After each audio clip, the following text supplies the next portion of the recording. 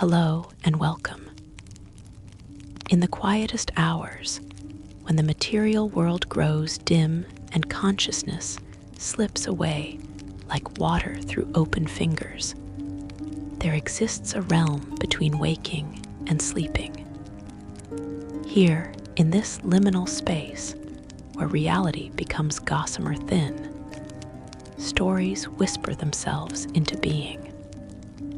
These are not tales of conquest or glory, of battles fought or dragons slain. Instead, they are the gentle narratives that drift through the plains, like autumn leaves on still water. They are the forgotten moments of peace, the unexpected kindnesses, the dreams that soothed rather than tormented. Tonight, we journey through these softer shadows of the multiverse, where even creatures of darkness sometimes cradle light in their twisted hands, and where rest becomes its own form of magic. Lore number 1, the Dream Eater's Lullaby. Among the gray wastes of Hades, where the river Styx churns with the memories of the damned, and the landscape stretches endlessly in colorless despair, there once lived a night hag whose name has been lost to the echoing void. She was called Grandmother Vale by those few who spoke of her, though whether this was affection or mockery, none could say with certainty.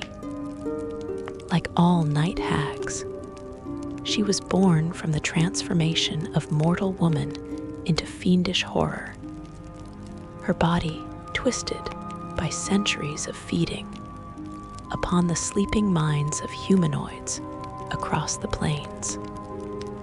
Her skin had become the color of old bruises, mottled purple and gray, stretched tight over bones that bent at angles that defied natural anatomy. Her fingers had elongated into talons that could pierce the veil between worlds, and her eyes glowed with the sickly yellow light of decay and disease. Night hags are creatures of pure malevolence by their very nature.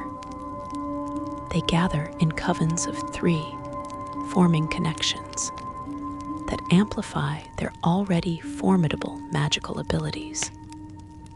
They walk the ethereal plane as easily as mortals walk through morning mist, slipping into the bedchambers of sleeping victims to plant nightmares that fester and grow.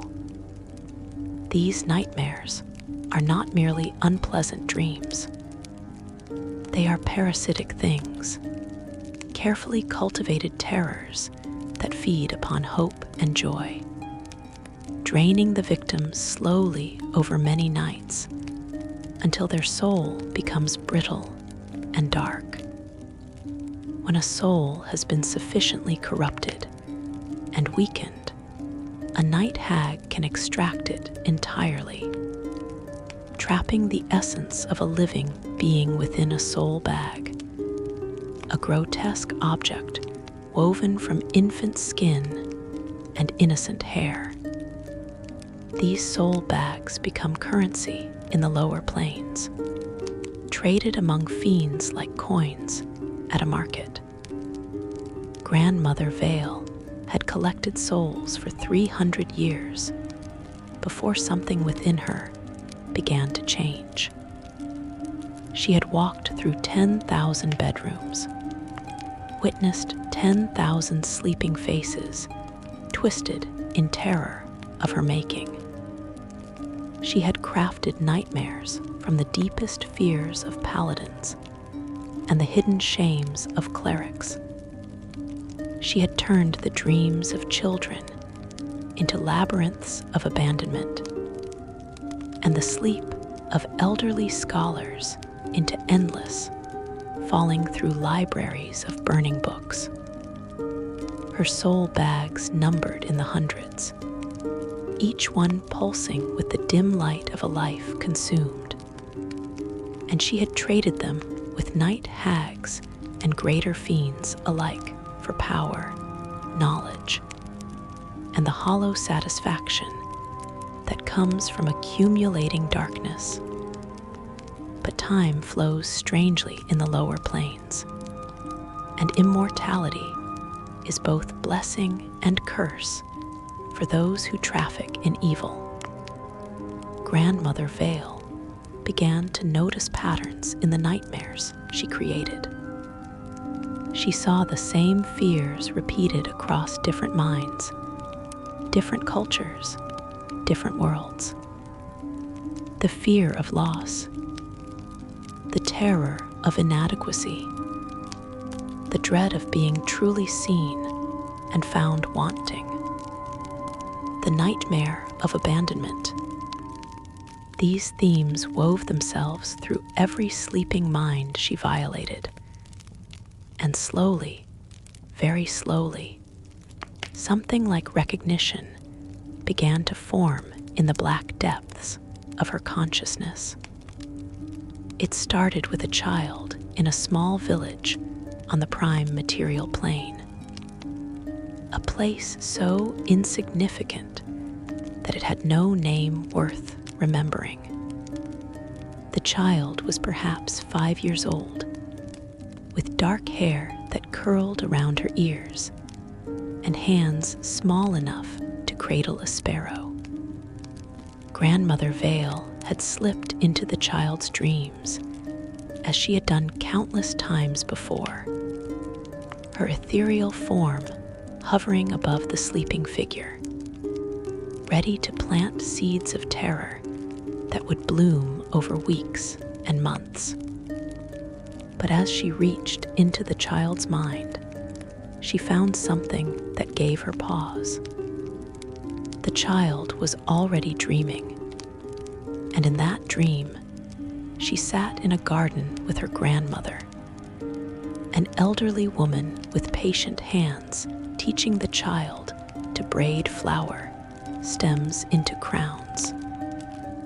There was such simple contentment in this dream, such uncomplicated joy in the connection between the generations.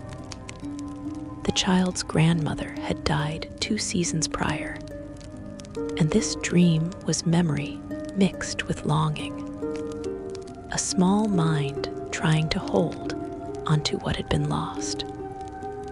Grandmother Vale prepared to twist this dream, to transform the gentle grandmother into something monstrous, to make the flowers wilt and the garden turn to ash. But her claws hesitated above the child's sleeping mind. For the first time in 3 centuries, Grandmother Vale simply watched. She observed the dream unfold naturally, saw the child's face relax into deeper peace as her unconscious mind revisited this moment of safety and love. And when the dream faded naturally with the coming of dawn, Grandmother Vale withdrew without planting any nightmare at all. This hesitation troubled her. Night hags do not show mercy. They do not spare victims. Such behavior would mark her as weak among her kind, would make her a target for the cruel hierarchies of the lower planes. She tried to convince herself that she had merely been distracted, that the child's soul was too young and undeveloped to be worth the effort of corruption. But when she returned to the gray wastes of Hades, to the twisted cottage she maintained near the banks of the Styx, she found herself unable to shake the memory of that simple dream of flowers and gentle hands. The next night, she sought out another victim, determined to prove to herself that her hesitation had been an aberration. She found a merchant in the city of Waterdeep, a man grown wealthy through careful trading and harder work. His dreams should have been easy to corrupt, filled as they were with anxiety about competition and fear of losing his accumulated fortune. But as Grandmother Vale prepared to transform his dreams into visions of bankruptcy and ruin, she paused again. Beneath the merchant's worries, she sensed memories of his mother, a washerwoman who had worked her hands raw to ensure her son could apprentice with a trader. The merchant's drive for wealth was not mere greed. It was a promise kept, a way of honoring sacrifice. Again, Grandmother Vale withdrew without inflicting harm. And again, the act troubled her deeply. She began to avoid her sisters in the coven, two night hags named Rotgut and Skinwhistle, who had partnered with her for 90 years. They would sense her weakness, would smell the hesitation on her like blood in water. In the hierarchies of evil, weakness is an invitation to predation. She knew they would not question her directly, not at first, but they would watch and wait for the moment when they could claim her accumulated soul bags and power for themselves. For weeks, Grandmother Vale continued her nightly journeys to the material plane. But each time she entered a dreaming mind, she found herself paralyzed by the same strange recognition.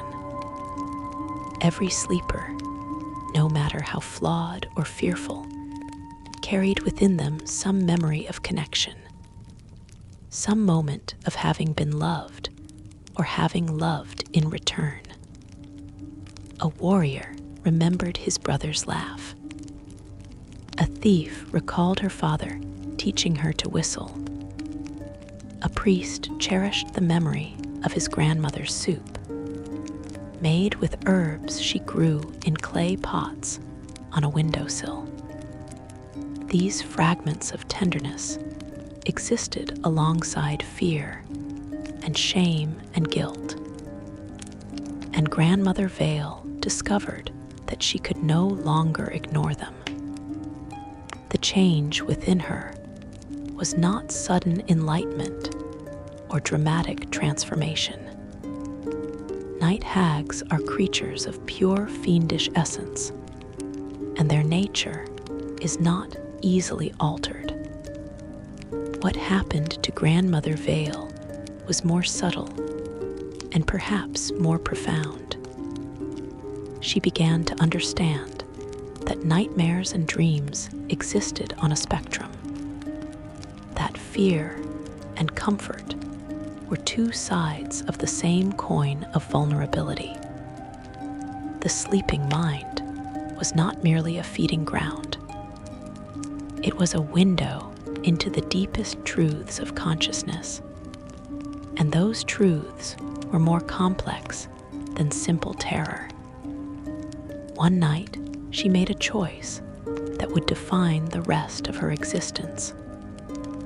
She returned to the village where the dark-haired child slept, and she entered the child's dreams once more. But instead of planting nightmares, Grandmother Vale did something no night hag had done in the entire history of their wicked race. She crafted a gentle dream with the same skill and attention she had once used to create nightmares. The dream she wove was simple. The child sat again in the garden with her grandmother, but this time the flowers were more vivid, the sunlight warmer, the grandmother's voice clearer. Grandmother Vale reached into her own memories, memories of what she had been before her transformation into a fiend, and she pulled forth fragments of genuine comfort. She made the dream grandmother speak words of encouragement. She filled the garden with the scent of herbs that promoted restful sleep. She ensured that when the child woke, she would feel refreshed and peaceful, carrying with her a sense that her grandmother still watched over her somehow. The act cost Grandmother Vale more than she had anticipated. Creating a nightmare drains a victim's vitality and feeds the night hag, sustaining her with the energy of fear and despair. But creating a gentle dream required her to give rather than take, to expend her own essence to provide comfort rather than extracting it through torment. When she withdrew from the child's mind and returned to the ethereal plane, Grandmother Vale felt diminished, as though she had poured out a part of herself that she could not easily replenish. Yet there was something else too, a sensation she had not felt since before her transformation, so long ago that the memory was nearly lost. It was a kind of warmth, a fleeting sense of rightness that stood in stark contrast to the cold satisfaction she had known from collecting souls. It was brief, barely noticeable, but it was real. And it was intoxicating in a way that power and fear had never been. She began to experiment carefully and cautiously. Each night, she would seek out a sleeping mind, but instead of planting nightmares, she would craft gentle dreams. For a soldier who had seen too much battle, she wove dreams of a peaceful farm where weapons became tools for planting. For a widow grieving her husband, she created a dream of one more conversation, one more moment of warmth and connection before the final goodbye. For an orphan shivering in a cold attic, she spun a dream of a warm hearth and the smell of baking bread, of a voice calling them to come inside where it was safe. Each dream diminished her, drained her fiendish essence, but each also provided that strange warmth she had come to crave. Grandmother Vale found herself growing physically weaker. Her flesh, never beautiful, became gaunt and papery. Her claws lost some of their sharpness. The sickly yellow glow in her eyes dimmed to a softer amber. She was transforming again, but this time the transformation was not from mortal to fiend, but from fiend towards something else, something without clear precedent or definition.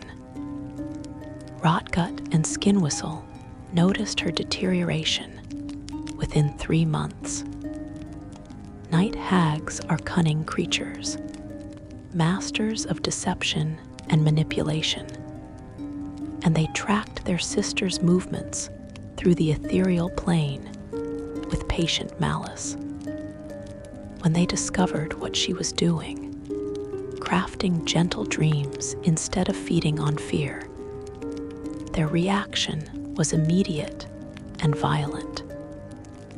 They confronted her in her cottage near the sticks, their forms blocking the doorway, their eyes blazing with contempt and hunger.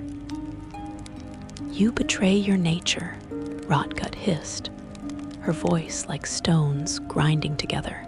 You waste your power on comfort, like some pathetic celestial do-gooder. You make us all weak by association.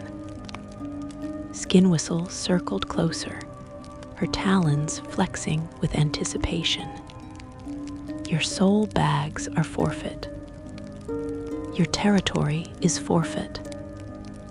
You are no longer one of us, Grandmother Vale. You are prey now, nothing more. Grandmother Vale knew she could not fight them. She had depleted too much of her strength, giving gentle dreams to strangers. And night hags in a coven are formidable adversaries, even when facing equals. She had one chance, one desperate gambit that relied on the very power she had been using to comfort sleeping minds.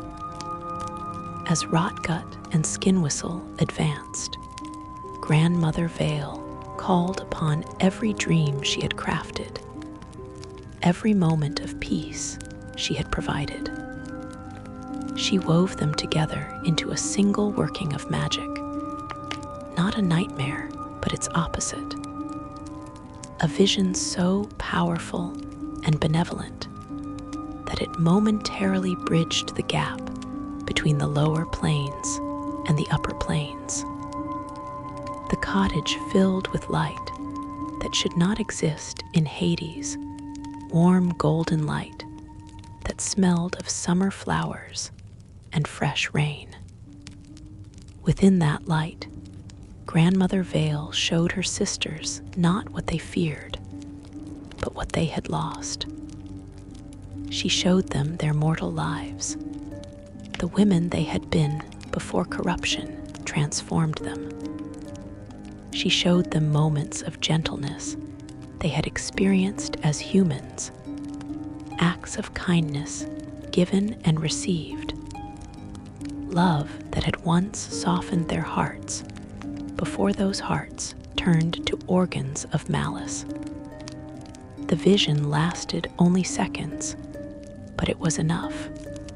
Rotgut and Skin Whistle recoiled, shrieking with rage and confusion, their forms flickering between solid and ethereal as they struggled against memories they had buried beneath centuries of cruelty. In that moment of chaos, Grandmother Vale fled. She abandoned her cottage, her territory, her accumulated soul bags, everything she had gathered over 3 centuries of feeding on nightmares. She slipped into the ethereal plane and traveled further than she had ever ventured, beyond the spheres of influence of other night hags, into regions where the boundary between planes grew thin and uncertain. She wandered for what might have been months or years. Time flows strangely when one exists partially in the ethereal. She grew weaker still, her fiendish nature unable to sustain itself without feeding on fear. She should have died or dissipated into the formless mists of the ethereal. But she had discovered something that even the gods might not have fully understood. The gentle dreams she had given had created connections, thin threads of positive energy that linked her to the sleeping minds she had comforted. These threads sustained her, barely, feeding her not with the bitter nourishment of terror, but with the gentle sustenance of gratitude and peace. She became something unprecedented, a creature caught between fiend and something else entirely.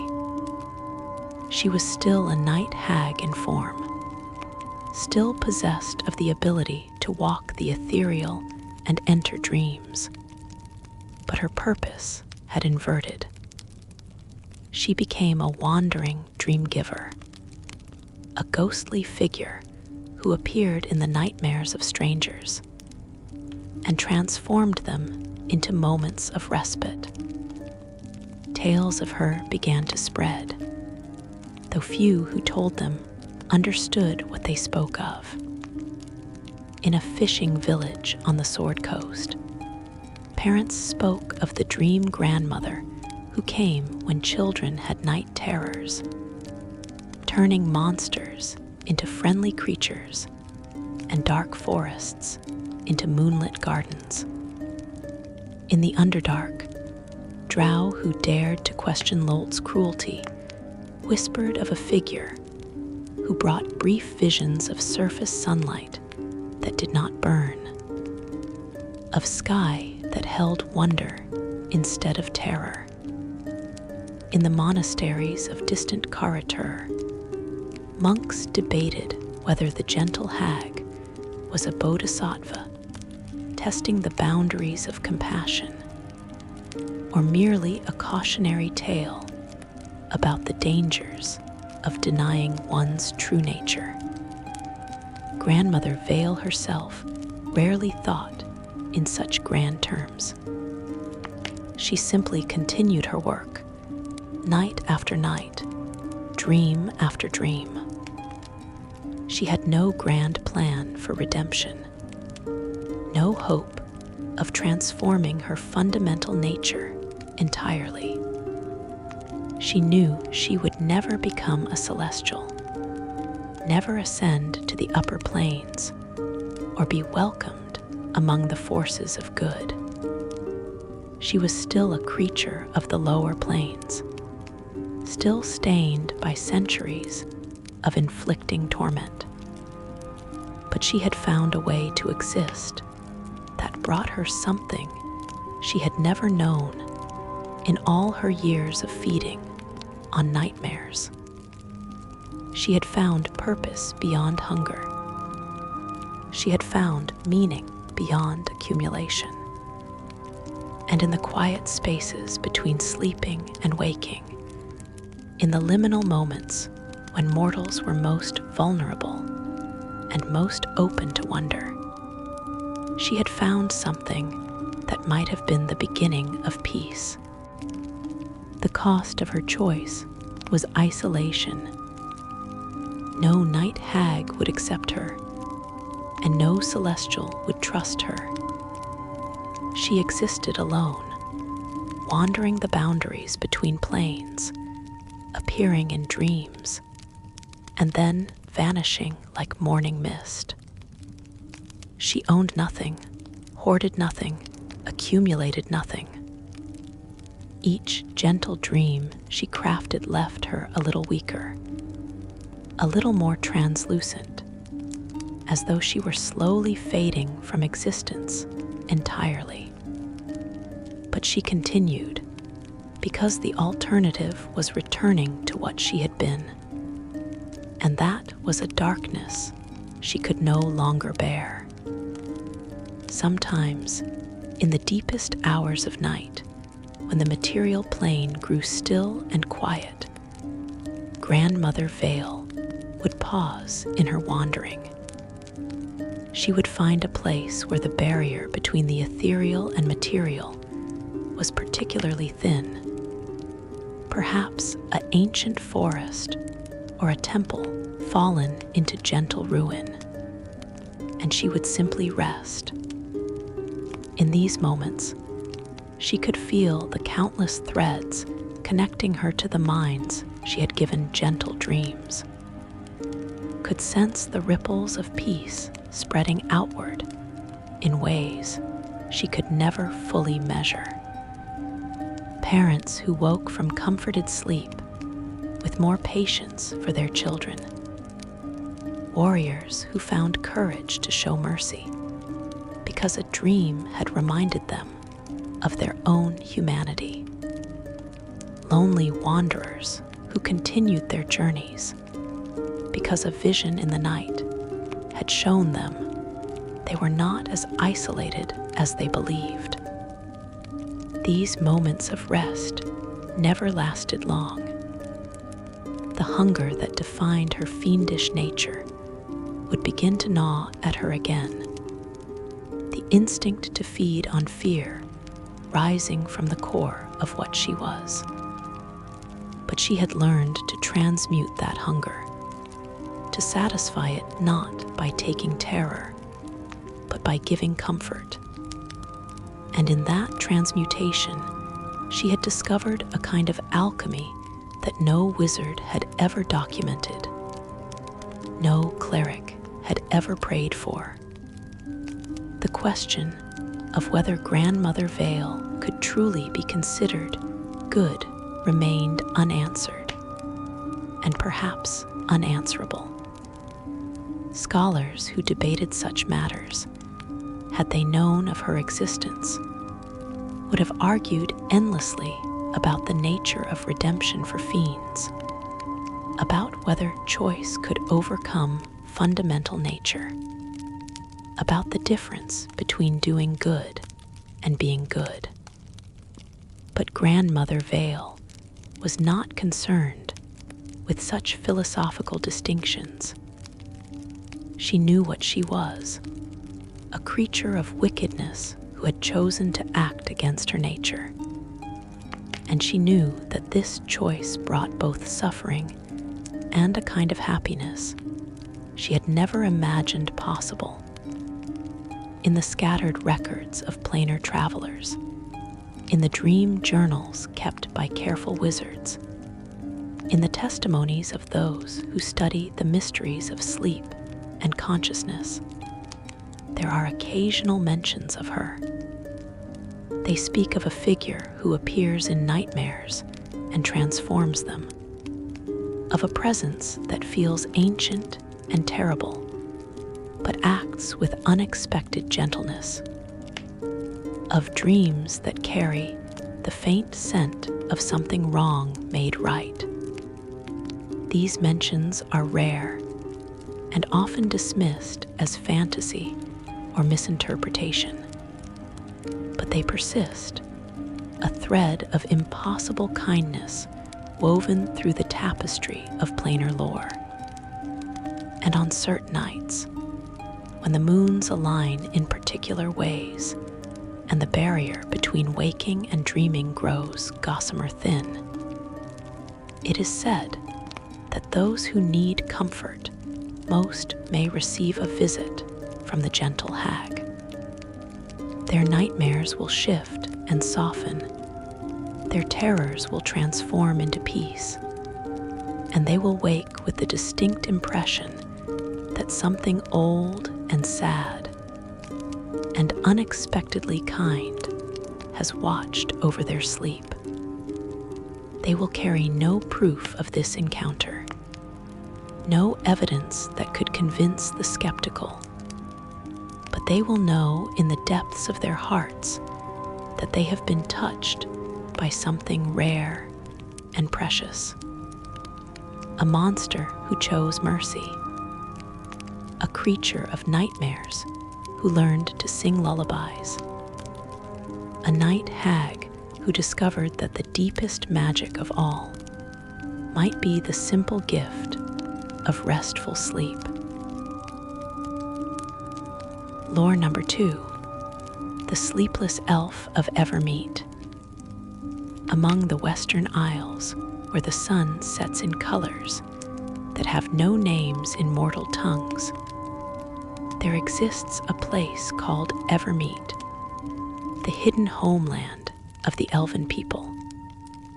It is a realm set apart from the rest of Faerun, protected by ancient magic and divine intervention. A sanctuary where the fair folk can live as they did in ages before humanity walked upright. The shores of Evermeet shimmer with a quality of light that exists nowhere else in the material plane, as though the island itself remembers the glory of ages long past and refuses to let that memory fade. Here, time flows differently, measured not in harsh seasons, but in the gentle turning of centuries, and the elves who dwell within its borders know a peace that the outside world has forgotten. Elves do not sleep as humans do. While mortal races surrender themselves completely to unconsciousness, vulnerable and unaware, elves enter a state called the reverie, a form of meditative trance that allows them to rest while maintaining a thread of awareness. For 4 hours each night, an elf in reverie will close their eyes and drift through memories, reliving moments of their long lives with perfect clarity. A century-old elf might revisit their childhood, might walk again through forests that have since burned, might hear the voices of loved ones long departed. This is not mere dreaming, with its fluid logic and symbolic imagery. The reverie is crystal clear, each memory preserved in perfect detail, allowing elves to maintain connection with their past across the vast expanse of their lifespans. For most elves, the reverie is a blessing, a nightly reunion with all they have experienced and all they have been. But for one elf of Evermeet, a scholar named Caelthil Starwhisper, the reverie became something else entirely. It became a prison from which there was no waking, a torment that stretched across decades, and ultimately, a doorway to understanding that no other elf had ever achieved. Caelthil was born in the year of the Watching Wood, 1,237 years before the present day, according to Dale reckoning. His birth came during a rare conjunction of moons, when Selûne herself was said to walk the shores of Evermeet in physical form, blessing the newborn children with her silver light. His parents were both lore-keepers, scholars who maintained the great library of Luthilspar, the capital city of Evermeet, and they raised their son among scrolls and tomes that chronicled the entire history of elvenkind from the first awakening to the present moment. From his earliest years, Caelthil demonstrated an unusual relationship with memory. While other elven children would spend their reverie revisiting playtimes and lessons, moving freely through their accumulated experiences, Caelthil found himself drawn again and again to the same moments, experiencing them repeatedly with obsessive focus. He would spend an entire reverie reliving a single afternoon when he had discovered a particularly beautiful passage in an ancient text, or a brief conversation with his mother about the nature of time, or the feeling of standing in the library at twilight, when the setting sun turned the dust motes to floating embers. His parents noticed this peculiarity, but were not overly concerned. Elves are individuals, and the reverie manifests differently for each person. Some focus on recent memories. Some prefer to relive their distant past. And some move chronologically through their lives like readers through a beloved book. That Caelthil preferred to dwell on specific moments seemed merely a quirk of his personality, a sign, perhaps, of a contemplative nature that would serve him well as a scholar. As Caelthil matured, he devoted himself to the study of elven history, with particular focus on the period known as the Crown Wars, a series of devastating conflicts that had raged among the elven kingdoms thousands of years prior. These wars had nearly destroyed elvenkind, pitting family against family, kingdom against kingdom, in battles that reshaped the very landscape of Faerun. The Crown Wars were a source of deep shame for the elven people, a time when their pride and ambition had led them into darkness, and many elves preferred not to dwell upon those centuries of bloodshed and betrayal. But Caelthil believed that understanding the Crown Wars was essential to preventing future conflicts. He spent centuries researching, reading every account he could find, interviewing the oldest elves who had living memories of those times, piecing together a comprehensive history that would serve as warning and instruction for future generations. His work was meticulous and exhaustive, and by his 600th year, he had become one of the foremost experts on the Crown Wars in all of Evermeet.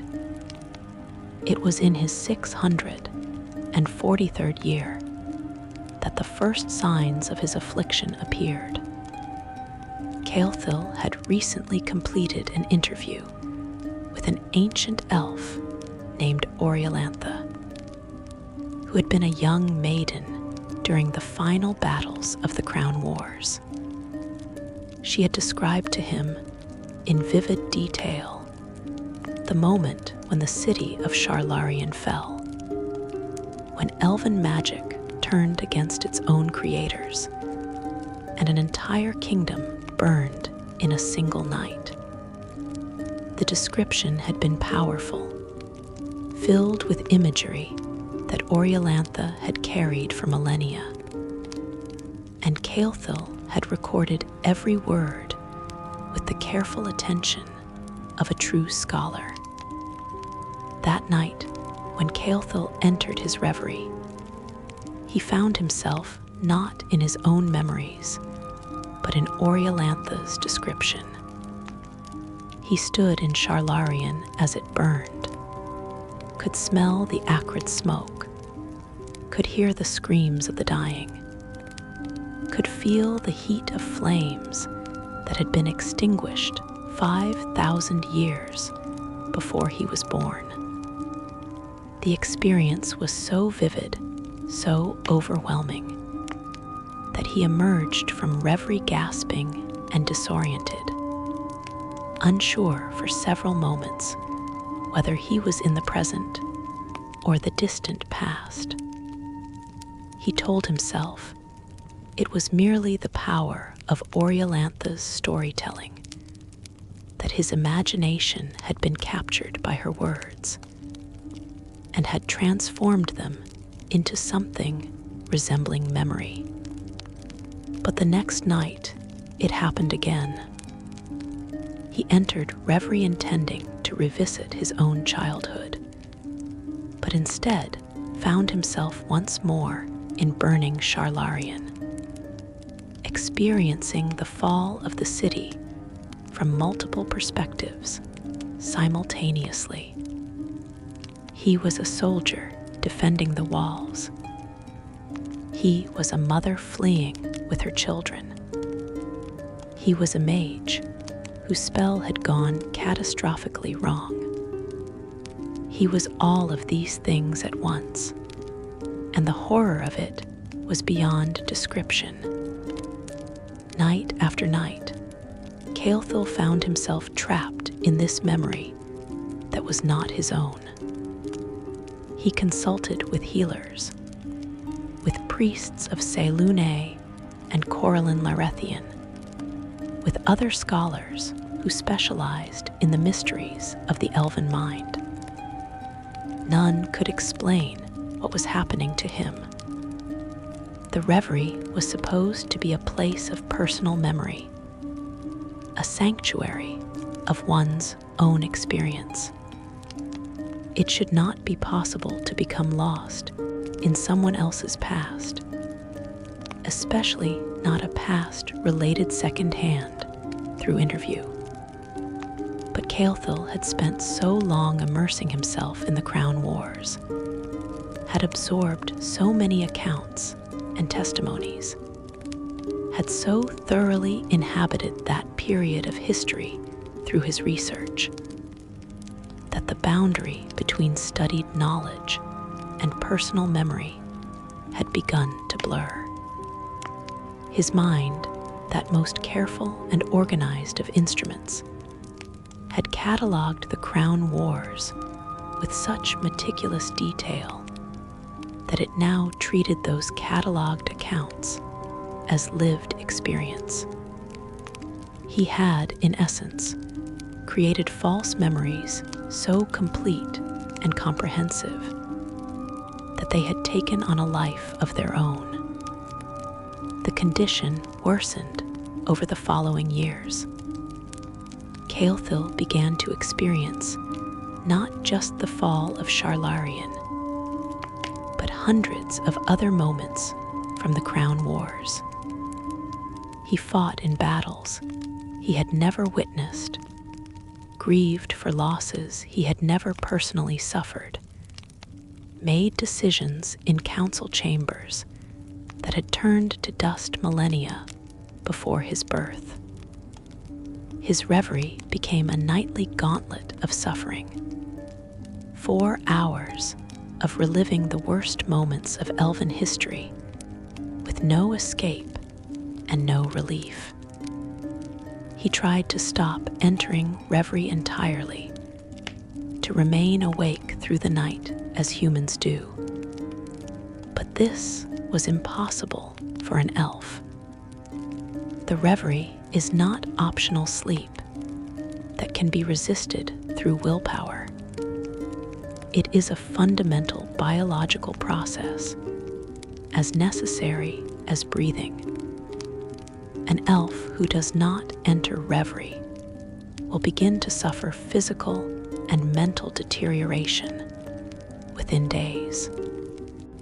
Caelthil found himself trapped, forced each night to return to a place of torment, unable to access his own memories, his own past, his own sense of self. His appearance began to change. Elves are known for their timeless beauty, their faces unmarked by age, their movements possessing an eternal grace. But Caelthil developed dark circles beneath his eyes, though he was not truly sleepless. His skin took on a grayish pallor. His movements became jerky and uncertain, as though he was never quite sure whether he existed in the present moment or in some remembered past. He lost weight, his appetite diminishing as food became just another experience that felt disconnected from his fractured sense of self. His parents watched their son's deterioration with growing despair. They consulted with every expert they could find, sought audience with the high mages of Evermeet, even sent messages to distant lands, requesting knowledge from human wizards and dwarven runecasters who might have encountered similar afflictions. Nothing helped. Caelthil continued to sink deeper into the memories that were not his own, and there seemed to be no way to pull him back.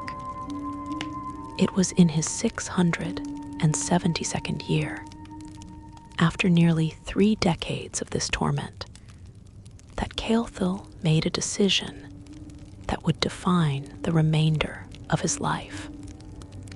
if he could not escape the false memories of the Crown Wars, if he was condemned to relive them every night regardless of his wishes, then he would do something no other scholar had ever done. He would document them from the inside, would use his unique affliction to create a historical account of unprecedented depth and authenticity.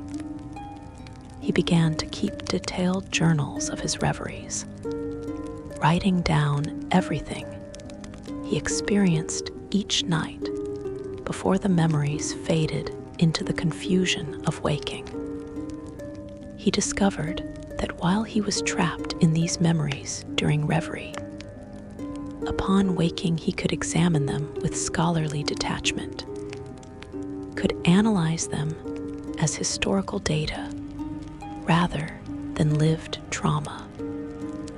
The memories showed him perspectives that had never been recorded, revealed details that no single witness could have known, connected events in ways that conventional historical research had never uncovered. Slowly, painstakingly, over decades of nightly torment, Caelthil began to assemble a history of the Crown Wars that was more complete, more nuanced, more truthful than anything that had ever been written. He saw the conflicts not from the perspective of kings and generals, but from the viewpoint of common soldiers, farmers whose fields became battlegrounds, children orphaned by violence they could not comprehend. He witnessed the small kindnesses that persisted even in the midst of horror, the moments when enemies chose mercy over vengeance, the quiet heroisms that never made it into official chronicles. His work attracted attention among the scholarly community of Evermeet. Other historians came to study his writings, initially skeptical that anyone could produce such detailed accounts of events 5,000 years past, but gradually accepting that Caelthil had somehow achieved access to historical truth through means that defied conventional understanding. Some believed he had been blessed or cursed by the gods. Others theorized that his intensive research had opened some kind of akashic connection, allowing him to access a universal memory stored in the fabric of reality itself. Caelthil did not concern himself with such speculations. He simply continued his work, night after night, year after year. The torment did not diminish. The memories did not become easier to bear. But he had found purpose within his suffering, had transformed his affliction into a tool for understanding and preservation. His documentation of the Crown Wars grew to fill dozens of volumes, each one a masterwork of historical scholarship, each one written in elegant elven script that flowed across the pages like water. By his 800th year, something unexpected began to happen. The memories that had once overwhelmed him with their intensity and horror began to change in character. They remained vivid and detailed, but Caelthil found that he could move through them with more agency, could choose which perspectives to experience, could pause and examine moments more closely rather than being swept along helplessly by the flow of remembered events. It was as though his mind, after decades of nightly immersion, had finally adapted to this strange state, had developed the ability to navigate false memory with the same facility that normal elves navigate their own pasts. With this new control came unexpected insights. Caelthil began to notice patterns in the Crown Wars that no conventional historian had ever identified. He saw how small decisions made in one kingdom would ripple outward to affect events in distant lands decades later.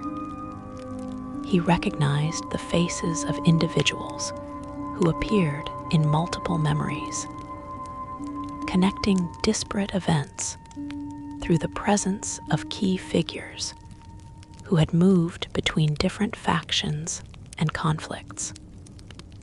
He understood, finally, that the Crown Wars had not been several separate conflicts, but a single, interconnected tragedy that had unfolded across centuries, each war feeding into the next in an endless cycle of vengeance and pride. This understanding led him to a deeper revelation about the nature of elven society and the burden of immortal memory. Elves, with their perfect recall and their ability to relive the past through reverie, were uniquely vulnerable to historical trauma. A human might forget the specifics of a grievance after decades, might find healing in the natural erosion of memory. But an elf could revisit a moment of injury with complete clarity, even thousands of years later, could feel the sting of betrayal as freshly as the day it occurred. This meant that elven conflicts could perpetuate themselves across millennia, each new generation entering reverie and reliving the grievances of their ancestors, keeping ancient hatreds alive through the very mechanism that was meant to preserve cultural continuity.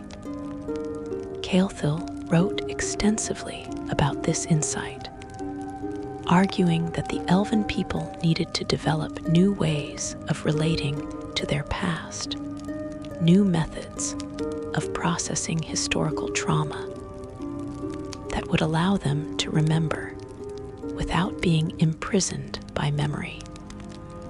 His writings were controversial, challenging deeply held assumptions about the value and purpose of the reverie. Some scholars embraced his ideas, seeing them as crucial wisdom for preventing future crown wars. Others rejected them as dangerous revisionism, as an attempt to diminish the importance of historical memory.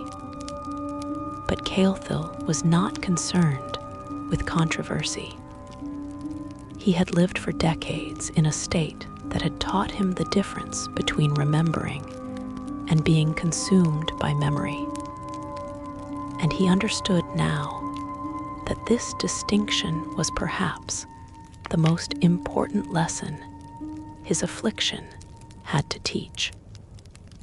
In his 947th year, after more than 3 centuries of nightly journeys through the Crown Wars, something miraculous happened. Caelthil entered his reverie and found himself not in the burning ruins of Sharlarian or the blood-soaked battlefields of ancient kingdoms, but in his childhood home, sitting with his mother as she explained to him the nature of time. It was his own memory, genuine and personal, untainted by the false recollections that had dominated his reverie for so long. He wept when he emerged from that reverie, tears of relief and gratitude streaming down his face. He could access his own past again, could walk through his own life rather than the lives of countless others. The false memories of the Crown Wars had not vanished. They remained available if he chose to explore them. But they no longer held him captive. His mind had finally completed whatever strange transformation his affliction had initiated, had integrated the borrowed memories in a way that allowed him to distinguish between lived experience and absorbed knowledge. The healers and priests who examined him could not explain what had changed. By all conventional understanding of elven psychology, he should not have recovered. Once the reverie became corrupted, once false memories took hold, the condition should have been permanent and irreversible. But Caelthil had somehow transcended his affliction, had passed through suffering into a new state of being that combined the traditional elven relationship with memory and something entirely unprecedented. He continued his scholarly work for centuries after his recovery, but he approached it differently now. He still studied history, still documented the past, but he did so with an awareness of the danger of becoming lost in what one studies. He taught younger scholars about the importance of maintaining boundaries between research and identity, about the need to process historical trauma rather than simply preserving it. His writings on this subject became foundational texts in Evermeet's libraries, required reading for anyone who wished to study the more painful periods of elven history. But perhaps his most important contribution was not scholarly, but spiritual. Caelthil began to work with other elves who struggled with their reveries, who found themselves trapped in painful memories or overwhelmed by the weight of centuries of accumulated experience. He could not cure them. He had no magic that could reshape the mind, but he could offer them something more valuable. He could offer them his own experience as proof that it was possible to endure, to transform suffering into wisdom, to find purpose even in the depths of affliction. He would sit with them in quiet gardens or in corners of the great library, and he would speak in his soft, measured voice about what he had learned. He told them that memory is not destiny, that the past does not have to imprison the present, that even the most vivid recollection is ultimately just an echo, not the thing itself. He taught them techniques for navigating difficult reveries, methods for maintaining perspective and agency, even when submerged in painful recollection. And most importantly, he offered them hope, tangible proof that minds can heal, that elves can change, that nothing is truly permanent except the present moment. In his 1183rd year, Caelthil decided to leave Evermeet. It was a decision that shocked many who knew him, for few elves willingly depart the safety of their hidden homeland to venture into the younger race's lands. But Caelthil felt called to share what he had learned with a broader audience, to bring his insights about memory and trauma to places where such wisdom might prevent future suffering. He traveled to Waterdeep, to Baldur's Gate, to the elven communities scattered throughout Faerûn.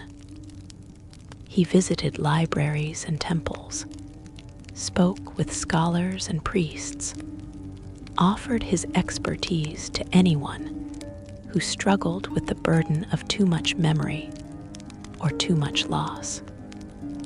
He became known as the Sleepless Scholar, though the title was technically inaccurate since he did enter reverie each night. But the name captured something true about him, the sense of someone who had passed through a kind of wakeful nightmare and emerged with wisdom. In his teachings, Caelthil often spoke about the nature of rest and what it means to truly find peace. He would explain that rest is not the absence of thought or memory, but rather a proper relationship with both. An elf in healthy reverie does not flee from their past, but does not become imprisoned by it either. They move through memory like a swimmer through water, supported by it, refreshed by it, but never drowning in it.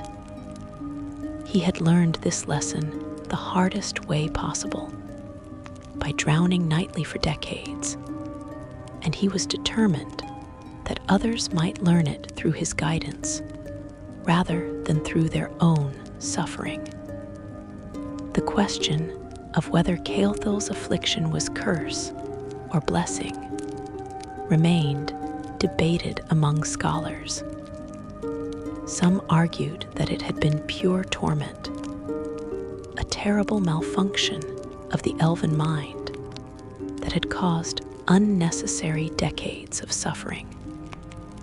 Others contended that it had been a gift in disguise, a unique opportunity that had allowed him to produce historical work of unparalleled value and to develop insights about memory that no other elf could have achieved. Caelthil himself refused to characterize it in either terms. It had simply been what happened, and he had chosen to find meaning within it. That choice, he believed, was more important than any abstract judgment about whether his experience had been good or bad. In his final decades, Caelthil returned to Evermeet, his wandering years complete. He spent his time in the great library where he had been raised, surrounded by the scrolls and tomes that had shaped his life. He continued to write, producing not histories now, but philosophical treatises about consciousness, memory, and the elven experience of time. His works became classics, studied by generations of elves who sought to understand their own relationship with their endlessly accumulating past. When he finally passed from the world in his 1237th year, exactly 1,000 years after his birth, he did so peacefully in his sleep, or rather in his reverie, for elves do not truly sleep. Those who prepared his body for the traditional elven funeral rites reported that his face bore an expression of profound contentment, as though whatever memories he had been experiencing in his final reverie had brought him perfect peace. In the centuries since his death, Caelthil's story has been told and retold among the elven people, but also among humans, dwarves, and other races who struggle with the burden of memory and trauma. It has become a parable about the transformative power of suffering, about the possibility of finding purpose in affliction, about the courage required to face one's own mind night after night without fleeing into denial or despair. It is a story whispered in temples dedicated to Selune, discussed in halls where scholars debate the nature of consciousness, and shared quietly between individuals who carry their own private torments. And on certain nights, when the moons align just so, and the boundary between past and present grows thin, it is said that elves entering their reverie might catch a glimpse of a figure moving through their memories, a gentle presence who helps them navigate difficult recollections, who reminds them that they are not their past. That memory is a river to swim in rather than an ocean to drown in. Whether this figure is truly the spirit of Caelthil Starwhisper, or merely a comforting hallucination born of need and hope, none can say with certainty. But the elves who experience such visitations wake from their reverie with lighter hearts, carrying with them the sense that someone who has walked through the valley of endless memory has reached back to offer them guidance, to remind them that even the longest night eventually gives way to dawn. Lore number 3, the gentle gelatinous cube. In the lightless depths beneath the world, where stone corridors twist through bedrock, and the air tastes of minerals and ancient darkness, there exists an ecosystem as complex and varied as any forest or ocean. The Underdark, that vast network of caverns and passages that stretches beneath the surface of Faerun, is home to countless creatures that have never known sunlight, beings whose entire existence unfolds in perpetual night. Among these creatures, few are as misunderstood or as maligned as the gelatinous cube, that peculiar ooze that slides through dungeon corridors with mindless hunger, dissolving anything organic it encounters into component nutrients. Gelatinous cubes are not born in the conventional sense. They are created either through magical accident or deliberate conjuration. Masses of transparent protoplasm shaped by arcane forces into perfect 10-foot cubes that glide along floors and walls with eerie silence. Their bodies are composed of acidic gel that can dissolve flesh, wood, fabric, and bone, reducing adventurers and dungeon denizens alike to nothing more than floating debris suspended within their translucent mass. They possess no eyes, no brain, no capacity for thought as other creatures understand it. They are living digestive systems, ambulatory stomachs that exist only to consume and continue existing. Or so the common understanding goes. But in the depths beneath the Sword Mountains, in a complex of tunnels that had once been a dwarven mining operation before being abandoned 700 years prior, there existed a gelatinous cube that defied every assumption about its kind. It had no name, for such creatures have no use for names. But the few beings who encountered it and survived began to call it the Caretaker.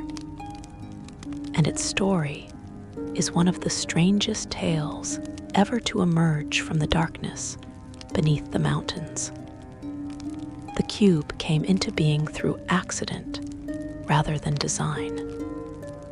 A wizard's apprentice named Talmer Brightspark, studying in a tower built over the old dwarven mines, had been attempting to create a minor cleaning spell, a simple cantrip that would tidy his master's laboratory without requiring manual labor.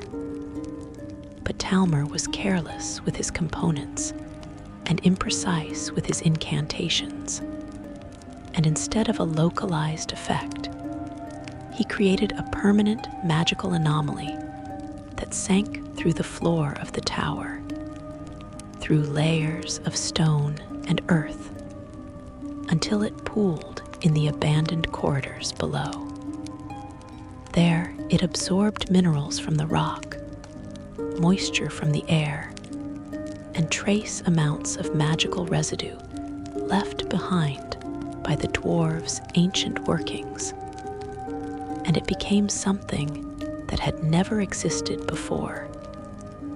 The cube that formed from Talmer's mistake was larger than most of its kind, measuring 12 feet on each side rather than the typical 10. But its size was not its most unusual characteristic. Somehow, through the combination of the cleaning spell's intent and the magical residue it had absorbed during formation, this gelatinous cube had developed a purpose beyond simple consumption. It had become, in a very real sense, a custodian of the spaces it inhabited. The abandoned dwarven mines were not entirely empty. Over the centuries since the dwarves had departed, various creatures had moved into the tunnels. Giant rats made nests in the old storerooms. Carrion crawlers lurked in the deeper passages. Occasionally, a group of goblins would establish a temporary camp, or a band of kobolds would attempt to dig new tunnels connecting to their own warrens. And sometimes, very rarely, adventurers would explore the mines, seeking lost dwarven treasures, or simply using the tunnels as a shortcut through the mountains. The gelatinous cube began to move through these corridors with behavior that no one who studied such creatures would have predicted. It did consume organic matter, for that was its nature, but it was selective in what it absorbed. It would dissolve the bodies of rats that had died of disease or old age, removing potential sources of contamination from the tunnels. It would clean up the refuse left behind by goblin camps, absorbing rotting food scraps and organic waste that would otherwise fester and attract more dangerous scavengers. It moved methodically through each corridor, each chamber, maintaining the abandoned mine with the care of a dedicated janitor.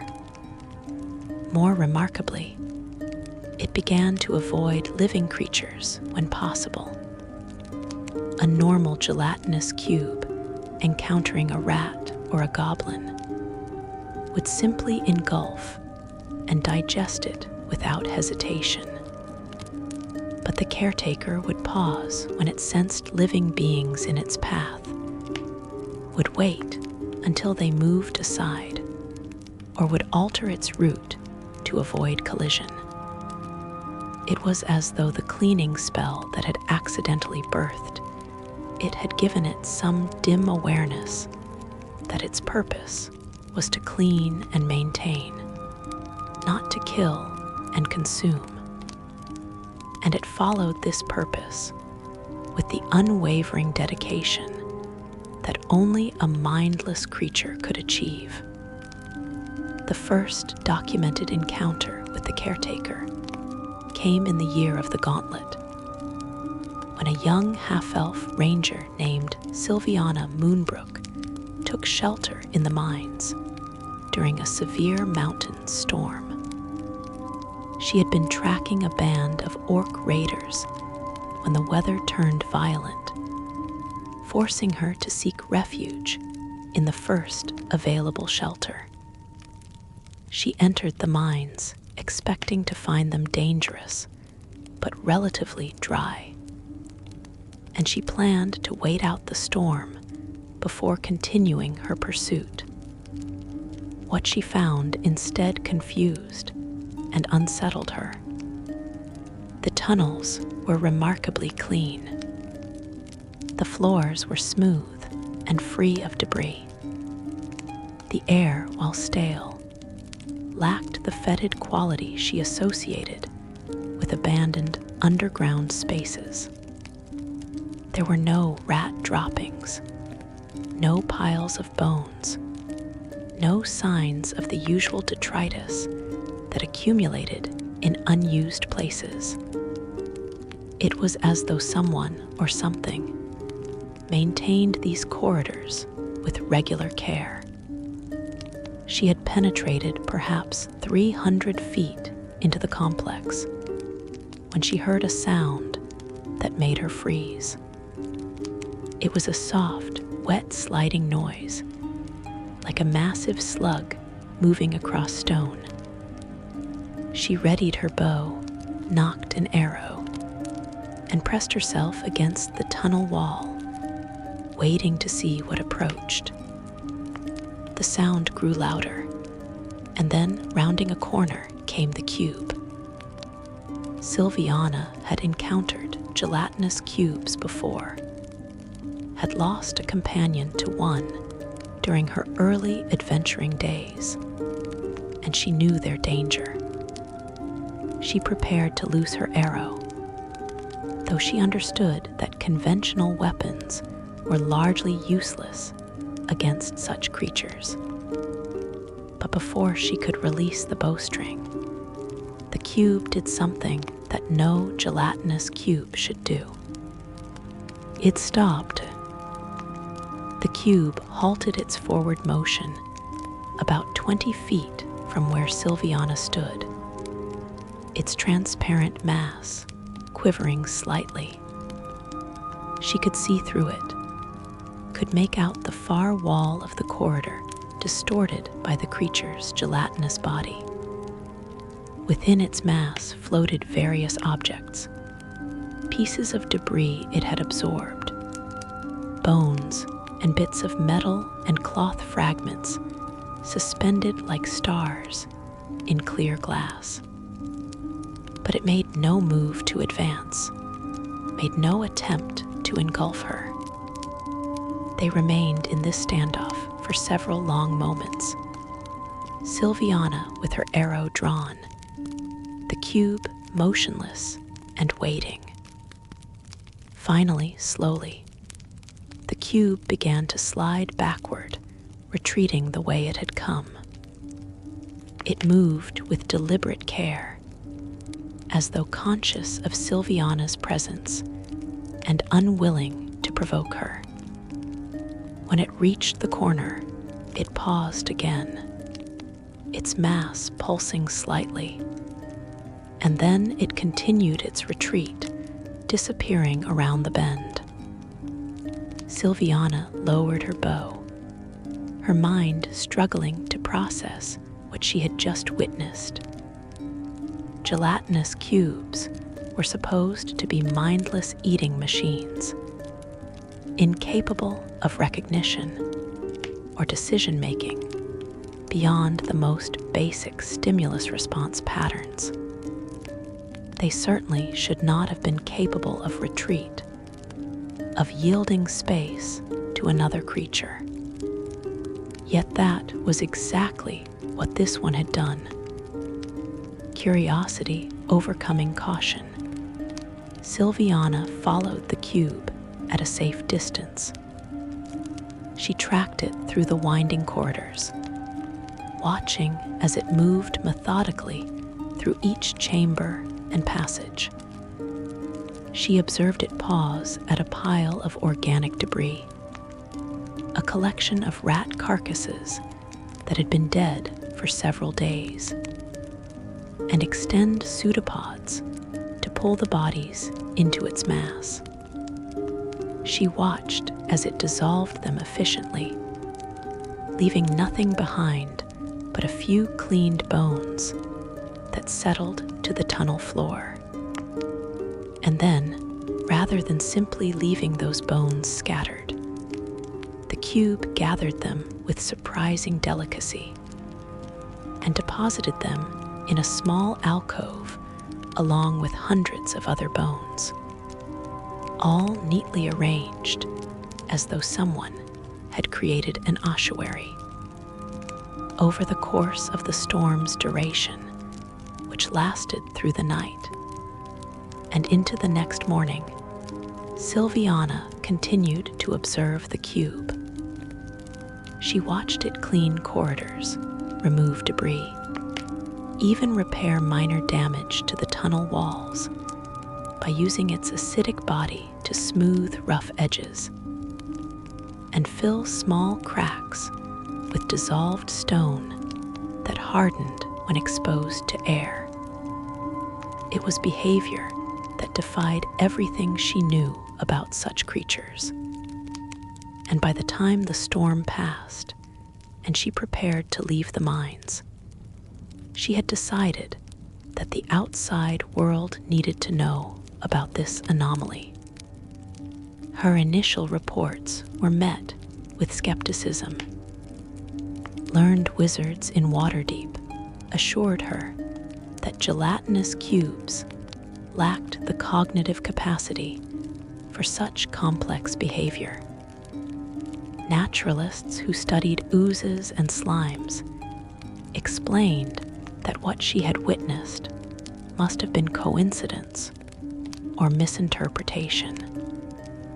But Sylviana was insistent, and eventually her testimony attracted the attention of a sage named Alamoth Greybrow, a gnome who specialized in aberrant creatures and unusual magical phenomena.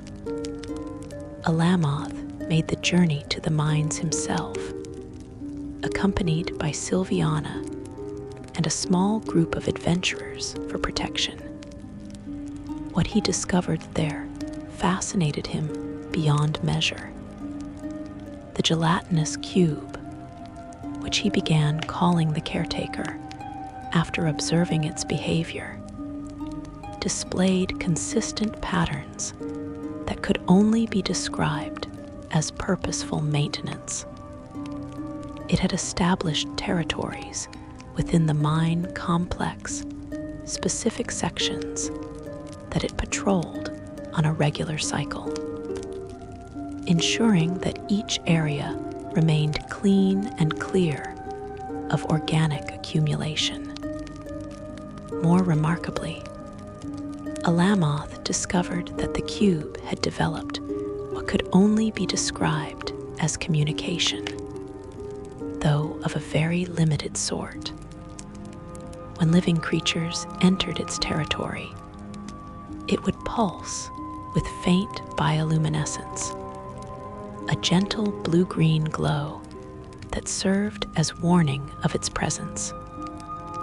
This prevented accidental collisions, allowing travelers to see the cube in the darkness and avoid it. The Caretaker seemed to understand that its transparency made it dangerous to others, and it had adapted by making itself visible through this soft light. Alamoth spent 3 months studying the cube, documenting its behaviors, attempting to understand the magical anomaly that had created it. He theorized that the combination of the cleaning spell's intent and the ambient magic in the old dwarven mines had created something unprecedented. A gelatinous cube that retained the species' physical characteristics and basic needs, but had been imprinted with a purpose beyond simple survival and consumption.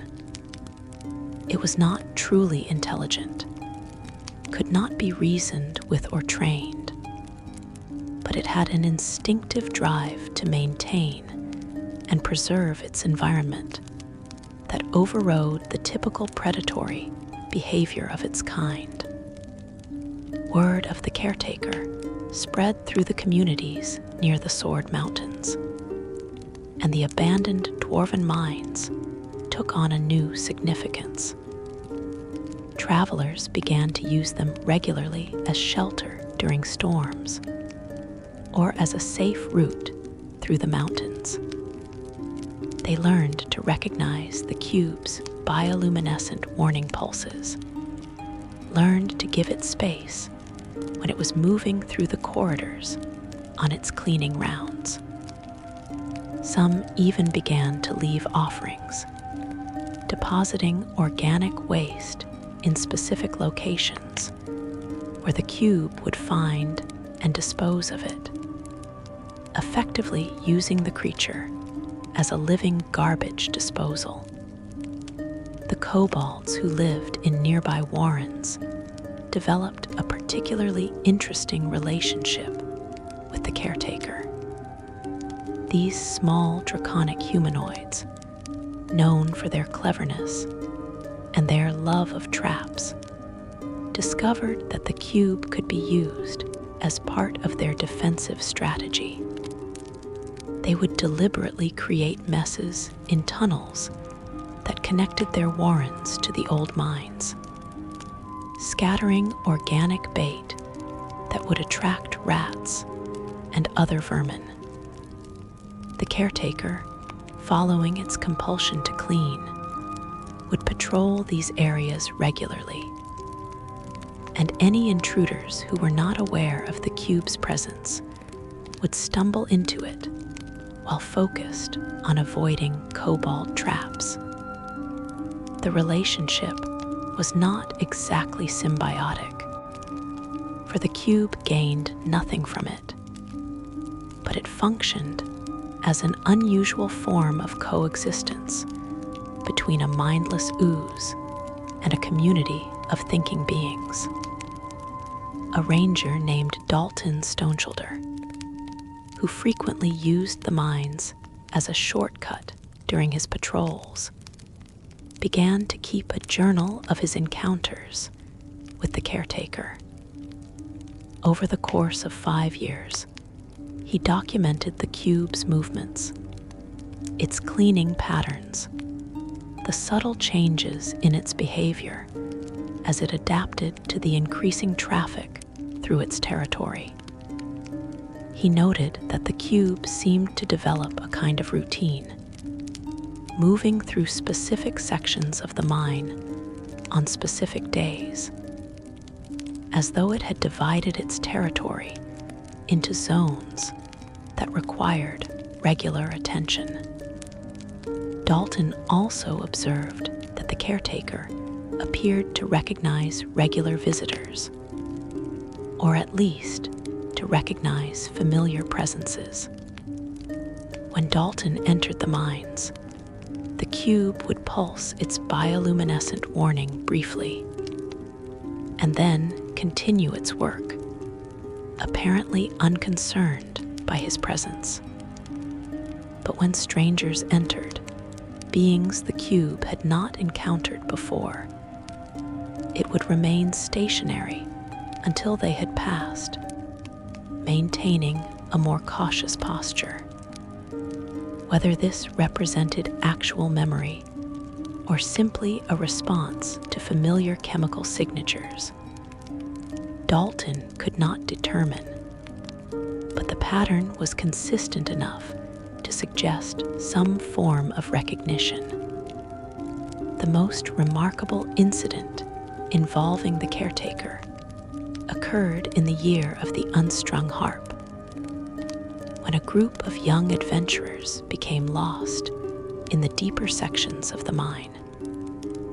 A party of 4, all barely into their 20s and inexperienced in underground navigation, had entered the tunnels seeking adventure and had ventured far beyond the mapped sections. They became disoriented in a maze of interconnected chambers, their torches beginning to gutter, their water supplies running low. Panic was beginning to set in when they encountered the Caretaker. The cube found them huddled in a dead-end passage, exhausted and frightened. It approached to within 30 feet and then stopped, pulsing with its characteristic blue-green glow.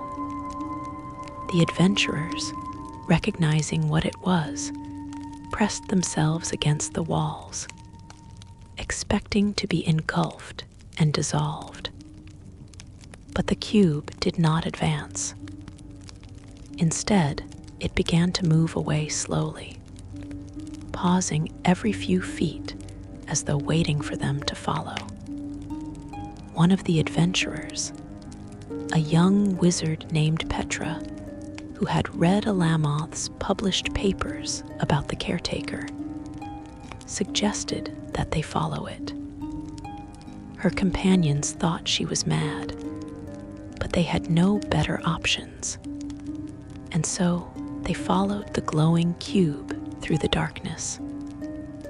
The Caretaker led them through a series of passages, always moving slowly enough that they could keep pace, always pausing at intersections until they had caught up. After nearly 2 hours of this strange procession, they emerged into a familiar section of the mine, one that connected to the main entrance. The cube pulsed one final time, as though in farewell, and then retreated back into the depths. The story of this rescue spread widely, and the Caretaker became something of a legend in the region. Some saw it as proof that even mindless creatures could be touched by benevolent magic, could be transformed into something helpful rather than harmful. Others argued that it was simply following programmed behaviors, that there was no true compassion or intention behind its actions. But for the adventurers it had saved, and for the many travelers who passed safely through its territory, the distinction seemed unimportant. What mattered was that in the darkness beneath the mountains, there existed a creature that helped rather than harmed, that preserved rather than destroyed. Alamoth continued to study the Caretaker for the remainder of his life, publishing multiple volumes about the creature and the implications of its existence. He argued that the cube represented a new understanding of how magical intention could shape even mindless beings, how purpose imprinted at creation could override instinct. His work inspired other wizards to experiment with intentional ooze creation, though none successfully replicated the unique properties of the Caretaker. As decades passed, the gelatinous cube continued its endless rounds through the abandoned dwarven mines. It did not age, did not tire, did not deviate from its purpose. It cleaned and maintained, absorbed and disposed, warned and guided. It became as much a feature of the mines as the stone walls themselves, a living part of the infrastructure that travelers came to rely upon. Merchants began to store goods in the mines temporarily, knowing that the caretaker would prevent vermin from damaging their wares.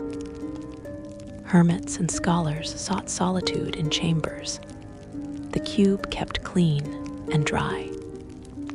The kobolds expanded their warrens, confident that the cube would help defend against unwanted intrusion.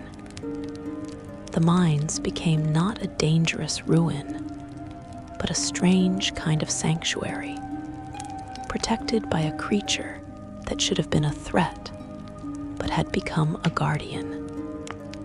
There were those who tried to study the cube more invasively, wizards who wanted to dissect it to understand its nature, collectors who sought to capture it for display or sale. But the communities that had come to value the caretaker protected it fiercely. Adventurers who came to the mines with hostile intent toward the cube found themselves facing not just a gelatinous ooze, but angry kobolds, protective rangers, and local militias who had no intention of allowing their gentle caretaker to be harmed. In time, a small shrine appeared near the main entrance to the mines, dedicated to Eldath, goddess of peace and quiet places. Travelers would leave offerings there, prayers for safe passage and gratitude for the unusual protection offered by the creature below. Whether Eldath actually had any hand in the caretaker's creation or behavior, none could say. But the shrine felt appropriate, a recognition that sometimes the sacred appears in unexpected forms. The gelatinous cube, for its part, continued its work with the same mindless dedication it had always shown. It had no awareness of the legends that had grown around it, no understanding of its own uniqueness.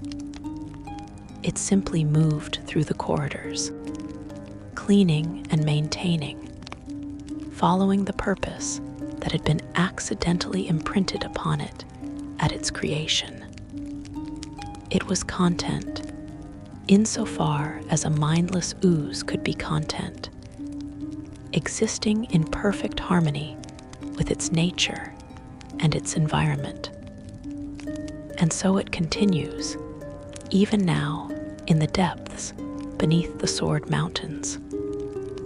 The caretaker slides through the darkness, glowing softly, cleaning endlessly, a monument to the possibility that even the most unlikely creatures can serve purposes beyond destruction.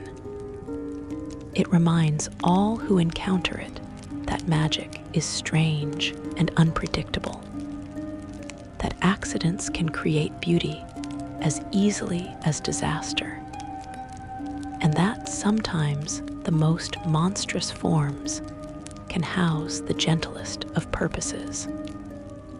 In the quiet hours, when travelers rest in chambers kept clean by the cube's tireless work, they sometimes speak of what it means that such a creature exists. They talk about purpose and nature, about whether behavior defines a being more truly than form. And in these conversations, held in darkness, lit only by the cube's soft bioluminescence, they find a strange kind of peace, knowing that they are protected by something that should be their enemy, but has become, through accident and magic, something closer to a friend. Lore number 4, the Pixie's Forgotten Dream. The Feywild is a realm of impossible beauty and terrible danger, a mirror dimension that reflects the material plane through a lens of pure emotion and wild magic. Where the mortal world has forests, the Feywild has forests that sing. Where the material plane has streams, the Feywild has rivers of liquid starlight that flow uphill and whisper secrets to those who drink from them. Time moves strangely in this place, measured not by the rotation of planets or the progression of seasons, but by the whims of powerful archfey and the intensity of experiences. A mortal might spend what feels like a single night dancing in a fey court only to return home and discover that decades have passed. Or conversely, might labor for what seems like years, only to find that mere hours have elapsed in the world they left behind. Among the countless creatures that call the Feywild home, Pixies are perhaps the most emblematic of that realm's contradictory nature. They are tiny fey beings, rarely exceeding a foot in height, with gossamer wings that shimmer with colors that have no names in mortal languages. They possess magic disproportionate to their size, able to turn invisible at will, to confuse the minds of larger creatures with enchantments, to fly through the air with the grace of falling leaves caught in updrafts. They are playful and capricious, known for their love of pranks and their complete indifference to the concerns of mortal beings. A pixie might lead a lost traveler to safety through a dangerous forest, or might lead them into a bog from which there is no escape. And the choice between these outcomes often depends on nothing more substantial than the pixie's mood in that particular moment. In a grove at the edge of the Summer Court's territory, where the light always held the golden quality of late afternoon, and the air smelled perpetually of honeysuckle and wild roses, there lived a pixie who had forgotten how to dream. Her name was Shimmerbell, though that was not the name she had been born with. For pixies change their names as often as mortals change their clothes, adopting new identities to match new moods or new phases of their existence. She had been called Shimmerbell for perhaps 3 centuries, which was a remarkably long time for a pixie to maintain a single name. But she had forgotten what she was called before that, and the forgetting troubled her in ways she could not fully articulate. Pixies, like all creatures of the Feywild, experience existence differently than beings of the material plane. They do not have linear memories, do not catalog experiences chronologically as mortals do. Instead, their recollections exist as a kind of eternal present, all moments accessible simultaneously, all experiences existing in a perpetual now that shifts and reorganizes itself according to emotional resonance rather than temporal sequence. A pixie might remember learning to fly and remember the sensation of flight happening at this very instant, two experiences overlapping and interpenetrating until past and present become indistinguishable. But within this fluid approach to memory, pixies do dream, and their dreams are where they process experiences, where they sort through the chaos of eternal present and create narrative threads that help them understand who and what they are. Pixie dreams are not like mortal dreams, not symbolic visions that require interpretation or random firings of neurons during rest. They are acts of creation, moments when a pixie's consciousness directly shapes the reality of the Feywild around them, when their inner experience becomes external manifestation. A dreaming pixie might create an entire meadow of flowers that bloom only in moonlight, or a waterfall that flows with music instead of water, or a grove of trees that bear fruits containing memories. Shimmerbell had not dreamed in 500 years.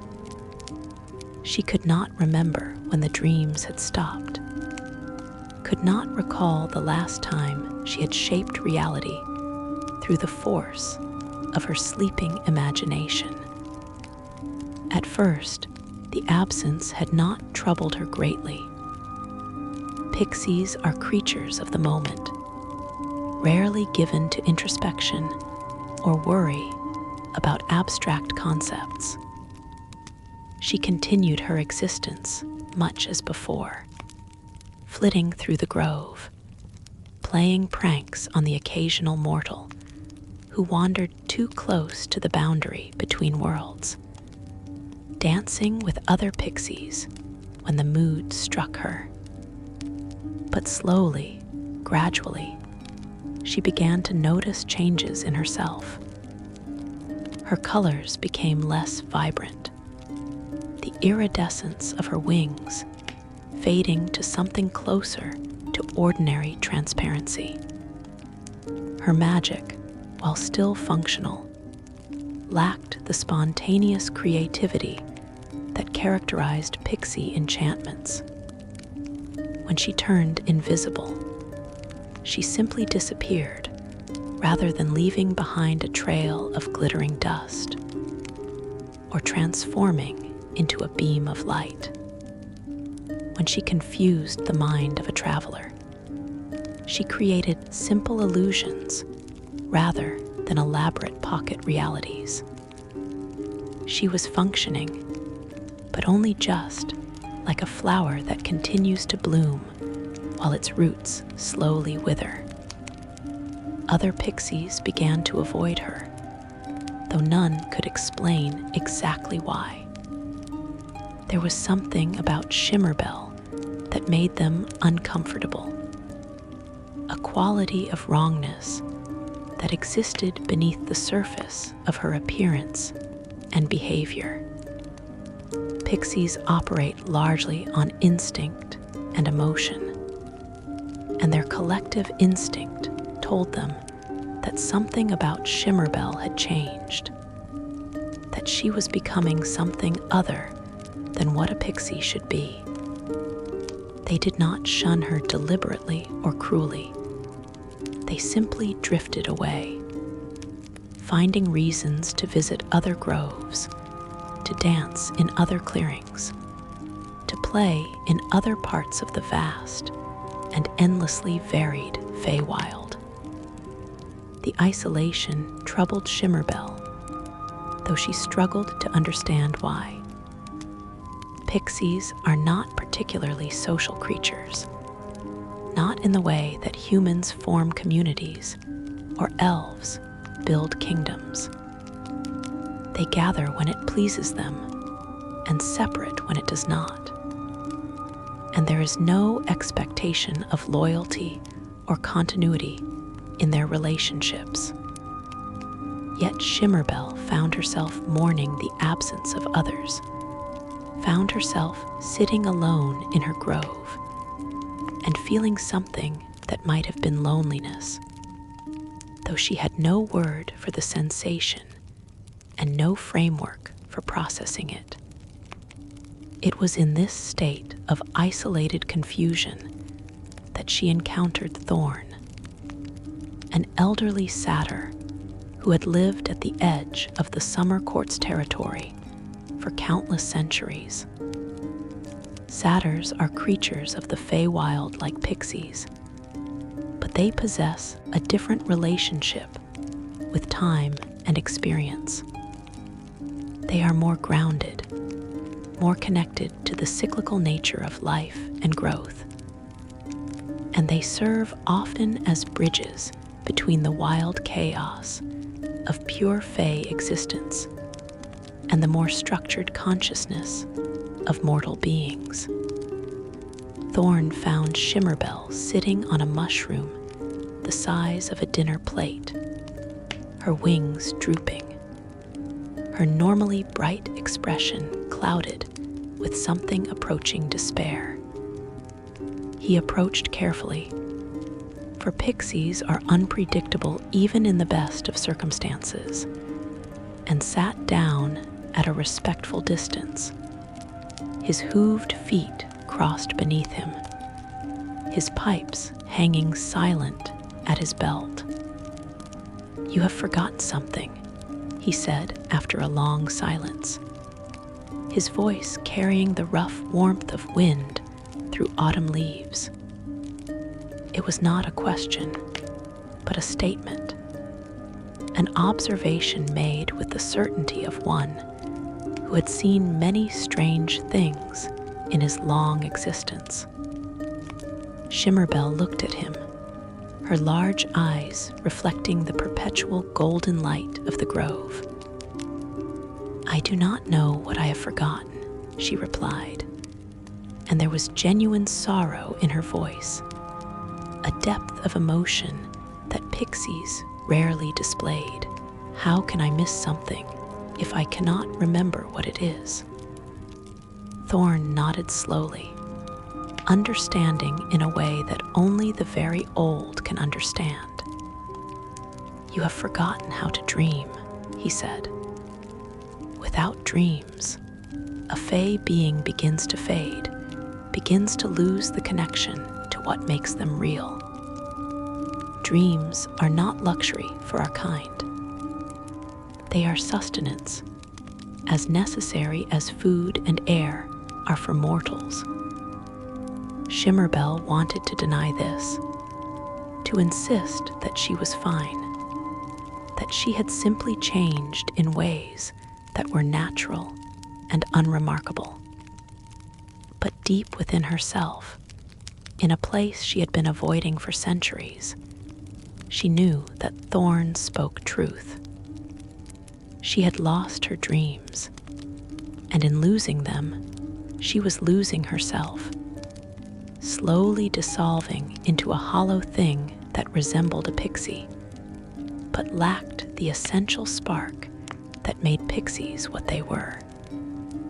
"I do not know how to find them again," she admitted, and the confession cost her something, for pixies do not like to acknowledge limitation or need.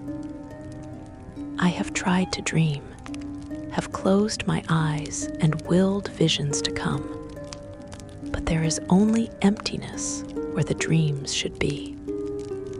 Thorn reached into a pouch at his side and withdrew a single seed, perfectly round and smooth, glowing with a soft blue light. "This is a dreamcatcher seed," he explained, holding it out for her to examine. "It grows in the deepest parts of the Feywild, in places where reality is so thin that thought becomes substance instantly. Plant it somewhere meaningful to you, somewhere that holds memory or emotion, and it will grow into a tree that might help you find what you have lost."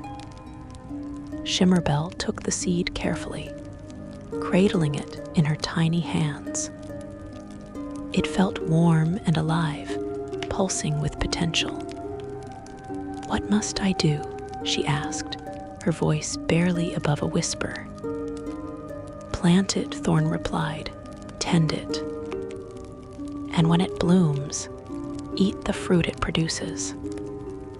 The rest will reveal itself in its own time, as all things do in the Feywild." With that, the old satyr stood and walked away, his hooves making no sound on the moss-covered ground, his form blending into the dappled shadows until Shimmerbell could no longer distinguish him from the trees themselves. She was alone again, but now she held something she had not possessed before. She held possibility. Shimmerbell spent days searching for the right place to plant the seed. She flew through her grove, examining every flower, every tree, every stone, trying to find a location that felt meaningful, that resonated with something deep within her fading consciousness. But everything looked the same to her, all equally beautiful and equally empty of significance. She began to despair, began to think that perhaps she had forgotten too much, that there was no longer enough of her left to recognize what was meaningful and what was not. It was only by accident that she found the place. She had been flying aimlessly, exhausted by her fruitless search, when she passed through a particularly dense section of undergrowth. Her wing caught on a thorny branch, and in pulling free, she tumbled down through layers of leaves and vines until she landed in a small clearing she had never noticed before. It was barely 10 feet across, surrounded by wild roses, whose blooms were white with the faintest blush of pink at their edges. In the center of the clearing stood a single stone, perfectly smooth and round, the size of a large melon. The moment Shimmerbell saw that stone, something within her stirred. It was not quite memory, not a clear recollection of specific events, but rather a sense of recognition, a feeling that this place had once been important to her in ways she could no longer articulate. Her hands moved without conscious direction, digging a small hole at the base of the stone, placing the Dreamcatcher seed within, and covering it with rich earth. The seed sprouted immediately, as things often do in the Feywild when the emotional resonance is right. A slender shoot emerged from the soil, pale green and impossibly delicate. And as Shimmerbell watched, it grew with visible speed. Within an hour, it had become a sapling. Within a day, it was a young tree with a trunk as thick as Shimmerbell's body. Within a week, it had matured into a magnificent specimen, its branches spreading wide over the small clearing, its leaves shimmering with opalescent colors that shifted as light passed through them. Shimmerbell tended the tree with devotion she had not known she possessed. She watered it with dew collected from spider webs in the early morning. She sang to it, making up melodies that felt familiar, though she could not remember learning them. She wove protective enchantments around the clearing to keep away creatures that might damage the precious plant. And as she cared for the tree, she felt something within herself beginning to change. A loosening of the emptiness that had filled her for so long. The tree began to bloom in its second week, producing flowers unlike anything that grew elsewhere in the Feywild. They were shaped like tiny bells, translucent as glass, and when the wind moved through them, they rang with sounds that were almost but not quite music. Each flower lasted only a single day before wilting and falling, making way for new blooms to take its place. And after the flowers came the fruit. The fruits grew slowly, taking nearly a month to reach maturity. They were small, no larger than cherries, and they glowed with internal light that pulsed like a heartbeat. Each fruit contained swirling colors visible through its skin, patterns that shifted and changed as though alive. When the first fruit ripened, Shimmerbell plucked it from the branch with trembling hands and held it close to her face, examining it with wonder and trepidation. She did not know what to expect when she ate the fruit. Thorn had said it would help her find her dreams, but he had not explained how or what the experience would entail. For a long moment, she simply held it. The glowing fruit casting colored light across her palm. Then, with a courage she did not know she possessed, she placed it in her mouth and bit down. The taste was indescribable, simultaneously sweet and savory, hot and cold, bitter and mild. But more than the taste was the sensation that flooded through her the moment the fruit's juice touched her tongue. It was as though a door had opened in her mind, a portal to regions of her consciousness that had been locked away for centuries. Images began to cascade through her awareness, memories that were not quite memories, experiences that felt both intimately familiar and completely foreign. She saw herself as she had been before she became Shimmerbell, when she bore a different name and possessed a different identity. She saw herself flying through a storm with two other pixies, their laughter mixing with thunder as they raced lightning bolts across the sky. She saw herself creating elaborate illusions to confuse a band of mortal knights who had entered the Feywild seeking treasure, turning their armor into flower petals and their swords into stalks of wheat. She saw herself attending the court of Titania herself, dancing at the feet of the Summer Queen, while the assembled Fey nobles watched with amusement and approval. But more than these specific moments, she saw the dreams she had created, the alterations to reality she had crafted during sleep. She saw a garden she had dreamed into existence, filled with flowers that sang different notes depending on who looked at them, creating unique melodies for each observer. She saw a pond she had imagined, its waters able to show anyone who gazed into them the face of someone they had loved and lost.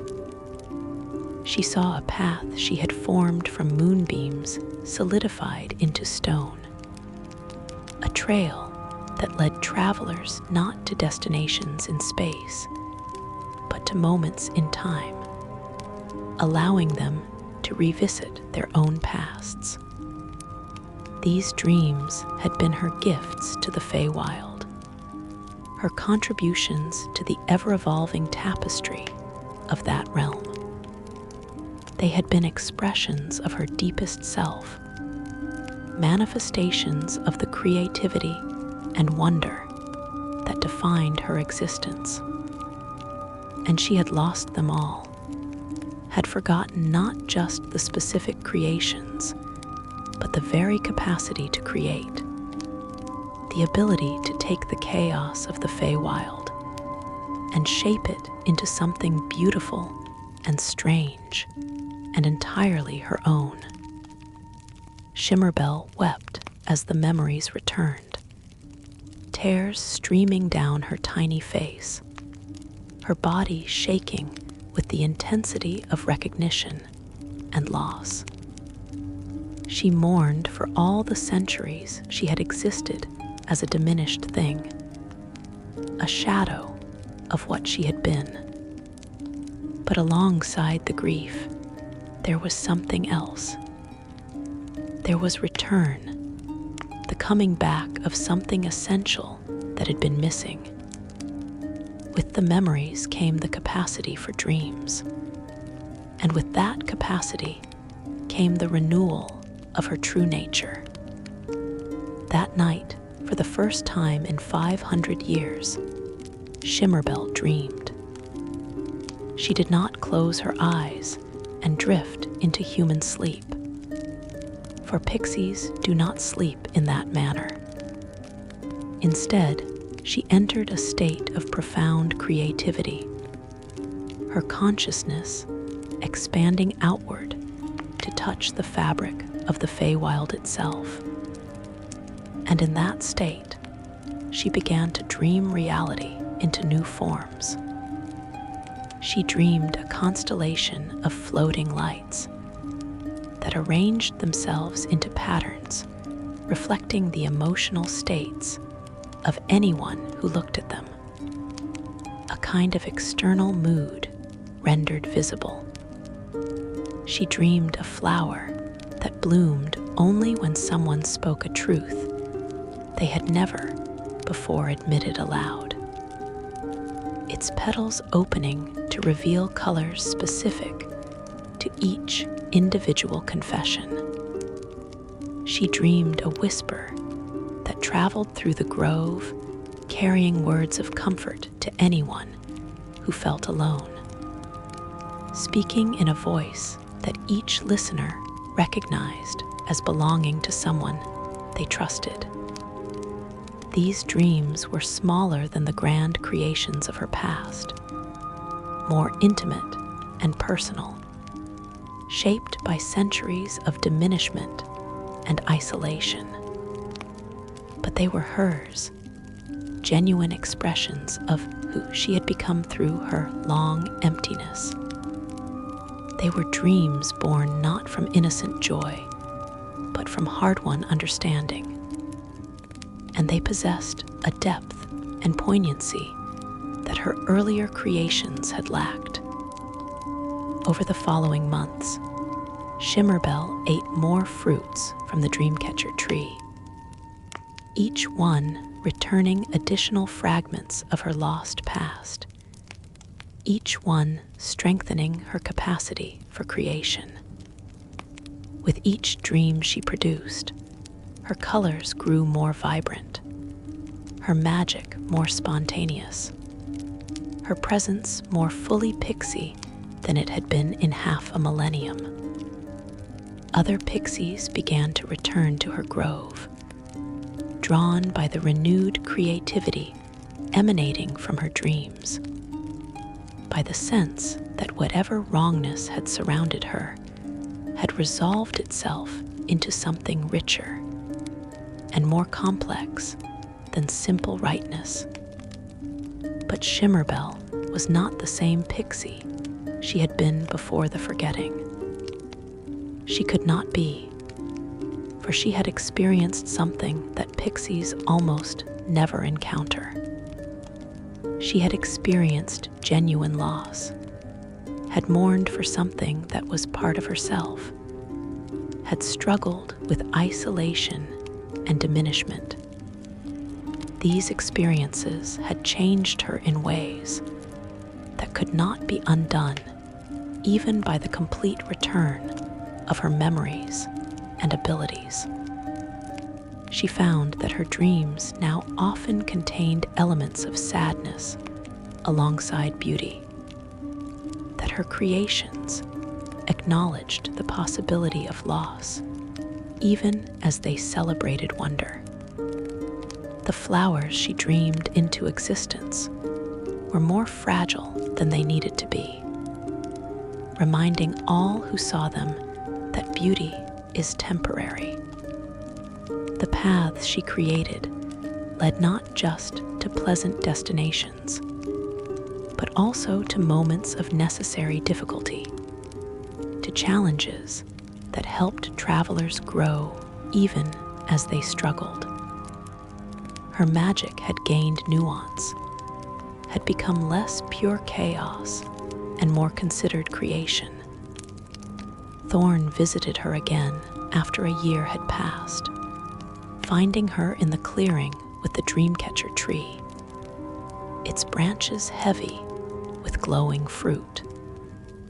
He nodded approvingly at what he saw, at the renewed vitality evident in every aspect of Shimmerbell's being. "You have remembered," he said simply. "I have," Shimmerbell agreed, "but I do not think I am who I was before. The forgetting changed me in ways that the remembering cannot undo." Thorn smiled, his expression holding both sadness and pride. "That is the nature of true experience," he said.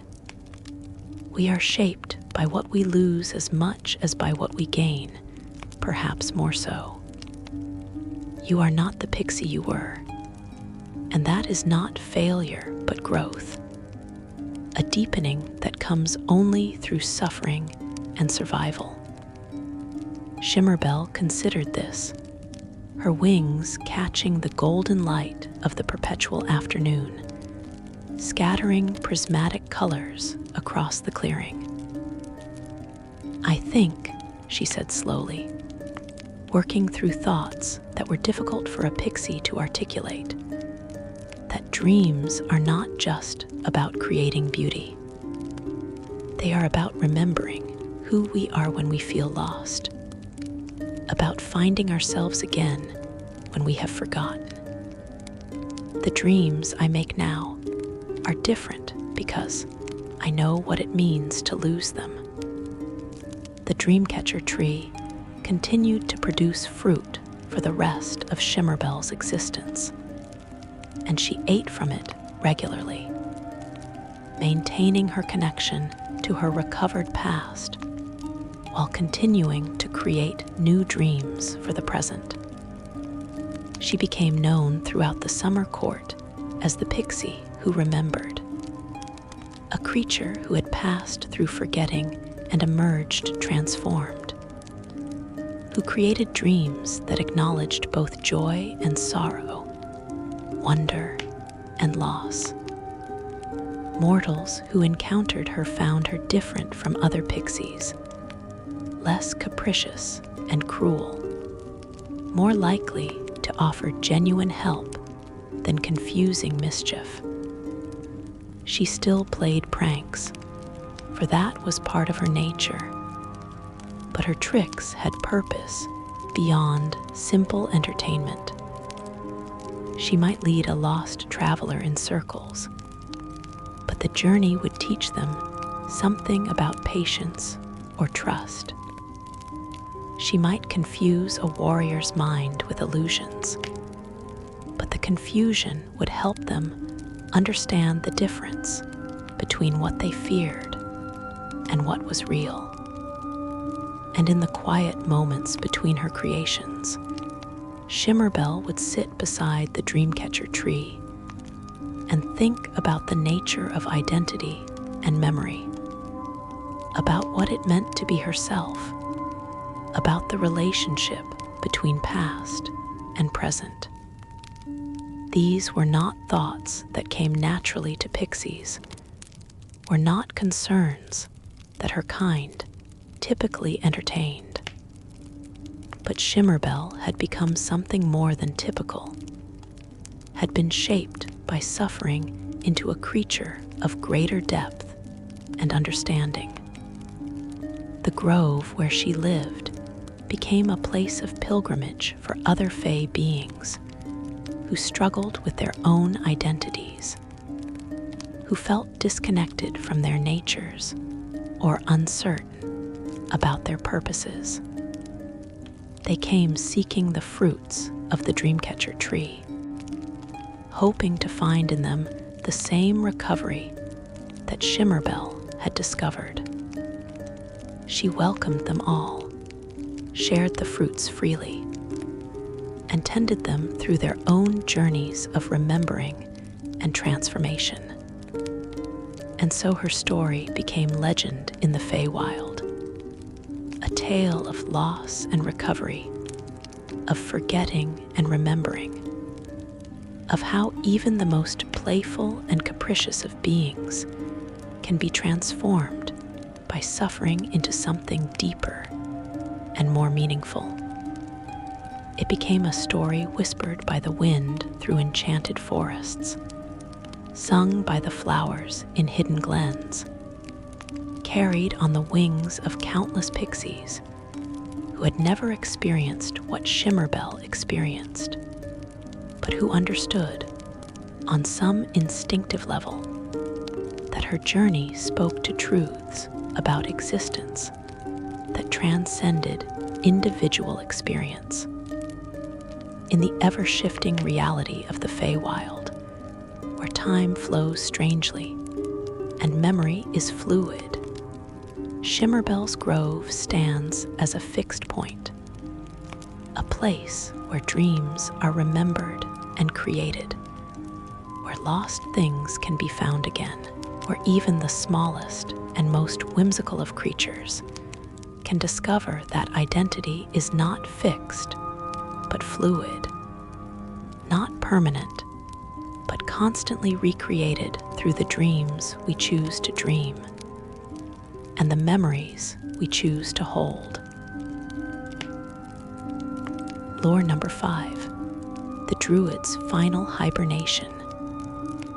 In the northern reaches of Faerun, where the pine forests grow so dense that sunlight reaches the forest floor only in scattered fragments, there exists a phenomenon that scholars call the long slumber.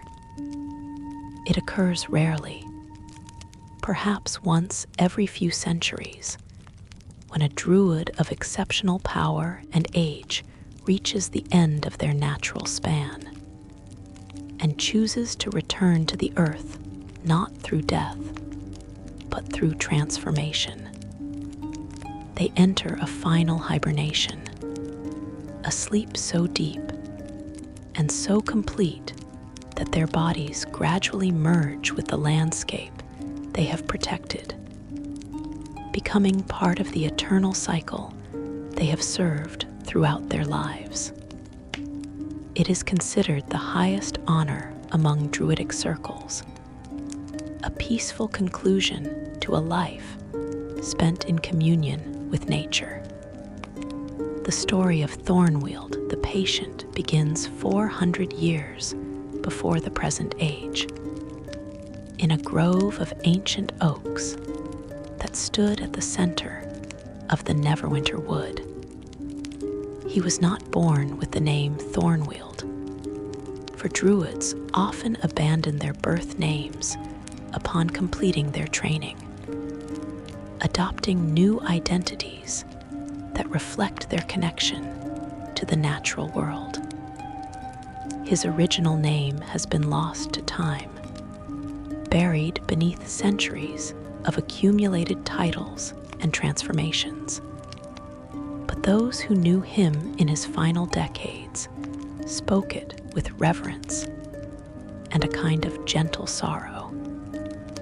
Thornweald had lived for 347 years, when he first felt the calling toward his final hibernation. He had been a Druid since his 20th year, had spent more than 3 centuries walking the forests of the Sword Coast, tending to the balance between civilization and wilderness, mediating disputes between humanoid settlements and the creatures of the deep woods. He had seen kingdoms rise and fall, had watched as forests were cleared, and then slowly reclaimed the land, had witnessed the eternal dance between growth and decay that defined the natural world. His appearance reflected his great age. His hair had turned the silver white of birch bark, hanging in long tangles threaded with small twigs, dried flowers, and the occasional bird's feather.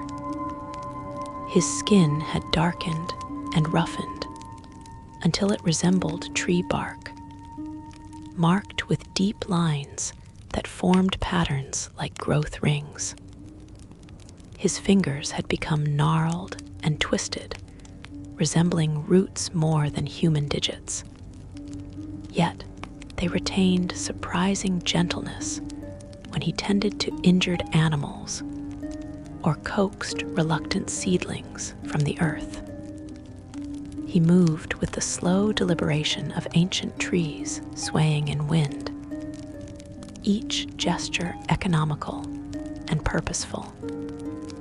The calling came to him during the autumn equinox, that moment of perfect balance when day and night hold equal measure. He had been sitting in meditation beneath his favorite oak, a giant that had stood for more than 800 years, when he felt a sudden deep pull toward the earth itself. It was not pain or discomfort, but rather a sense of completion, a recognition that his time walking upright upon the land was drawing to a close, and that the earth was ready to receive him back into itself. Druids understand that death is not ending, but transformation, that all living things return to the soil to nourish new growth. But the long slumber was something different, something reserved for those who had achieved such perfect harmony with nature that the distinction between self and world had become nearly meaningless.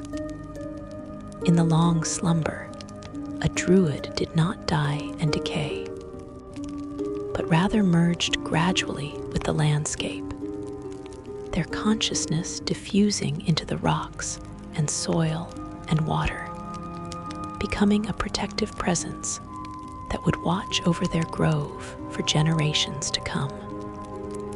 Thornwild knew what he must do. He spent the following months traveling through the Neverwinter Wood, visiting places that had been important to him throughout his long life. He stopped at the meadow where he had first successfully called lightning from a clear sky, at the stream where he had learned to speak with salmon, at the hillside where he had convinced a tribe of orcs to spare a family of settlers by demonstrating that cooperation brought greater benefits than violence. He said farewell to friends, both human and animal, to fellow druids who had worked alongside him, to wolves who had hunted with him, to bears who had shared their dens during particularly harsh winters. His final visit was to a young druid named Sylviana Deeproot, a woman barely into her 40th year who showed exceptional promise. He found her tending to a grove of young saplings, coaxing them toward optimal growth through gentle encouragement and careful pruning.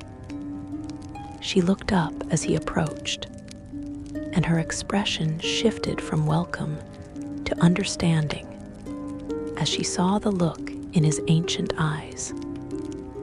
"You are preparing for the long slumber," she said softly, and it was statement rather than question. Thornweald nodded slowly, settling himself onto a moss-covered log with the careful movements of great age.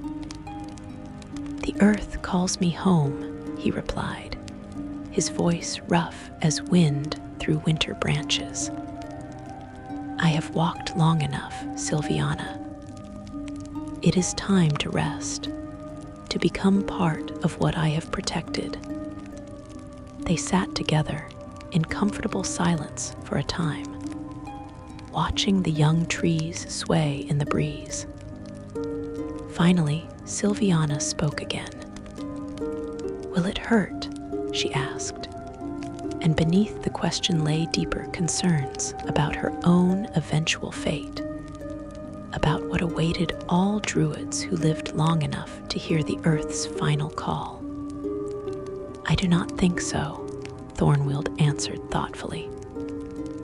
"Those who have emerged briefly from the early stages of the long slumber speak of it as peaceful, as a gradual dissolution that carries no pain.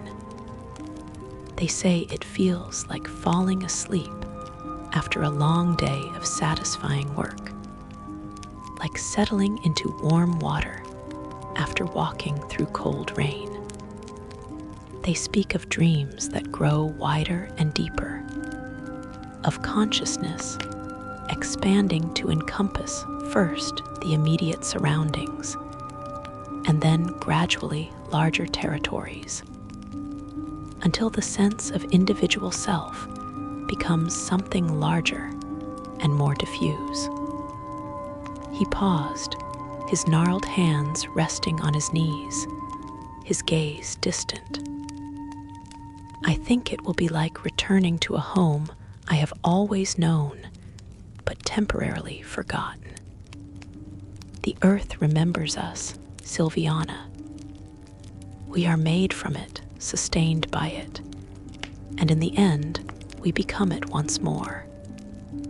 The long slumber is simply making that truth explicit, making conscious what has always been implicit." Sylviana absorbed this wisdom in silence, storing it away for her own future, for the day when she too might feel the earth's call. "Where will you sleep?" she finally asked. Thornweald smiled, the expression crinkling his bark-like skin into deeper valleys and ridges. "There is a place in the heart of the wood, a small valley that few have seen. A spring rises there, feeding a pool that has never known drought. The trees around it are the oldest in this forest, perhaps among the oldest in all of Faerun. I have tended that place for 2 centuries, and it has tended me in return. It feels right that I should return to it, that my long slumber should occur where I have invested so much care and attention." He reached into a pouch at his belt and withdrew a small object wrapped in leaves. "I would ask something of you," he said, handing it to her. "When the spring comes, when the snow has melted and new growth begins, visit the valley where I sleep. You will know it by the circle of ancient oaks and the crystal-clear spring at its center. Plant this seed there, near to where I rest.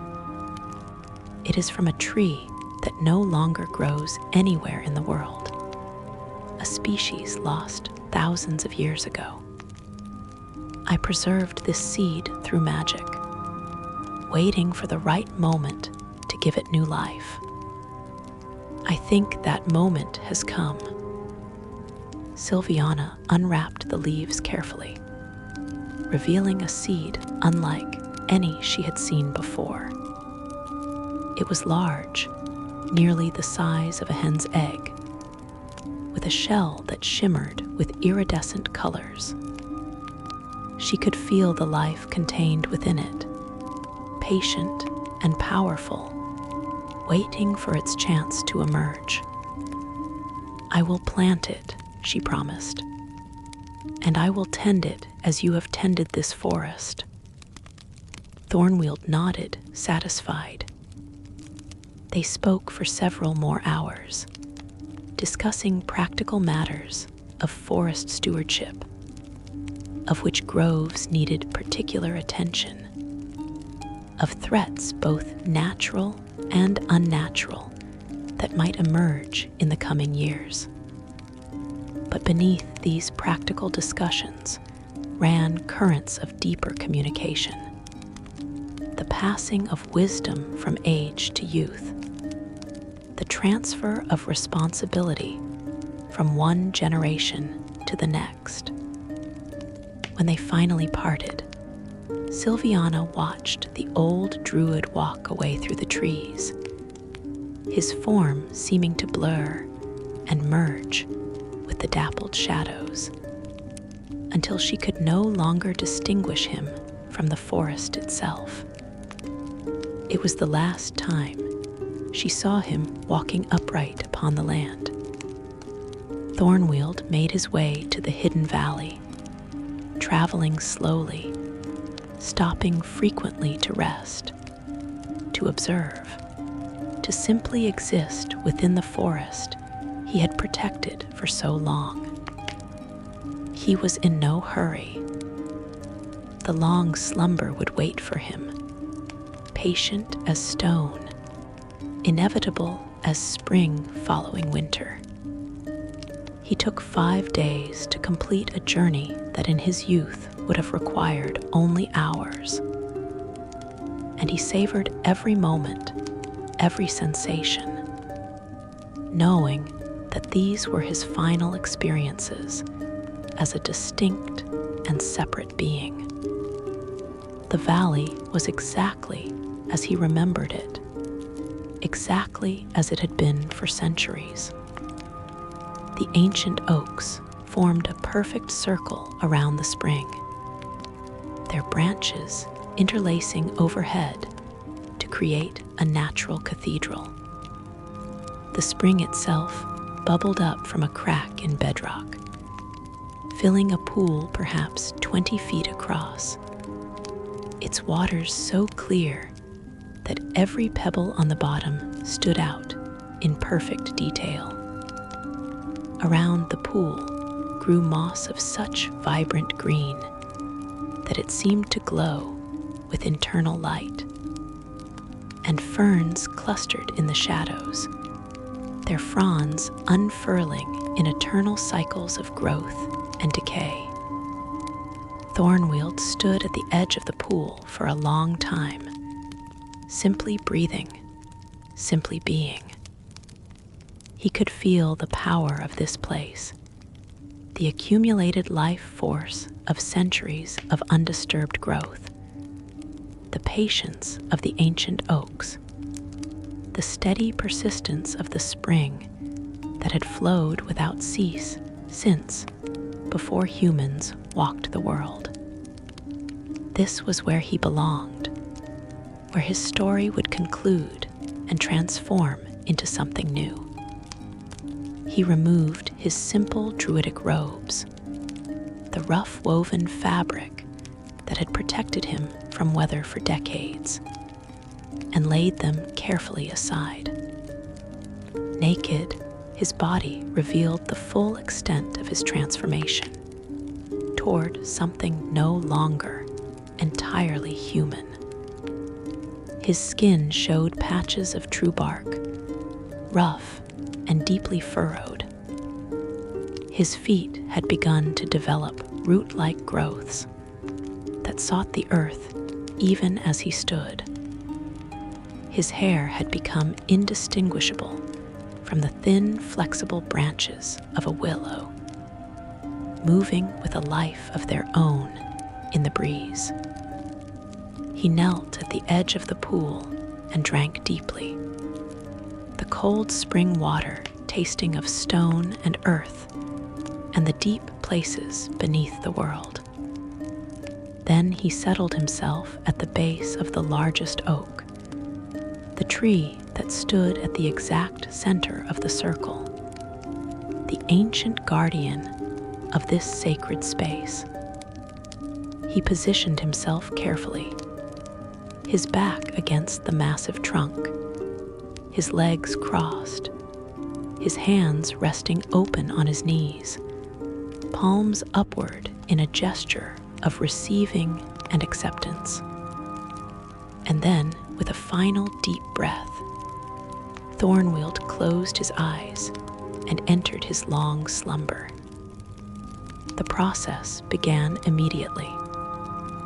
His breathing slowed, deepening until each breath took nearly a minute to complete, then longer still, until an observer would have struggled to detect any movement of his chest at all. His heartbeat diminished to a barely perceptible rhythm, pulsing perhaps once every few minutes, then even less frequently. His body temperature dropped gradually, matching the ambient temperature of the forest floor, his flesh becoming as cool as the earth itself. But these physical changes were merely symptoms of deeper transformations occurring within his consciousness. As Thornwield's awareness withdrew from his body, it began to expand outward, diffusing into his immediate surroundings.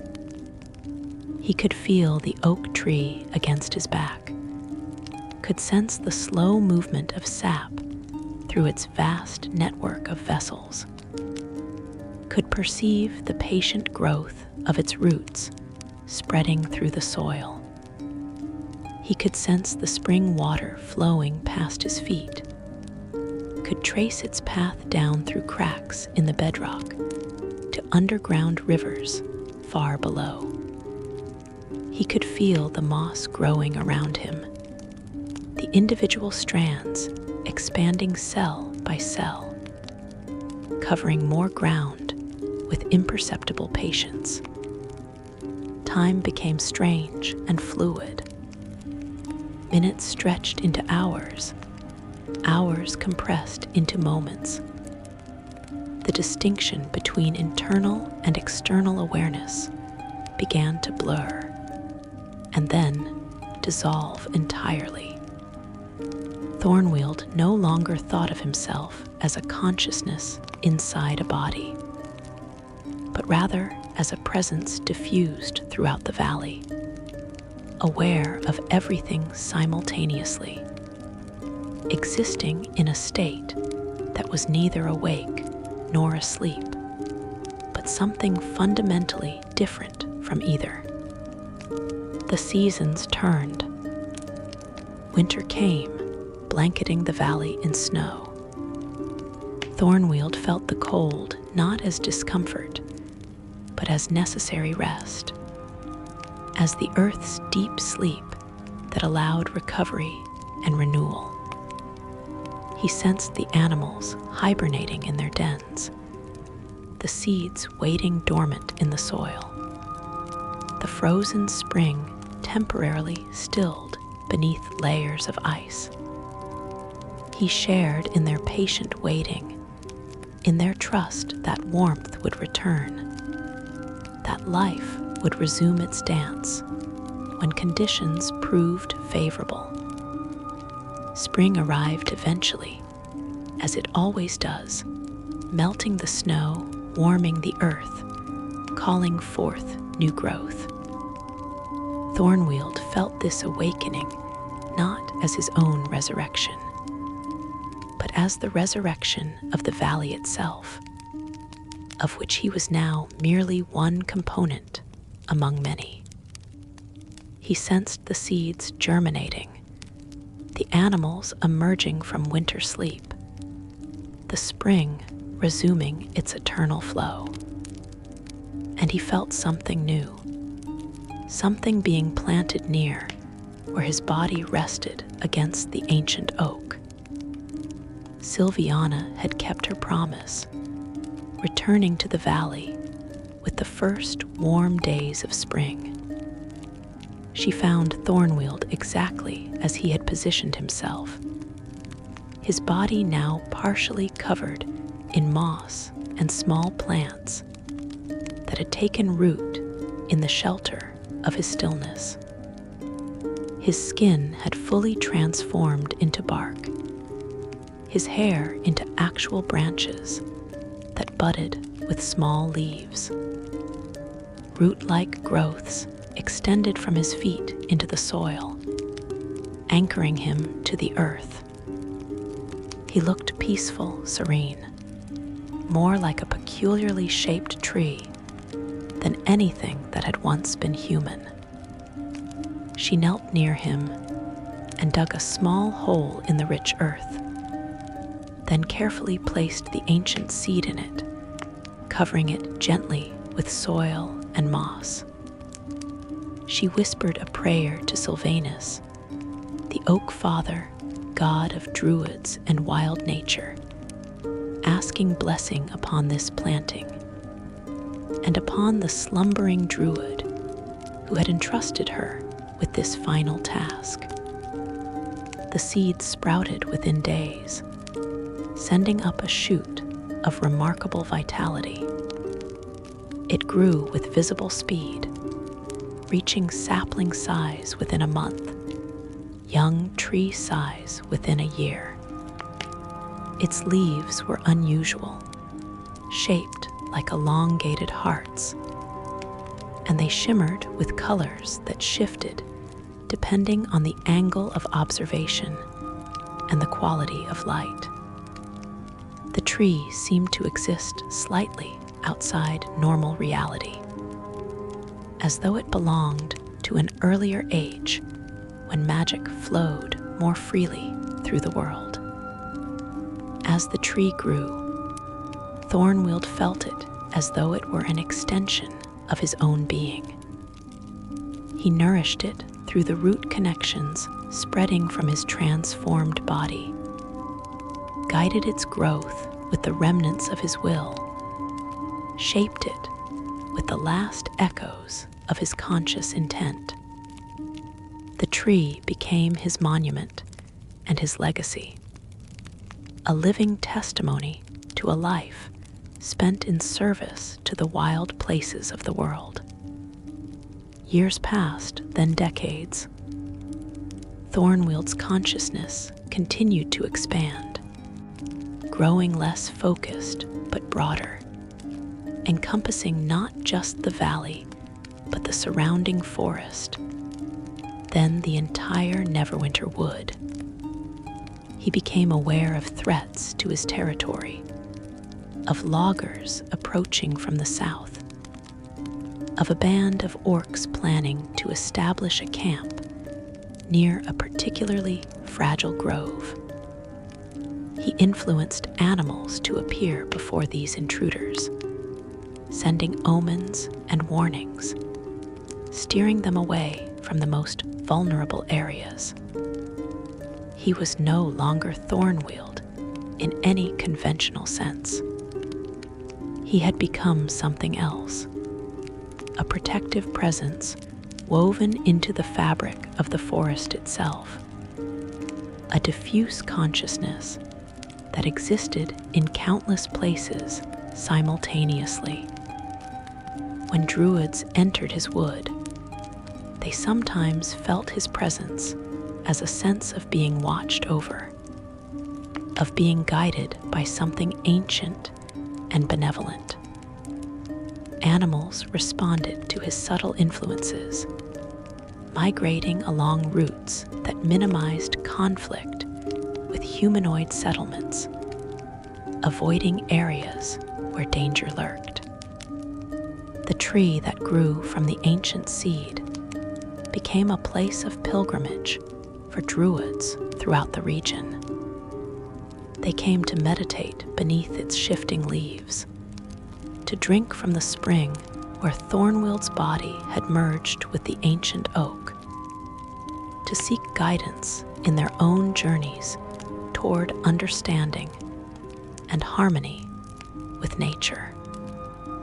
Some reported having visions while resting there, glimpses of the forest as it had been centuries ago, or as it might be centuries hence.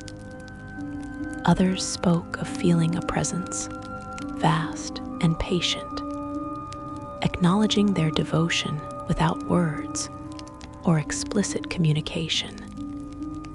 And Thornwild, no longer individual, but not quite entirely diffused, rested in his long slumber. He dreamed slow dreams measured in decades and centuries, dreams of roots growing deep, of canopies spreading wide, of the eternal cycle of growth and decay and growth again. His rest was complete and perfect, free from doubt or desire, pure existence without the complications of separate selfhood. In his vast and patient sleep, he had become exactly what he had always sought to protect, had crossed the final boundary between guardian and guarded, between self and other. He had achieved the ultimate goal of his druidic path, had returned to the source from which all life emerged, carrying with him the wisdom of 3 centuries lived in service to something greater than himself. And in that return, in that final surrender of individual identity, he had found peace beyond all understanding, rest beyond all need for waking. Lore number 6, the Pseudodragon's Lullaby. Among the lesser-known creatures that inhabit the hidden corners of Faerun, few inspire as much affection as the Pseudodragon. These diminutive beings resemble true dragons in miniature, rarely exceeding 2 feet in length from snout to tail tip, with scaled bodies that shimmer in shades of red, orange, and bronze.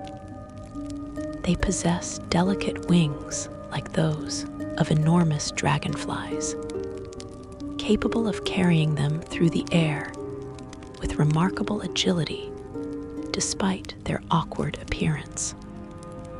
A long, prehensile tail tipped with a venomous stinger provides their only real defense against predators, though the venom rarely proves fatal, instead inducing deep sleep that can last for hours. But the most remarkable feature of pseudodragons is not physical at all. It is their capacity for telepathic communication, an ability that allows them to project thoughts and emotions directly into the minds of other creatures. Unlike true telepathy as practiced by mind flayers or certain aberrations, pseudodragon communication is gentle and limited, capable of conveying feelings and simple concepts rather than complex ideas or commands.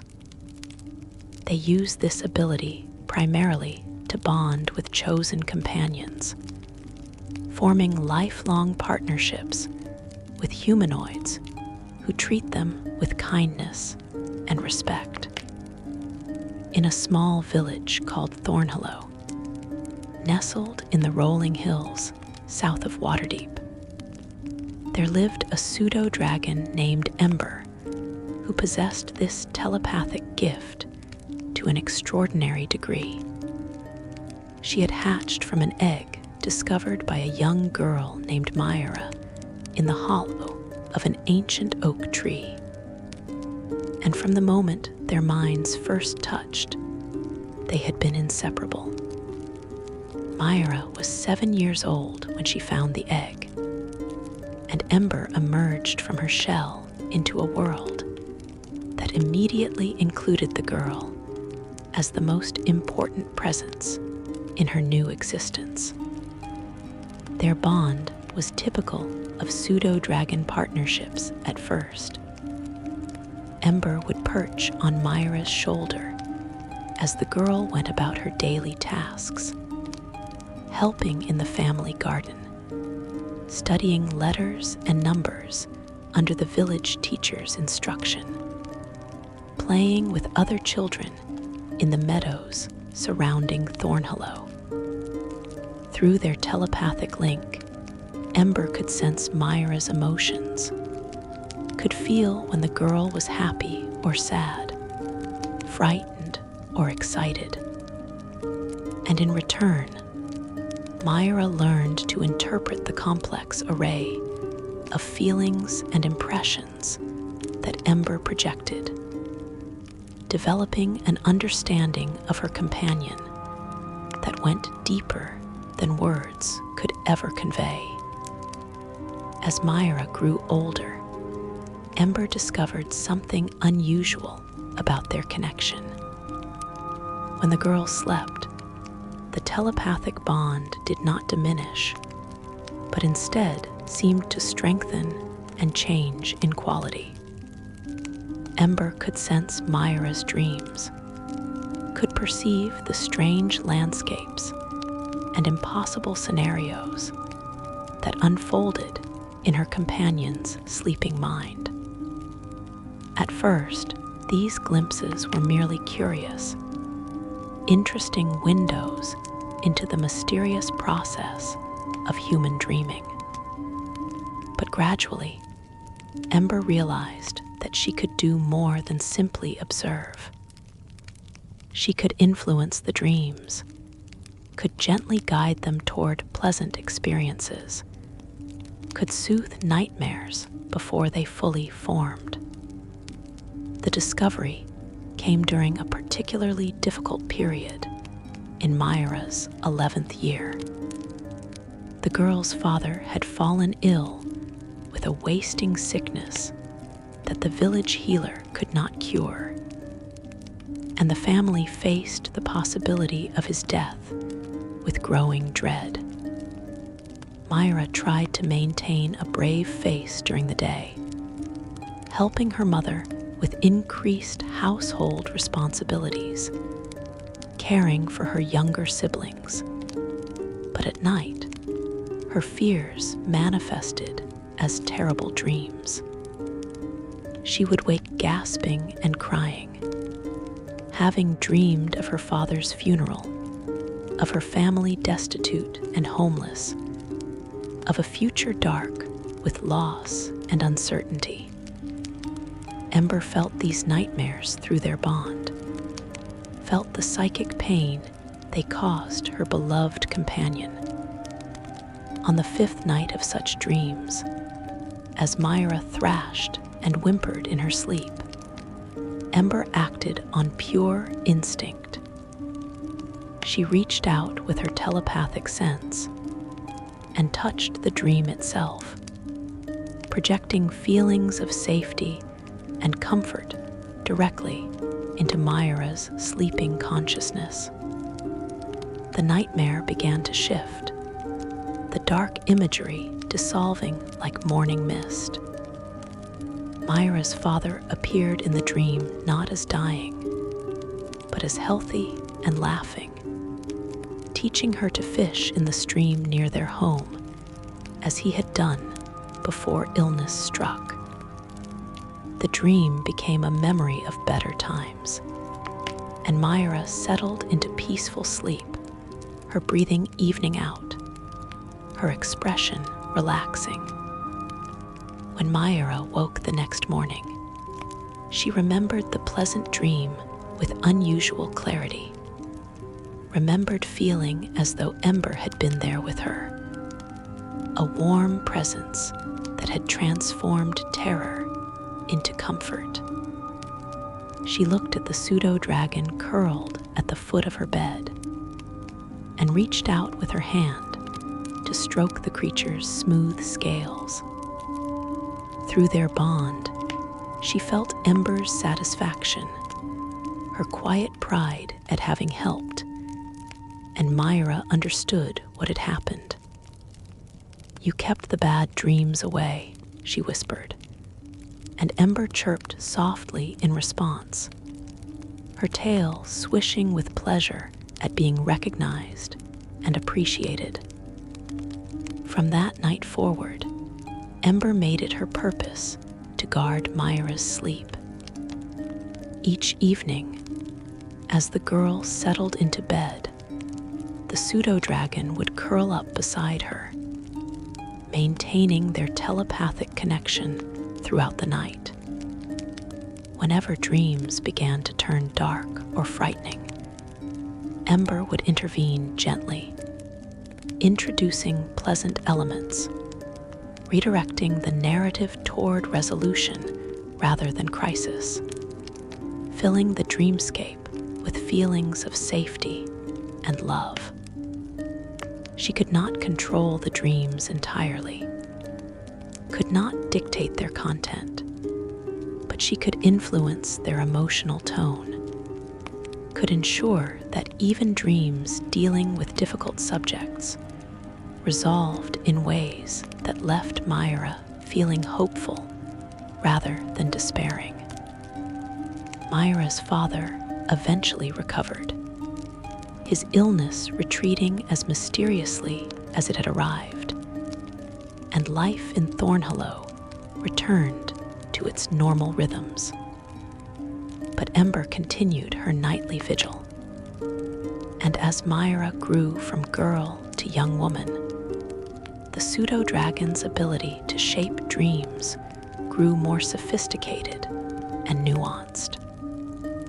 She learned to recognize the difference between nightmares that needed immediate intervention and unsettling dreams that Myra needed to experience and process. She understood that not all difficult dreams were harmful, that sometimes the sleeping mind needed to work through fears and anxieties in the safe space of sleep.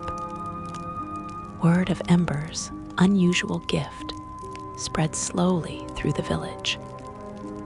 Other children, hearing of Myra's peaceful nights, began to wish they had Pseudodragon companions of their own. Parents whose children suffered from recurring nightmares approached Myra's family, asking whether Ember might help their sons and daughters sleep more peacefully. And Myra, generous by nature and grateful for all that Ember had given her, agreed to share her companion's gift with others in need. They began with a boy named Thomas, barely 5 years old, who had witnessed a terrible accident in the village square when a horse had panicked and trampled a merchant. The boy had not been physically harmed, but the memory haunted him, transforming every night into a repetition of that moment of violence and chaos. He would wake screaming multiple times each night, and his parents had grown desperate and exhausted trying to comfort him. Myra brought Ember to Thomas's home, and they established a routine. Each evening, Myra would sit by the boy's bed as he fell asleep, with Ember perched nearby, extending her telepathic sense to encompass both Myra and the sleeping child. When the nightmare began, as it inevitably did, Ember would reach out and gently reshape it. panicked horse became calm and friendly. The merchant who had been trampled stood up unharmed, laughing and brushing himself off. The scene that had been traumatic transformed into something manageable, something a young mind could process without being overwhelmed by fear. After 3 nights of this intervention, Thomas slept through until morning without waking. After a week, the nightmares had faded to occasional echoes rather than nightly terrors. After a month, they had ceased entirely, and Thomas's parents wept with gratitude, pressing gifts upon Myra that she politely refused, insisting that Ember's help could not be purchased and should not be treated as a service rendered for payment. But the experience taught Myra and Ember something important. The Pseudodragon's gift was not just about soothing individual nightmares. It was about helping people process trauma in safe ways, about allowing the sleeping mind to revisit difficult experiences with support and guidance, about transforming overwhelming fear into manageable challenge. Ember was not erasing the memories or pretending the bad things had never happened. She was helping people integrate those experiences in ways that did not leave them paralyzed by terror.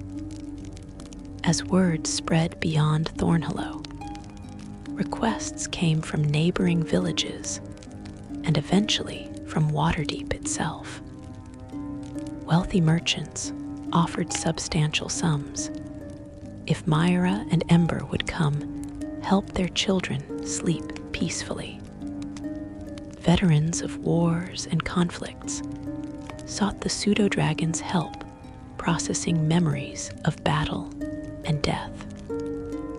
Even elderly individuals, haunted by regrets and losses accumulated over long lives, asked whether Ember might bring them rest in their remaining years.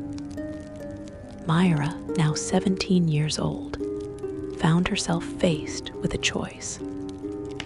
She could remain in Thornhollow, living the life she had always expected, perhaps marrying a local boy and raising a family in the familiar comfort of her village.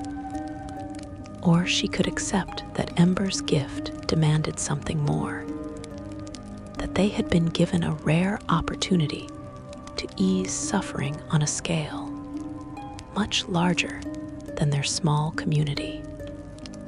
She chose to travel. With her parents' blessing and Ember's eager agreement, Myra became an itinerant dream tender, moving from place to place, offering Ember's services to those whose sleep had been stolen by trauma or fear.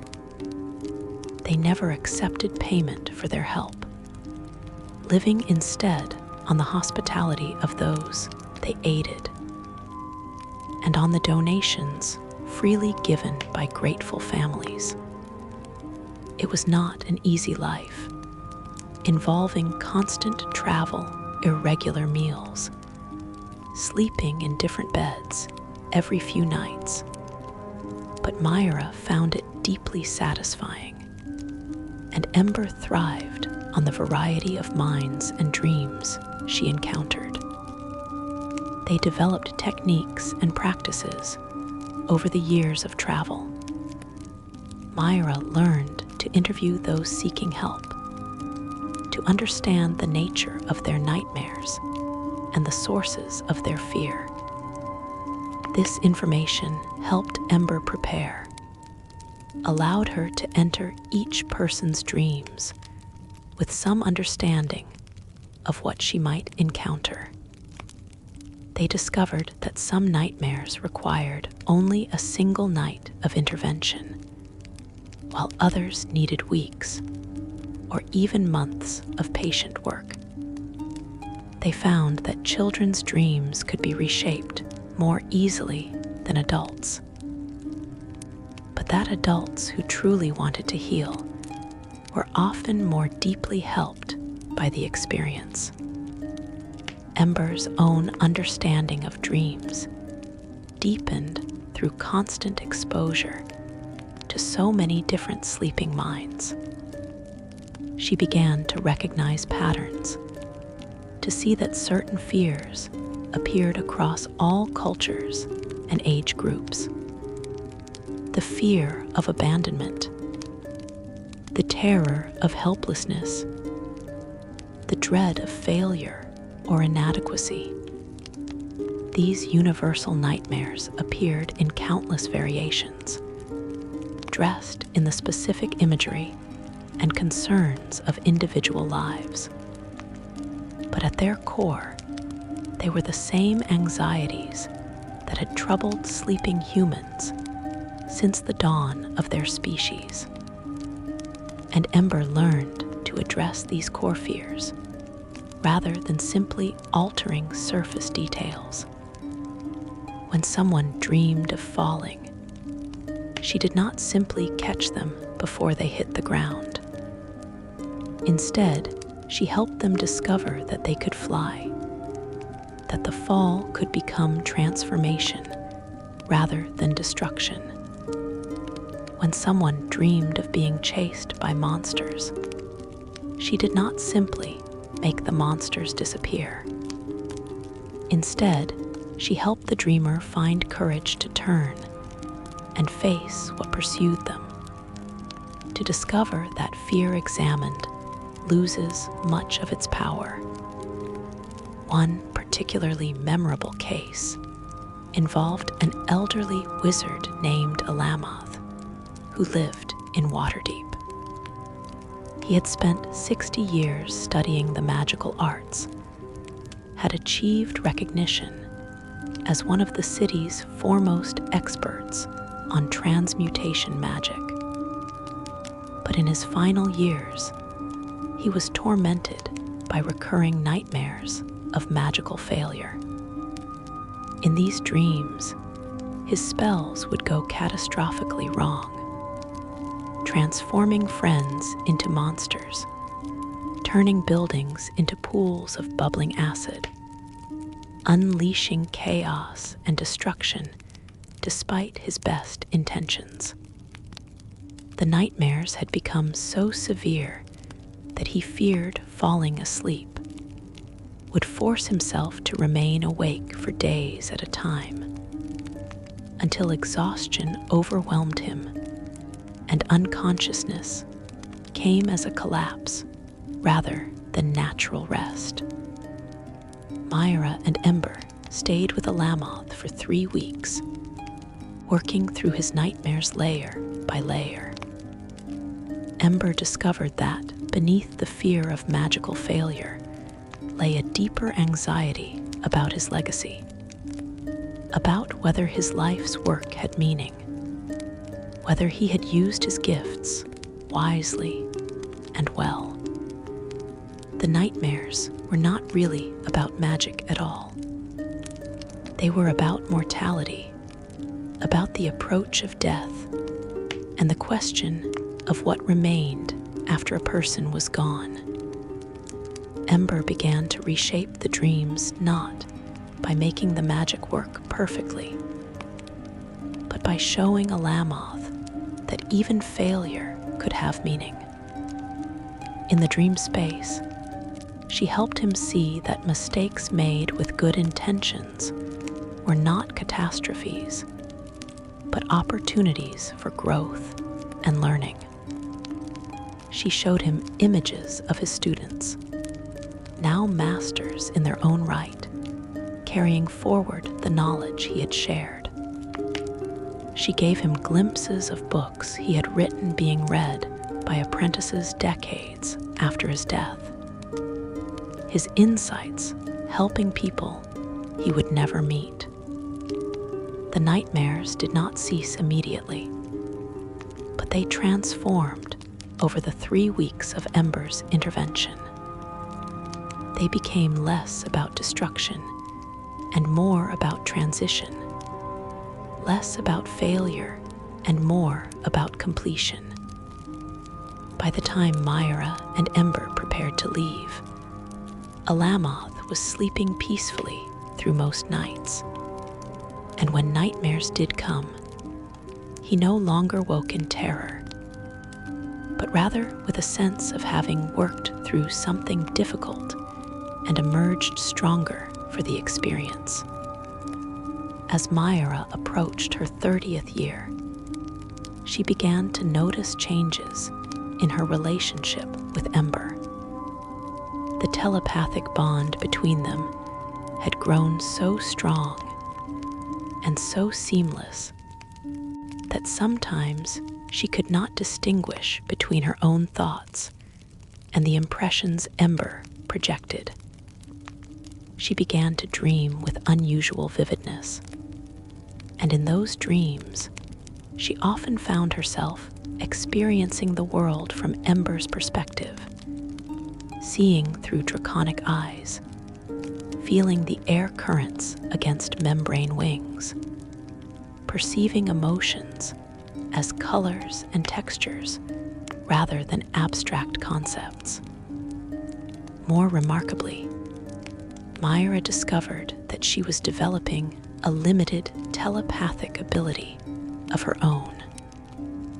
When Ember entered someone's dreams to provide comfort and guidance, Myra could sometimes perceive what the Pseudodragon was doing, could see the dreamscape as Ember saw it, could even offer suggestions that Ember would incorporate into her shaping of the dream. They had become true partners in a way that transcended the typical bond between Pseudodragon and companion, had developed a shared consciousness that neither could have achieved alone. This deepening connection allowed them to help people in ways that would have been impossible before. Myra could now serve as an interpreter, could help those seeking Ember's aid understand what the Pseudodragon was showing them in dreams, could provide context and explanation that made the healing process more conscious and deliberate.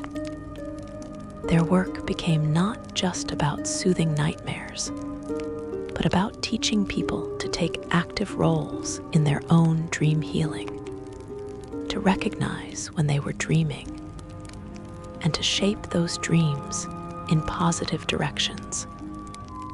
They began to train others, teaching families how to comfort children suffering from nightmares, even without a Pseudodragon's help. They showed soldiers how to process battlefield trauma through guided dream work. They instructed healers in the connection between restful sleep and physical recovery. Their knowledge spread throughout the Sword Coast and beyond, influencing how people understood the relationship between dreams and health, between sleep and healing. In her 43rd year, Myra received a summons from the temples of Lathander, god of dawn and renewal, in the city of Waterdeep. The priests had been studying her work with Ember, and they believed that the Pseudodragon's gift represented a new form of divine magic, a previously unknown aspect of healing that deserved recognition and formal study. They offered Myra a position at the temple, asking her to establish a school dedicated to dream healing, to train priests and healers in the techniques she and Ember had developed over decades of travel. Myra accepted, recognizing that she had reached an age where constant travel was becoming difficult, where settling in one place and focusing on teaching might accomplish more than continuing to move from village to village, helping individual cases. She established the House of Gentle Dreams within the temple complex, a wing dedicated specifically to those seeking help with nightmares and sleep disturbances. Ember, now 23 years old and considered ancient by Pseudodragon standards, embraced the new arrangement, happy to spend her remaining years in comfortable routine rather than constant movement. The House of Gentle Dreams became famous throughout Faerun. People traveled from distant lands to seek help there, to learn the techniques of dream healing, to experience Ember's gift directly. Myra trained dozens of students, teaching them not just the practical methods she had developed, but also the philosophy behind the work. She taught that dreams were not meaningless noise, but important communication from the unconscious mind to the conscious self. She explained that nightmares served a purpose, were the mind's way of processing fear and trauma, and that healing came not from suppressing them, but from engaging with them in safe and supported ways. Ember, despite her advanced age, continued to work almost until the end of her life. She would rest for most of each day, conserving her energy. But each night, she would extend her telepathic sense to encompass the sleeping guests of the House of Gentle Dreams, offering comfort and guidance to those who needed it most urgently. Pseudodragons typically lived 20 to 25 years, but Ember survived to the remarkable age of 28, sustained perhaps by the sense of purpose she derived from her work, by the knowledge that she was needed and valued.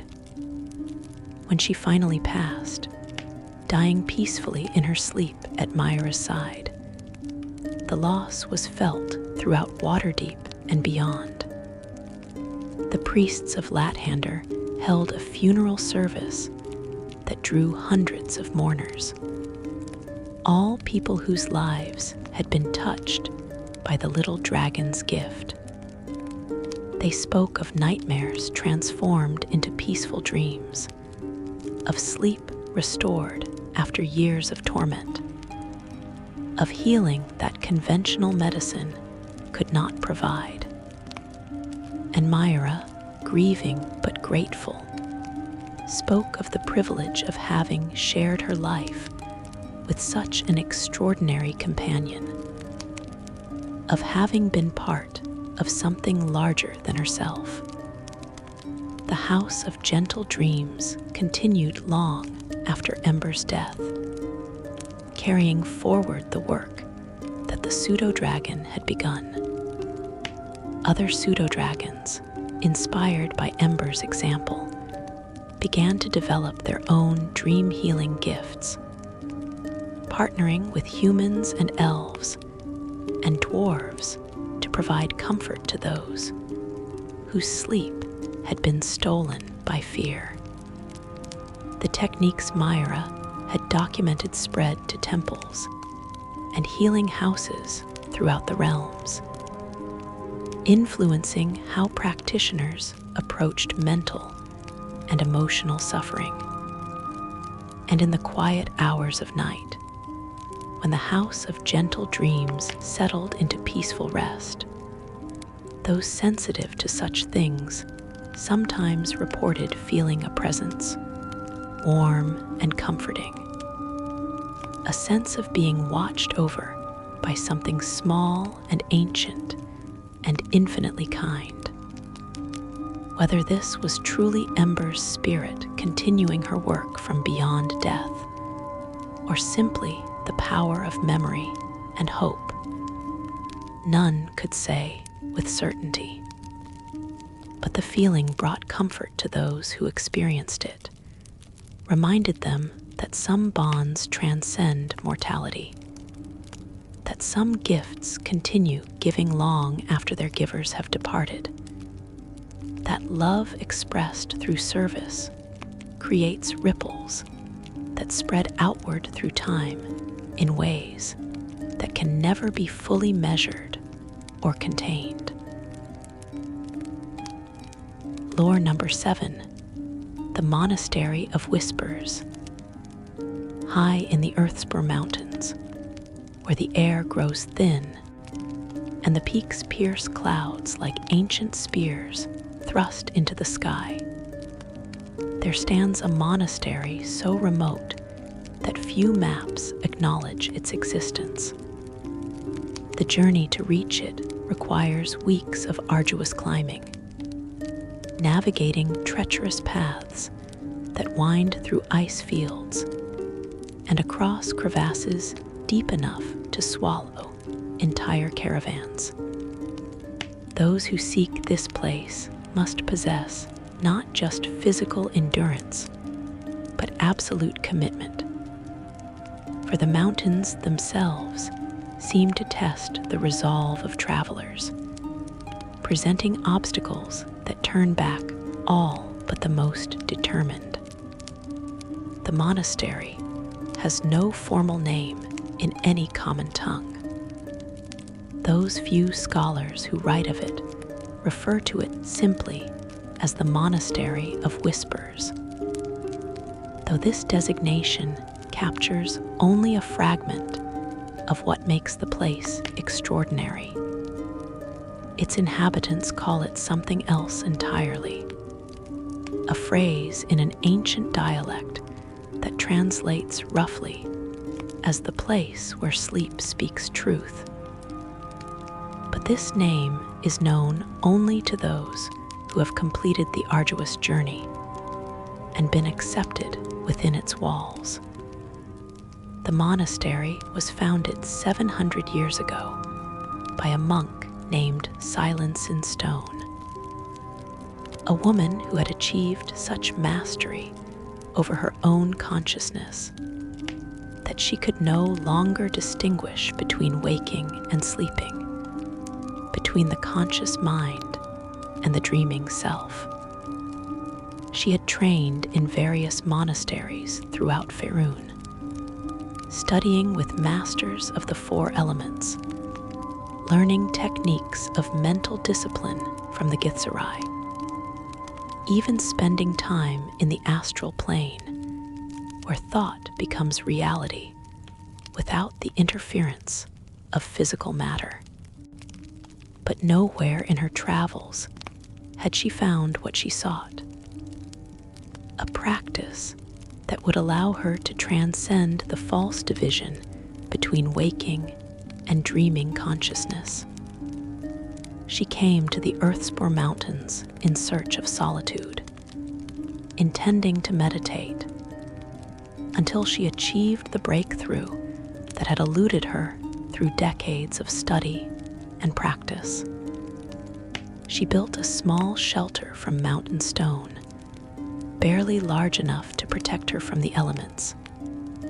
And there, she sat in meditation for 3 months without moving, without eating, sustained only by melted snow and the extraordinary control over her body that monastic training provided. On the 91st day of her meditation, Silence in Stone achieved what she later described as the threshold crossing. Her consciousness shifted into a state where sleep and waking merged completely, where she experienced simultaneous awareness of both the physical world around her and the dream realm within her. She could see the mountain stone of her shelter, while also perceiving vast landscapes of symbolic imagery. She could feel the cold air on her skin, while also experiencing the emotional resonances that dreams communicate. She existed in both states at once, fully present in each, transcending the boundary that kept them separate for all other conscious beings. When she emerged from this meditation, she understood that she had discovered something profound, a state of consciousness that offered access to truths unavailable through either waking reason or sleeping dream alone. She began to attract other seekers, monks who had heard rumors of her achievement and wanted to learn her techniques. Within a decade, a community had formed around her small stone shelter, and within 2 decades, they had constructed the monastery that still stands today. The practice that developed at the Monastery of Whispers was unlike anything practiced elsewhere in the world. The monks who trained there took a vow of waking silence. From the moment they entered the monastery until the day they achieved mastery or departed in failure, they would not speak while conscious. All communication during waking hours happened through gesture, through written notes, through the carefully orchestrated movements of bodies trained to express meaning without sound. The corridors of the monastery echoed only with footsteps, with the rustle of robes, with the wind howling through mountain passes outside the thick stone walls. But when the monks slept, they spoke. In dreams, freed from the vow that bound their waking tongues, they communicated with one another through shared dreamscapes. The technique required years to master, demanded absolute control over one's own dreaming consciousness, and the ability to recognize when one was asleep rather than awake. But those who achieved this mastery could enter a communal dream space, could gather with their fellow monks in landscapes of pure consciousness, could discuss philosophy and share insights in a realm where words carried weights and textures impossible in the physical world. The training began with basic dream awareness. New initiates spent months learning to recognize the signs that they were dreaming, the subtle inconsistencies and impossibilities that marked dream reality as distinct from waking reality. They kept dream journals, writing down every detail they could remember upon waking, training their minds to maintain continuity of memory across the boundary between sleep and wakefulness.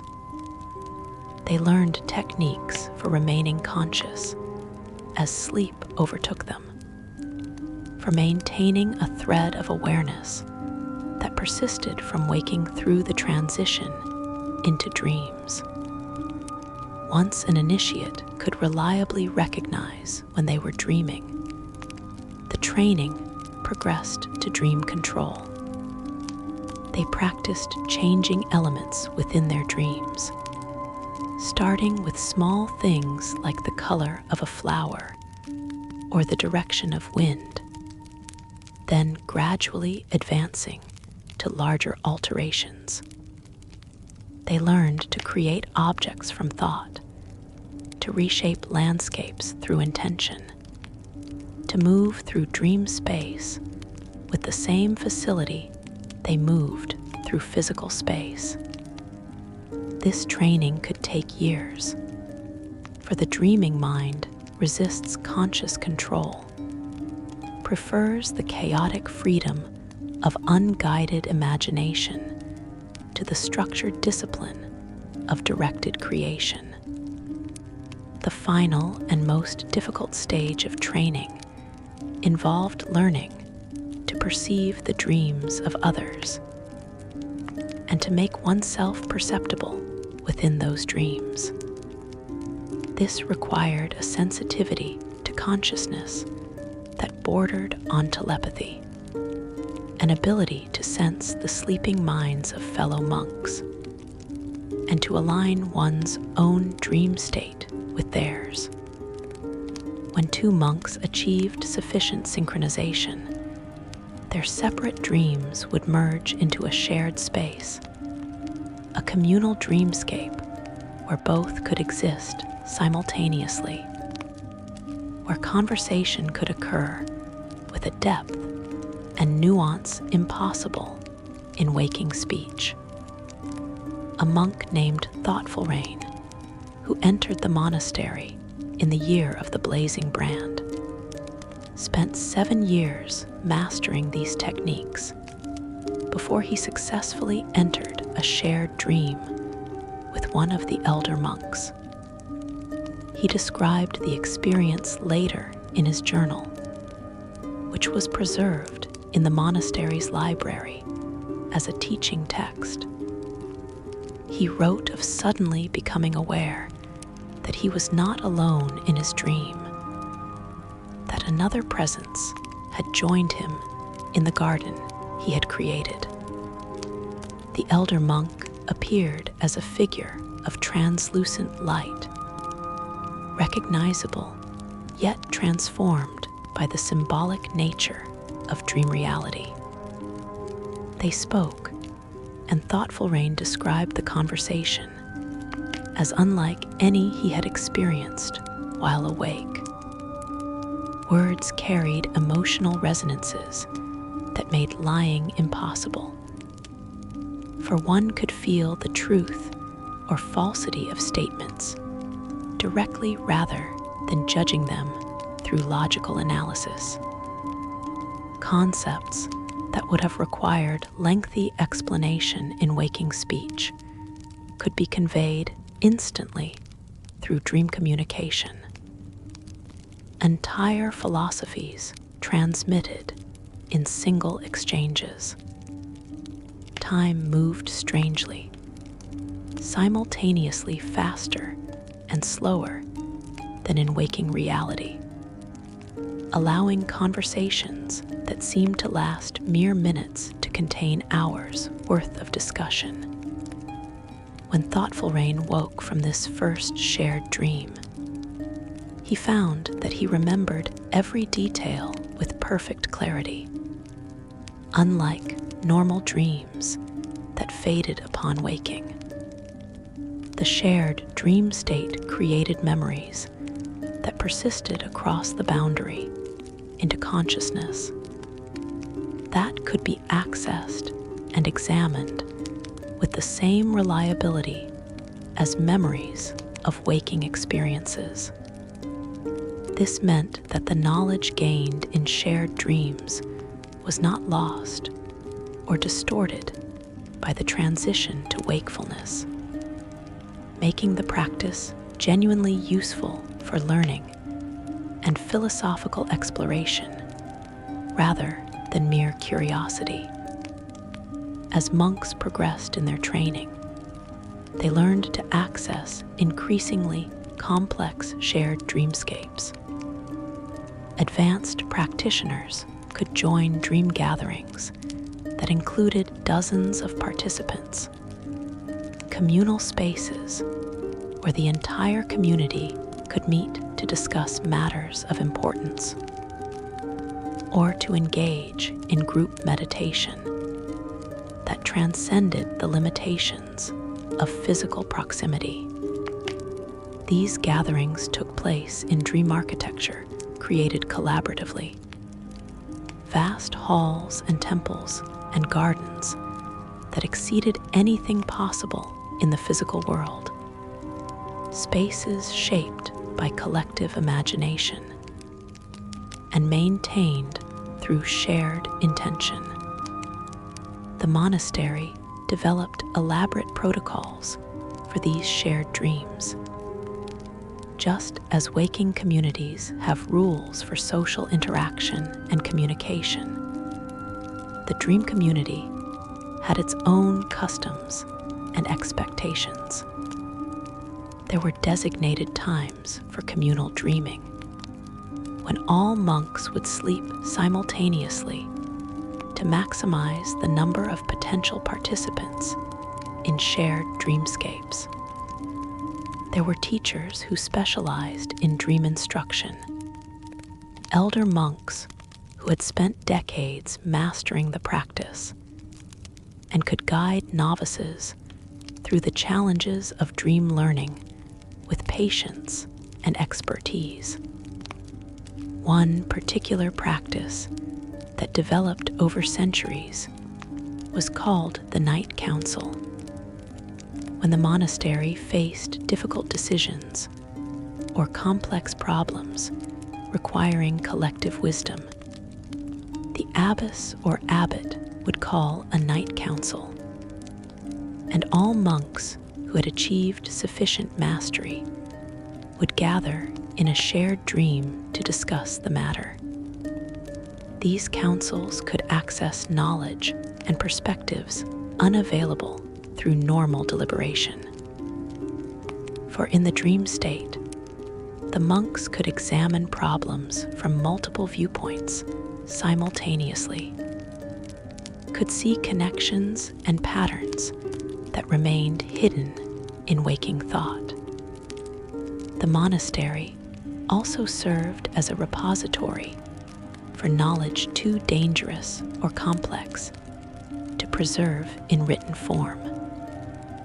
Certain teachings, certain insights into the nature of consciousness and reality could not be adequately expressed through text without risking misunderstanding or misuse. These teachings were preserved instead in dream form, encoded in symbolic narratives and experiential lessons that could only be fully understood by directly experiencing them within shared dreamscapes. Advanced monks would serve as carriers for these dream teachings, maintaining them in their sleeping consciousness and transmitting them to qualified students through carefully structured dream encounters. Visitors to the monastery were rare, for the location's remoteness and the rigorous demands of the journey discouraged casual curiosity. But occasionally, seekers would arrive asking to learn the practices of the dream monks. The monastery welcomed all who came with sincere intention, but the abbess or abbot would make clear the difficulty of the path before allowing anyone to commit. The vow of waking silence alone turned back many potential initiates. For humans and other speaking races find the inability to voice thoughts during consciousness profoundly challenging, even when they understand the purpose behind the restriction. Those who stayed and succeeded in the training often reported that the practice transformed their understanding of consciousness itself. They came to see that the division between sleeping and waking was artificial, a limitation imposed by the untrained mind, rather than a fundamental aspect of reality. Sleep was not unconsciousness, but rather a different mode of awareness, equally valid and in some ways more honest than waking thought. Dreams were not random noise. but meaningful communication from deeper aspects of the self, symbolic languages that conveyed truths the conscious mind often preferred to ignore or deny. The practice also revealed connections between individual consciousness and something larger, something that the monks called the Great Dream or the Ocean of Sleep. In the deepest, shared dreamscapes, when many monks gathered with perfect synchronization, they sometimes touched something vast and impersonal, a collective unconscious that seemed to contain all the dreams of all beings throughout time. These encounters were profound and transformative, moments when individual identity dissolved into universal consciousness, when the boundary between self and other became as permeable as the boundary between waking and sleeping. Not all who trained at the monastery remained there permanently. Some achieved sufficient mastery to maintain the practice independently and chose to return to the world below, carrying the techniques with them to distant lands.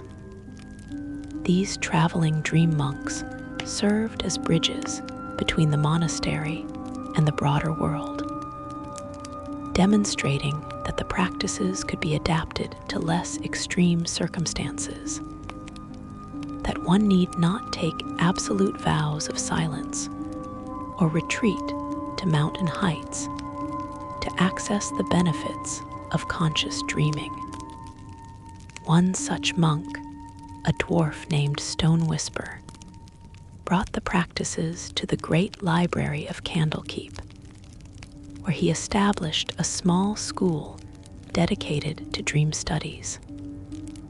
He modified the techniques to make them more accessible, did not require students to take vows of silence, but simply asked them to practice periods of quiet contemplation. He taught that even limited dream awareness, even partial control over one's sleeping consciousness, could provide significant benefits for mental health and emotional well-being. His adapted practices spread throughout scholarly communities, influencing how researchers approached the study of consciousness and mind. Another former monk, a half-elf named Whispering Dawn, traveled to Waterdeep and offered her services as a dream counselor, helping individuals process trauma and resolve psychological conflicts through guided dream work. She would enter a light trance alongside her clients, synchronizing her consciousness with theirs sufficiently to perceive the general emotional tone of their dreams without fully entering those dreams. She could then offer guidance upon waking, helping them understand the symbolic language their sleeping minds used, and teaching them techniques for engaging more productively with their own dream content. The monastery itself continued its practices across centuries, largely unchanged by the passing of ages or the rise and fall of kingdoms in the lands below. Generations of monks came and went, each contributing to the accumulated wisdom preserved in shared dreamscapes, each adding their own insights to the collective understanding of consciousness and sleep. The monastery became, in essence, a living library where knowledge existed not in written texts, but in experiential form, in dream teachings that could only be accessed through direct participation in the practice. In recent centuries, as the world below grew more chaotic, more threatened by conflicts between nations and the machinations of dark powers, the monastery began to extend its influence in subtle ways. The dream monks discovered that they could sometimes reach beyond their own community, could touch the dreams of troubled individuals in distant lands, and offer comfort or guidance. These interventions were always gentle, never forced or invasive, simply the appearance of a peaceful presence in dreams troubled by fear or anxiety. Those who experienced such encounters rarely understood what had happened, simply woke feeling more rested and centered than they had in weeks or months.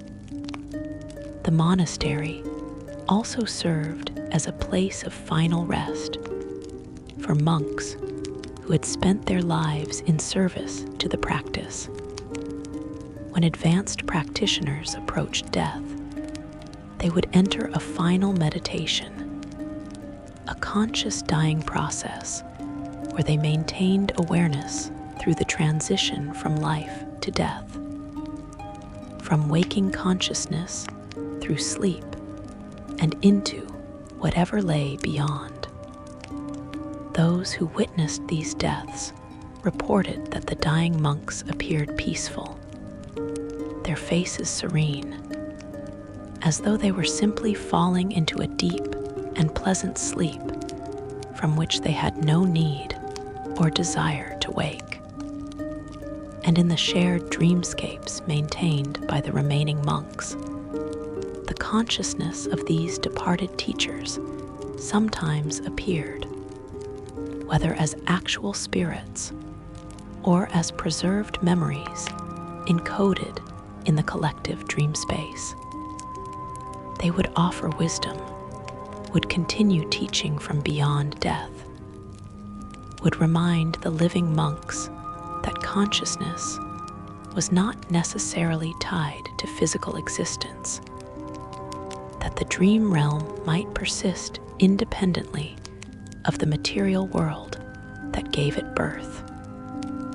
The Monastery of Whispers stands today much as it has for 7 centuries, a place of profound silence during daylight hours and equally profound communication during the night.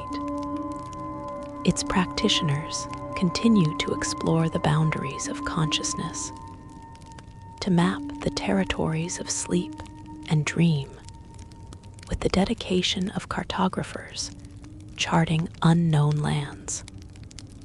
They maintain their vows and their practices, finding in the discipline of waking silence and sleeping speech a path toward understanding that rewards the difficulty of the journey with insights available nowhere else in the world. And for those rare seekers who make the arduous climb to its gates, who commit themselves to years of demanding training, who learn to speak in dreams and find truth in sleep, the monastery offers something precious beyond measure. It offers a way of being that transcends the limitations of ordinary consciousness, that opens doors to regions of the mind that remain locked for those who never learn to walk the boundary between waking and dreaming with conscious grace and deliberate intention. Lore number 8, the Owlbear's gentle night. In the dense forests that blanket the foothills of the spine of the world, where ancient pines grow so tall that their uppermost branches seem to brush the clouds, there exists a creature that embodies the strange and terrible beauty of nature's most improbable creations. The owlbear is a beast that should not exist according to any sensible taxonomy. A fusion of massive ursine body with the head and forelimbs of a giant owl, covered in thick feathers that transition seamlessly into coarse fur. Scholars debate endlessly about the origin of these creatures. Some claim they were created by mad wizards, experimenting with transmutation magic. Others insist they evolved naturally in regions where the boundaries between the material plane and the Feywild grow thin, where the logic of reality bends and allows impossible combinations to take form. Whatever their origin, owlbears are universally feared by those who share territory with them. They possess the strength of a bear combined with the hunting instincts of an owl, making them apex predators capable of tearing apart armored knights or dragging horses from the road with equal ease. Their hooting roar carries through the forest for miles, a sound that freezes the blood of experienced rangers and sends entire villages into states of heightened alert. They are territorial, aggressive, and utterly unpredictable, attacking sometimes for food, sometimes to defend their claimed lands, and sometimes for no reason that humanoid minds can discern. In the year of the striking hawk, a female owlbear established her territory in a section of forest 3 days' journey north of the town of Luskan. She was a magnificent specimen, standing nearly 9 feet tall when reared on her hind legs. Her plumage, a rich mixture of brown and white, that provided perfect camouflage among the dappled shadows of the forest floor. Local hunters named her Twilight for the time of day when she was most active, those liminal hours between day and night, when her owl-sharp vision gave her overwhelming advantage over prey that relied on mere human sight.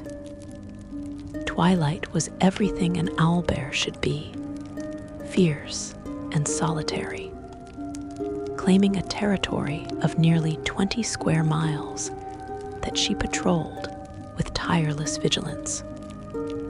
She hunted deer and elk, occasionally took livestock from the outlying farms when winter made wild game scarce, and had killed 3 hunters who had been foolish enough to track her into the deep forest. She was feared throughout the region, a legend told to frighten children and to remind adults that the wilderness remained dangerous despite humanity's best efforts to tame it. But in her 8th year of life, something changed within Twilight. It began with a wound, a deep gash along her flank inflicted by a territorial dispute with a younger male owlbear who had wandered into her claimed lands. The fight had been brief and brutal, ending when Twilight drove the intruder away with savage efficiency, but not before he had managed to score a significant injury with his talons. The wound became infected, the flesh around it swelling and turning hot, and for the first time in her adult life, Twilight experienced genuine vulnerability. She retreated to her den, a cave hollowed into a hillside and lined with accumulated bones and shed feathers. There she lay for days, her massive body racked with fever, her breathing labored and painful. In her weakened state, she could not hunt, could barely summon the energy to drag herself to the stream that ran near her cave to drink. The infection spread, and twilight began to drift in and out of fevered consciousness, her mind clouded by delirium. During one of these periods of semi-consciousness, a small figure entered her cave. It was a young girl, perhaps 8 years old, with tangled dark hair and clothing made from roughly cured hides. She moved with the cautious grace of someone who had grown up in the wilderness, who understood instinctively how to avoid making threatening gestures or sudden movements. She carried a leather satchel over one shoulder and approached the fevered owlbear with a fearlessness born either of ignorance or of something deeper and stranger. The girl's name was Kessa, and she was feral in the truest sense of the word. She had been born to settlers who had attempted to establish a homestead in this remote forest. But a particularly harsh winter, when she was barely 2 years old, had killed both her parents, leaving her alone in a cabin miles from the nearest help. By all logic, she should have died as well, should have starved or frozen or been taken by predators. But somehow she had survived. Wolves had found her, and for reasons that defy understanding, had accepted her into their pack rather than killing her. She had grown up running with them, learning their ways, becoming more wolf than human in her behavior and instincts. Now, at 8 years old, Kessa possessed knowledge of the forest that many adult hunters would have envied. She knew which plants could heal and which could kill, which roots were safe to eat, and which caused hallucinations or stomach sickness. She had observed wolves treating their own injuries, had watched them seek out specific herbs when ill or wounded, and she had learned to do the same. When she stumbled upon Twilight's cave while foraging for early spring mushrooms, she recognized immediately that the great beast was sick, and more importantly, that the sickness could be treated. Kessa's approach should have ended in her death. A healthy owlbear would have killed her instantly, would not have hesitated to protect its territory from any intruder, regardless of size or age. But Twilight, in her fevered state, could barely lift her head. She watched through clouded vision as the small human child approached, could smell the herbs and roots in the satchel the girl carried, and some instinct deeper than aggression or territorialism stayed her talons. The girl knelt beside the infected wound and began to work with practiced efficiency. She cleaned the injury with water from a leather flask, used a small knife to carefully cut away the worst of the infected tissue, then applied a poultice made from plants she pulled from her satchel. The poultice burned when it touched the wound, and Twilight made a low groaning sound that normally preceded violent action. But the girl did not flee.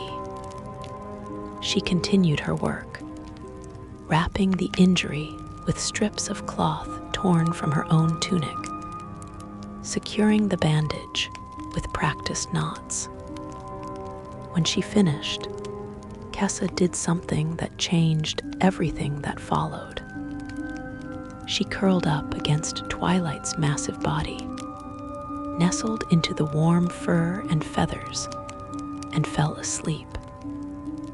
She did so with the absolute trust of someone who had grown up among predators, who understood on a primal level that injured creatures were less dangerous than healthy ones, that an owlbear too weak to hunt was no more threatening than the wolves who had raised her. And Twilight, too exhausted to react, too confused by the strange human child's behavior, simply allowed it to happen. When Kessa woke hours later, she left the cave to hunt for food. She returned that evening with a rabbit, already cleaned and prepared, and offered it to the owlbear. Twilight ate it with weak gratitude, the first food she had consumed in days, and watched as the girl settled once more against her side and drifted into sleep. This pattern continued for nearly 2 weeks.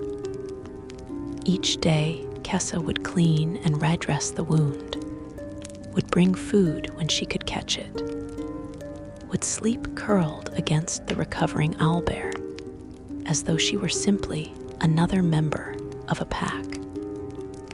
And slowly, gradually, Twilight began to heal.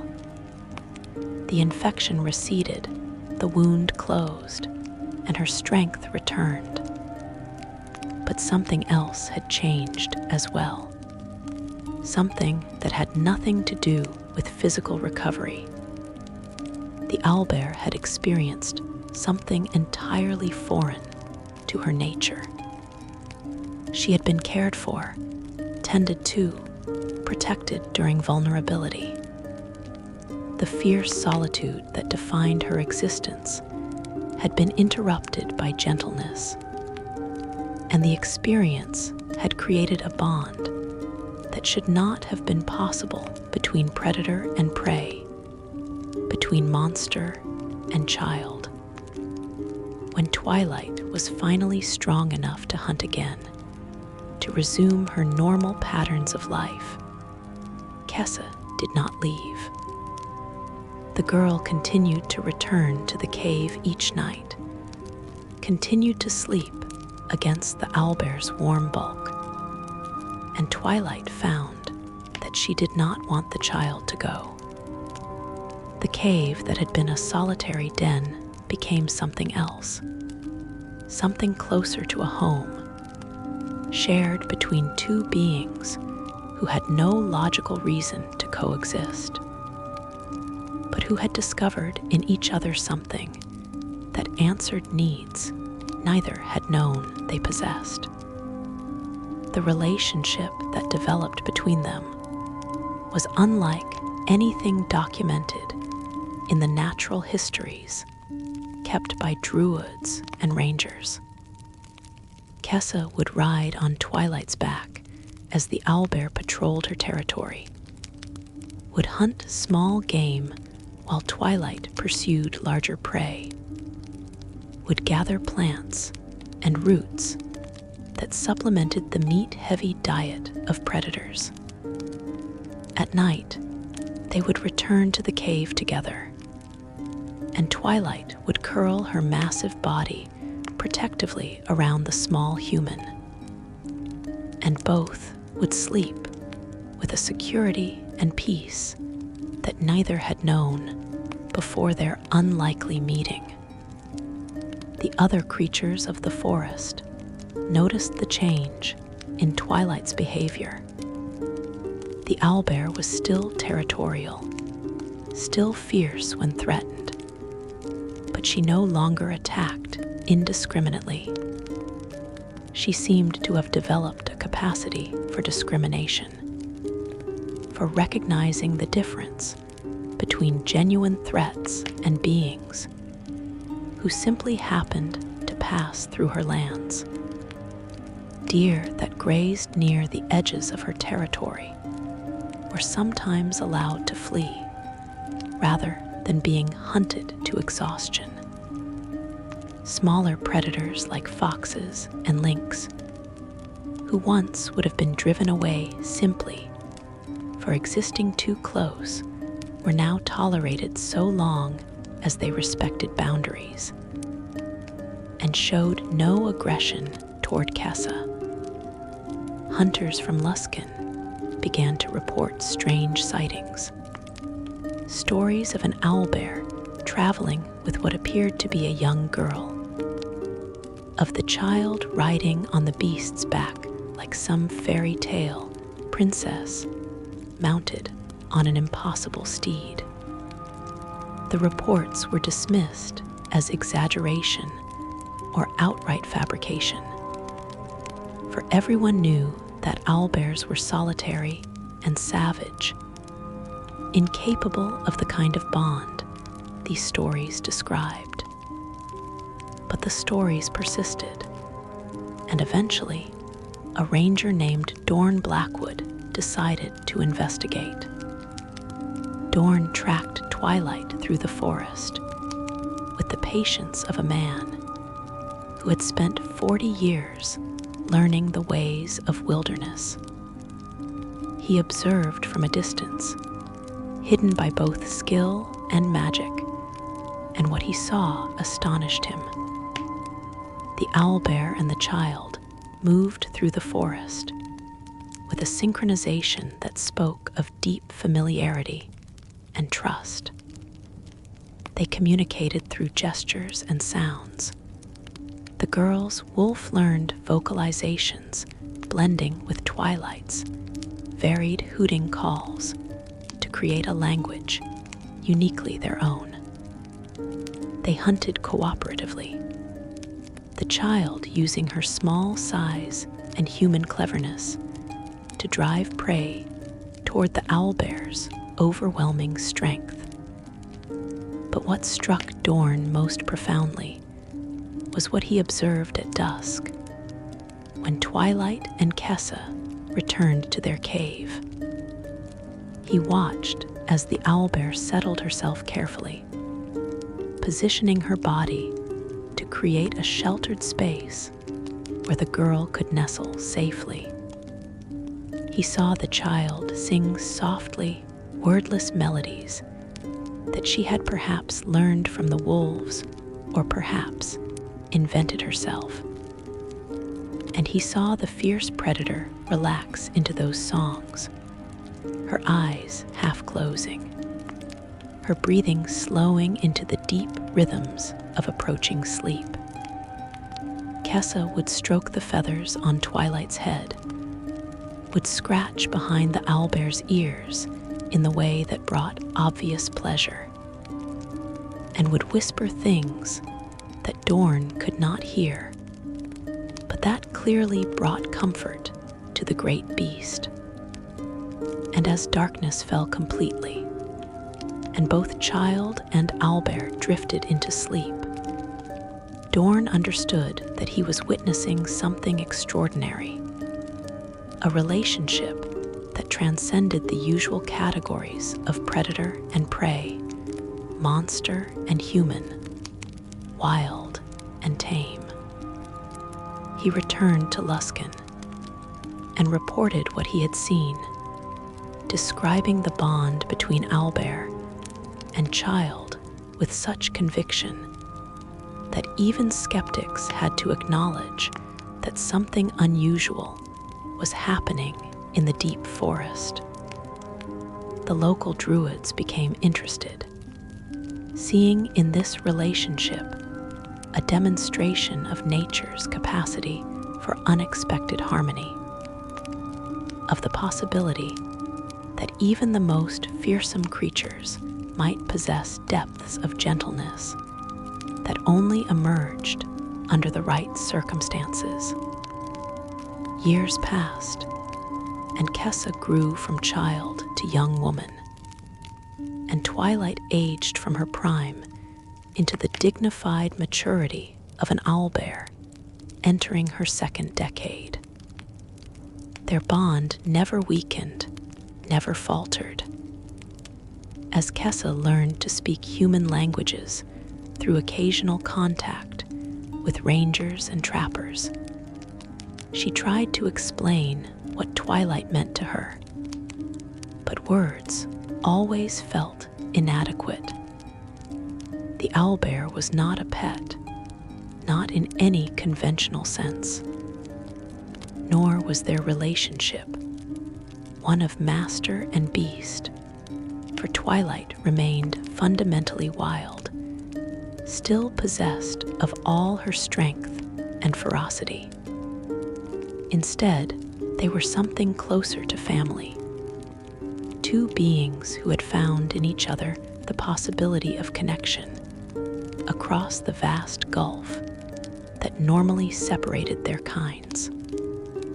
Twilight taught Kessa things that no human teacher could have conveyed. She showed the girl how to move through the forest with absolute silence, how to read the wind for information about distant prey or approaching weather, how to distinguish between the 100 different night sounds and know which represented danger and which were merely the ordinary conversation of nocturnal creatures. And Kessa taught Twilight, teaching through example and patience, that not all creatures were threats, that gentleness could coexist with strength, that the fierce solitude of predator existence was not the only possible way to move through the world. But perhaps the most remarkable gift they gave each other was peace. Each night, when they settled into sleep together in their cave, both experienced a rest that neither had known before their meeting. Twilight, who had spent most of her life in constant vigilance, who had slept lightly with senses alert for any potential threat, could now sink into deep and dreamless sleep, secure in the knowledge that Kessa would wake at any disturbance and alert her to danger. And Kessa, who had survived her earliest years through hypervigilance and constant wariness, could now relax completely, trusting in Twilight's overwhelming strength to protect her from anything the night might bring. Their story spread throughout the north, becoming a legend told in taverns and around campfires. Some versions romanticized the relationship, turning it into a fairy tale of princess and enchanted beast. Others focused on the practical implications, discussing whether owlbears might be tamed or trained if approached correctly from a young age. But those few who actually knew Kessa and Twilight, who had observed them in their natural habitat, understood that their bond was unique, unreplicable, the result of specific circumstances and compatible temperaments that could never be deliberately manufactured. When Twilight finally died in her 13th year, passing peacefully in her sleep with Kessa at her side, the entire region mourned. The young woman buried the owlbear beneath the ancient pine that stood nearest to their cave, marking the grave with stones arranged in a circle. She spent 3 days sitting by that grave, singing the wordless songs she had sung to Twilight throughout their years together. And on the third night, a pack of wolves emerged from the forest and sat with her, mourning in their own way for the strange creature who had protected one of their own. Kessa never bonded with another owlbear. She eventually integrated into human society, learning to live in the town of Luskan. But she never forgot what Twilight had taught her, never lost the deep connection to wildness that their relationship had fostered. She became a ranger of considerable skill, known for her ability to move between civilized and wild spaces, to mediate between human settlements and the creatures of the deep forests. And she taught others that even the most fearsome predators possess capacity for gentleness, that ferocity and tenderness are not opposites, but rather different expressions of the same life force. In the cave where Twilight and Kessa had lived, later owlbears sometimes made their dens, and travelers who passed near that place often reported feeling an unusual sense of peace, as though the stones themselves remembered the unlikely bond that had been forged there, as though the space had been blessed by the transformation of solitude into companionship, of endless vigilance into restful sleep. Lore number 9, the Dream Domain Cleric. In the great city of Waterdeep, where temples to countless gods rise like stone forests above the crowded streets, there stands a shrine dedicated to a deity whose worship is conducted almost entirely in silence. The Temple of the Dreaming Dawn serves those who follow the mysteries of sleep and dreams, who understand that the boundary between waking and sleeping is where divine truth most easily penetrates mortal consciousness. Its priests and priestesses are clerics of the dream domain, individuals blessed with the ability to channel divine magic through the medium of sleep itself, to speak prayers that are heard only in the deepest hours of night, to heal and guide through visions that come when the conscious mind surrenders to rest. The dream domain is recognized by several deities across the pantheon. Selune, goddess of the moon and protector of travelers in darkness, claims dominion over beneficial dreams and restful sleep. Lathander, god of dawn and new beginnings, watches over the transition from sleep to waking, blessing those who rise with hope renewed. Even Sune, goddess of beauty and love, extends her influence into the realm of pleasant dreams and romantic visions. But the clerics of the dream domain do not typically pledge themselves to a single deity. Instead, they serve the concept of dreaming itself, honoring all gods who touch upon sleep and visions, while maintaining independence from specific divine hierarchies.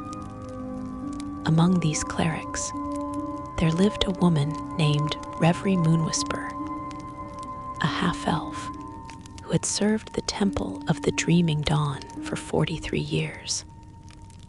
She had not always been a cleric of dreams.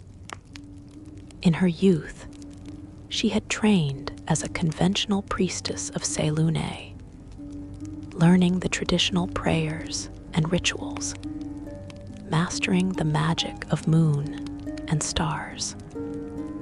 But in her 27th year, she experienced a vision that changed the entire trajectory of her spiritual life and set her on a path that would ultimately transform how the dream domain was understood and practiced throughout Faerun.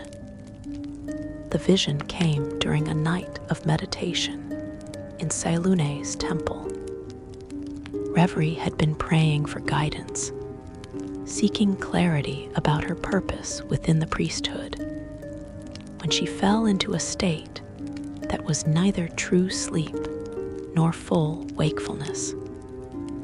In this liminal consciousness, she found herself walking through a landscape of pure silver light, a realm where the moon hung perpetually full and close enough to touch. She encountered a figure there, a woman whose features constantly shifted between young and old, mortal and divine, familiar and unknown. The figure spoke, and her voice carried the quality of whispers heard across great distances, of secrets shared between close friends, of truths too profound for ordinary speech. She told Reverie that prayers spoken in waking hours were powerful and necessary, but that prayers spoken in sleep possessed a different kind of potency, reached aspects of divine consciousness that remained untouched by conscious supplication. She explained that the sleeping mind, freed from the structures and defenses of waking thought, could commune with the divine in ways more direct and honest than any ritual performed in full consciousness.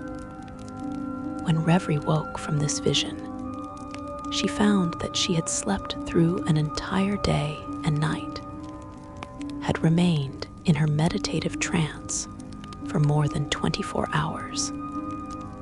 The other priestesses had grown concerned, had checked on her repeatedly, but had been unable to wake her from what appeared to be natural and peaceful sleep.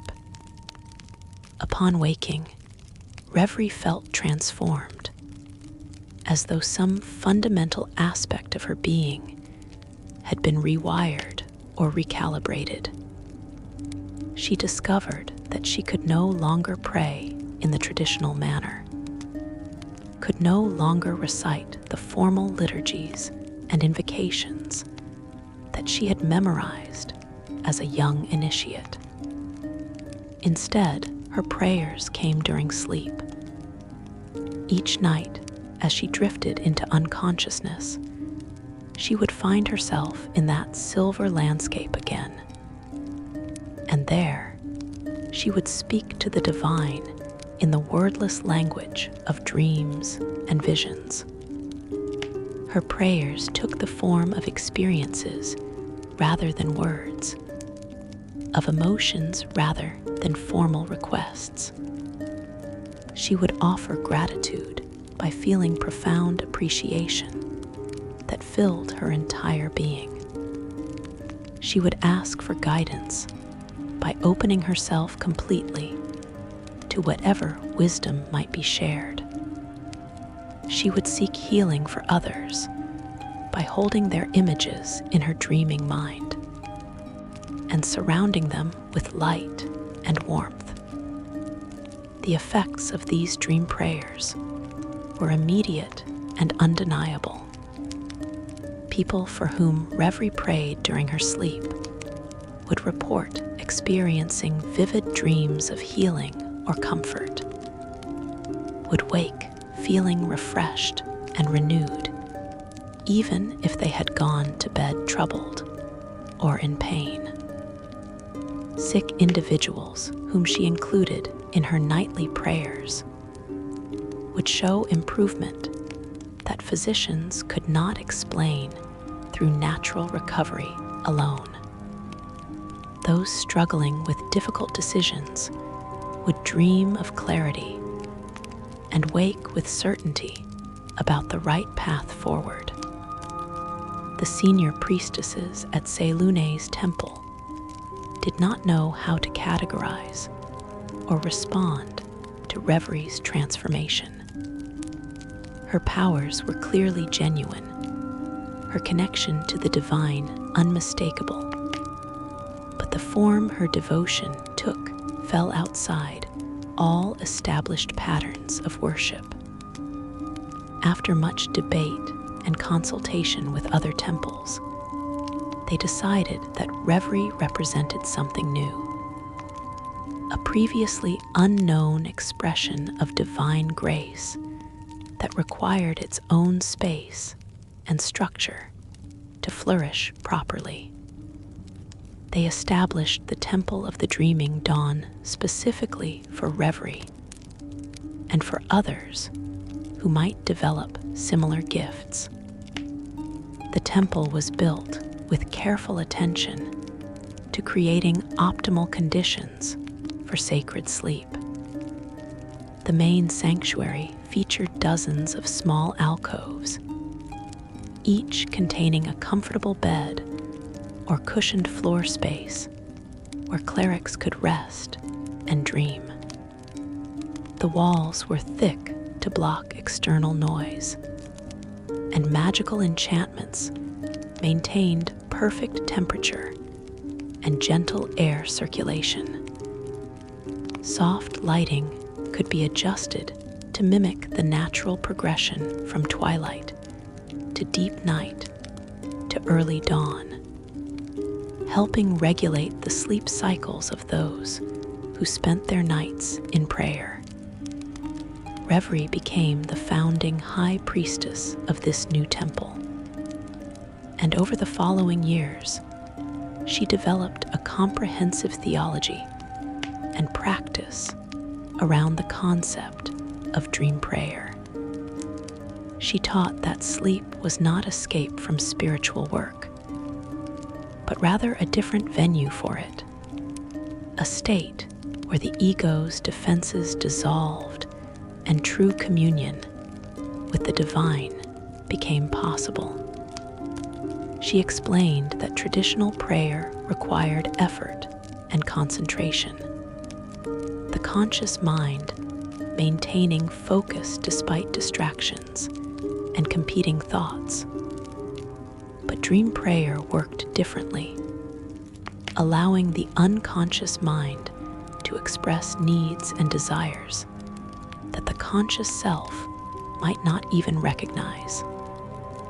She trained other clerics in the techniques of maintaining awareness during sleep, of structuring dreams to serve as vessels for spiritual communication.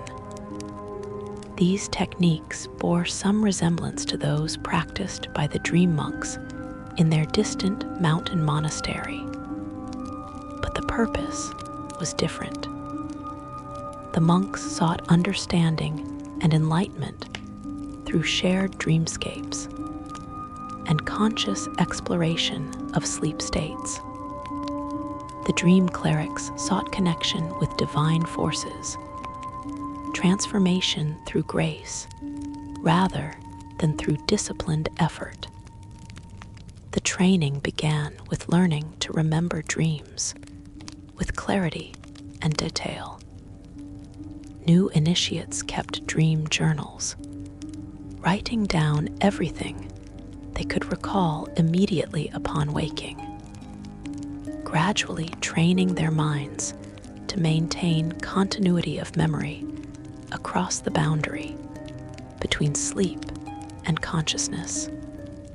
They learned to recognize the symbolic language that dreams employed, to distinguish between ordinary processing dreams that helped organize daily experiences and deeper visions that carried spiritual significance. As their facility with dream recall improved, initiates learned to set intentions before sleep. They would spend time in meditation before bed, focusing on specific questions or concerns, asking that their dreams provide guidance or insight. This practice, called seeding the dream, created conditions that made meaningful dreams more likely to occur, that invited the divine to speak through the medium of sleep visions. The most advanced practice involved learning to maintain a thread of conscious awareness during sleep, to know that one was dreaming while the dream unfolded. This lucid dreaming allowed clerics to actively engage with divine presences encountered in dream space, to ask questions and receive answers, to perform rituals and ceremonies that existed only in the realm of sleep, but produced effects that manifested in waking reality. Reverie discovered that prayers offered in this lucid dream state possessed extraordinary power. When she prayed for healing while consciously aware that she was dreaming, the healing energy she channeled seemed to bypass normal limitations of distance and physical barriers. She could heal individuals she had never met, people in distant cities whose names were simply mentioned to her in prayer requests. The dream state allowed divine power to flow through channels unavailable to waking consciousness, to reach across the boundaries that normally separated one person from another. The temple developed a practice called the night vigil, where clerics would take turns sleeping and waking, ensuring that at all hours someone was engaged in dream prayer, while others remained conscious to tend to the physical needs of those who visited seeking help. The sleeping clerics would focus their prayers on specific individuals or concerns, while the waking clerics would receive visitors, record prayer requests, and maintain the sacred space that made the dream work possible. Word of the Temple of the Dreaming Dawn spread throughout Waterdeep and beyond. People came seeking help with nightmares, with insomnia, with spiritual questions that seemed to have no answers in waking life. The clerics would accept these concerns into their dream prayers, would carry them into sleep, and present them to the divine for guidance and resolution. The success rate was remarkable. Most people who came to the temple left feeling that they had been genuinely helped, that something had shifted in their spiritual or psychological state that allowed them to move forward with greater peace and clarity. But the temple's work was not limited to individual healing. The clerics also engaged in what they called collective dreaming, where multiple practitioners would synchronize their sleep cycles and set shared intentions before resting. These collective dreams created powerful spiritual events, gatherings in dream space where divine presences could manifest with unusual clarity and strength. During these collective dreams, the clerics reported encountering angels and celestial beings, receiving visions of future events, glimpsing the true nature of reality beneath the illusions of material existence. One particularly significant collective dream occurred in the year of the tankard, when the temple's clerics came together to pray for the city during a time of crisis. A plague had begun spreading through Waterdeep's poorer districts, killing dozens and threatening to become a full epidemic. The conventional temples had deployed their healers, but the disease was magical in origin, resistant to normal curative magic. The city faced catastrophe, and desperation was setting in. Reverie called for a 3-day night vigil, during which all the temple's clerics would dedicate their dream prayers to seeking divine intervention for the plague. They synchronized their sleep, all entering dream state simultaneously. And in that shared dream space, they created a vision of Waterdeep as it should be, healthy and thriving. The plague banished and the people restored. They held this vision with absolute faith, pouring all their spiritual energy into manifesting it as reality. On the morning of the 4th day, physicians throughout the city reported that the plague had stopped spreading. Those already infected began to recover at rates that defied medical explanation. Within 2 weeks, the crisis had passed completely, leaving behind only gratitude and wonder. The conventional temples claimed credit, insisting that their healing magic had finally overcome the disease. But those who had witnessed the temple's night vigil, who had felt the spiritual power radiating from that place during those 3 days and nights, knew that something extraordinary had occurred, that the prayers spoken in sleep had achieved what waking efforts could not. The success of this intervention established the Temple of the Dreaming Dawn as a significant spiritual force within Waterdeep. Other cities began establishing their own dream temples, following the practices that Reverie had developed.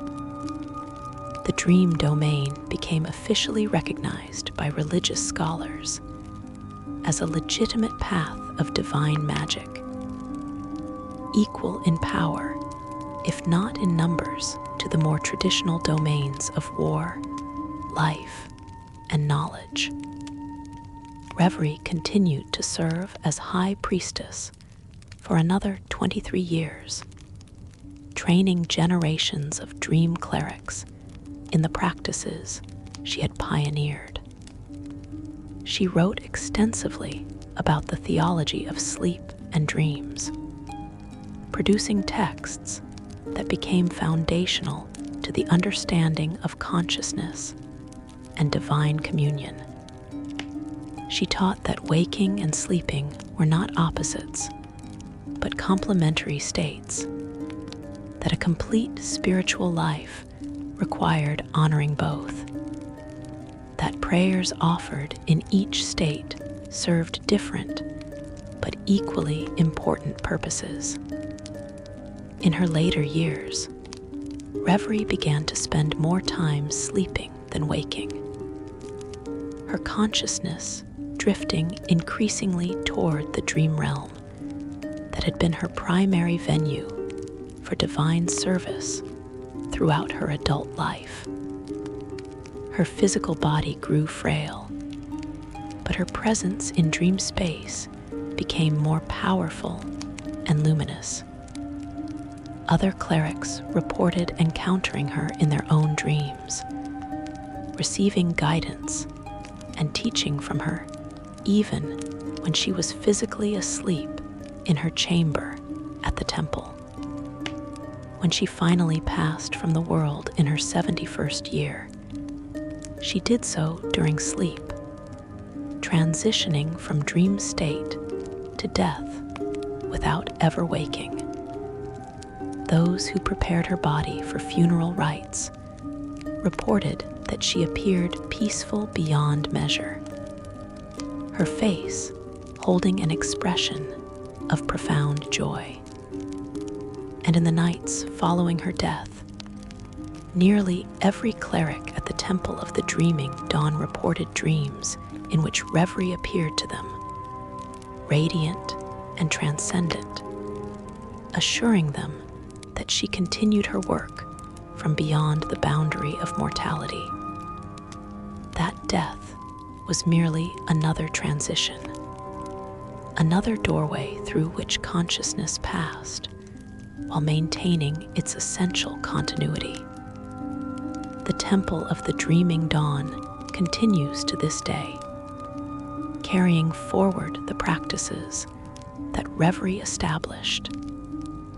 It stands as a testament to the power of sleep, as a venue for spiritual work, as proof that prayers need not always be spoken aloud to be heard by the divine.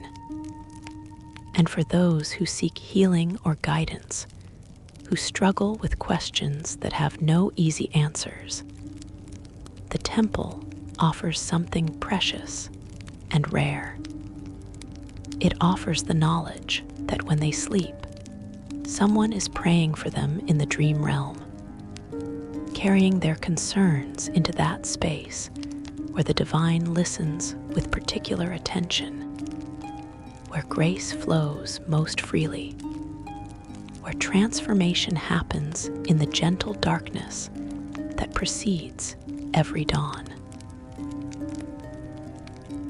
Lore number 10, the Astral Dreadnought's Slumber.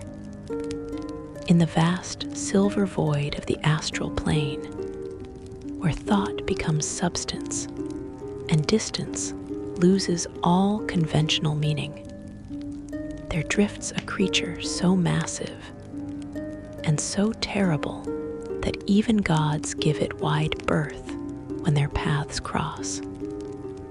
The Astral Dreadnought is a being of nightmare proportions, measuring over 100 feet in length, its body resembling a grotesque fusion of eel and dragon, covered in thick gray hide that seems to absorb light rather than reflect it.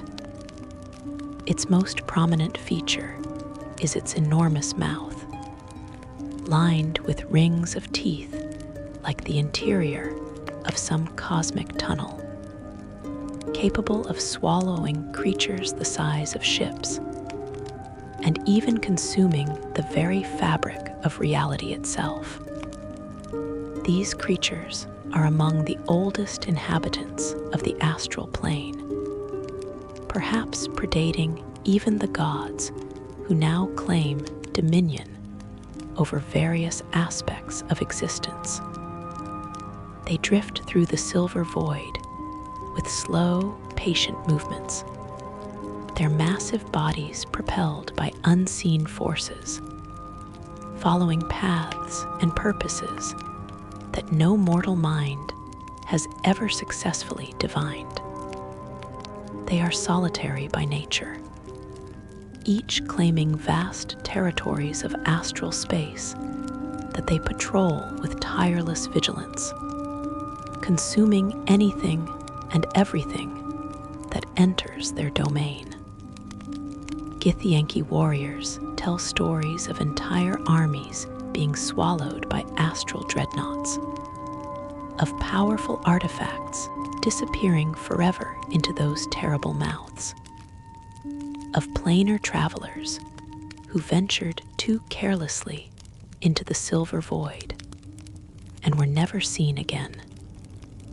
But the most unsettling aspect of astral dreadnoughts is not their size or their appetite. It is the pocket dimension that exists within each of them, the strange demiplane created by whatever they consume. Everything swallowed by an astral dreadnought is not destroyed, but rather transported to this internal reality, where it exists in a state of suspended animation, neither alive nor dead, neither physical nor entirely abstract, Scholars who have studied the few accounts from those rare individuals who survived being swallowed and later escaped describe these internal spaces as realms of pure strangeness, where the normal laws of reality bend and break, where time flows in multiple directions simultaneously, where dreams and waking blend into something that is neither and both. In the year of the Gauntlet, a creature known to astral travelers as the Ancient Sleeper became the subject of unprecedented study and observation.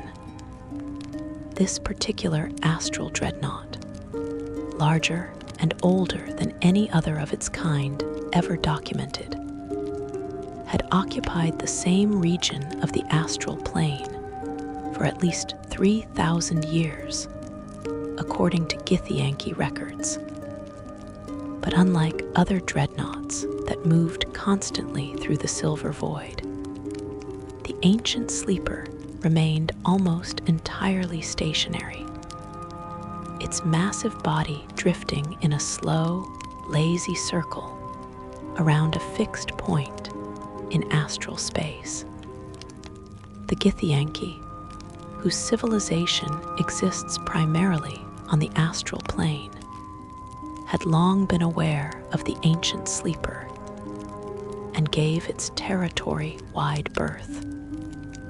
Their greatest warriors spoke of it with a mixture of fear and reverence, treating it as one might treat a natural disaster or divine phenomenon, something too powerful and too strange to be challenged or opposed, something that simply had to be accepted and avoided.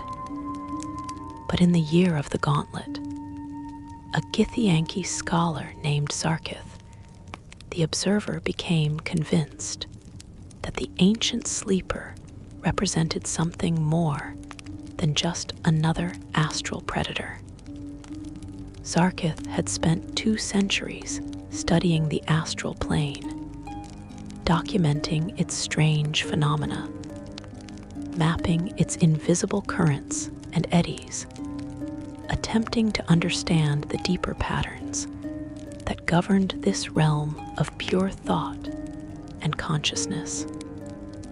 She had noticed something that others had overlooked.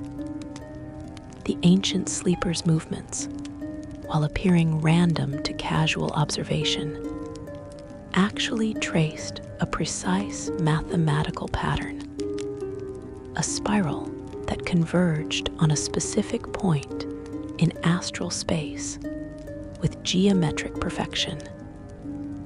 More significantly, the regions of the astral plane near the Ancient Sleeper exhibited unusual properties. Dreams seemed more vivid there. Thoughts took on substance more easily. The boundary between imagination and reality grew gossamer thin. Zarkith theorized that the Ancient Sleeper was not hunting or patrolling, but rather sleeping in some profound sense, that its slow circling movement was analogous to the restless shifting of a dreaming creature, and that the pocket dimension within its body had grown so vast and so complex that it had begun to influence the surrounding astral space. She proposed an expedition to study the creature more closely, to potentially even enter the pocket dimension and map its interior, to understand what secrets might be hidden within a dreadnought that had been consuming reality for millennia. The Githyanki authorities initially rejected her proposal as suicidal madness. Entering the territory of an astral dreadnought was dangerous enough. Deliberately allowing oneself to be swallowed was beyond reckless. But Zarkith persisted, arguing that the knowledge to be gained justified the risk, that understanding the ancient sleeper might provide insights into the fundamental nature of the astral plane itself. Eventually, she received permission to proceed, though only with a small team of volunteers who understood that they might never return. The expedition consisted of 5 individuals. Zarkith herself, ancient and brilliant, her skin bearing the mottled patterns of a Githyanki who had spent centuries in astral travel. Karzeth, a warrior of considerable skill, who insisted on accompanying the scholar to provide protection. Maranis, a psychic whose mental gifts allowed her to perceive patterns invisible to ordinary senses.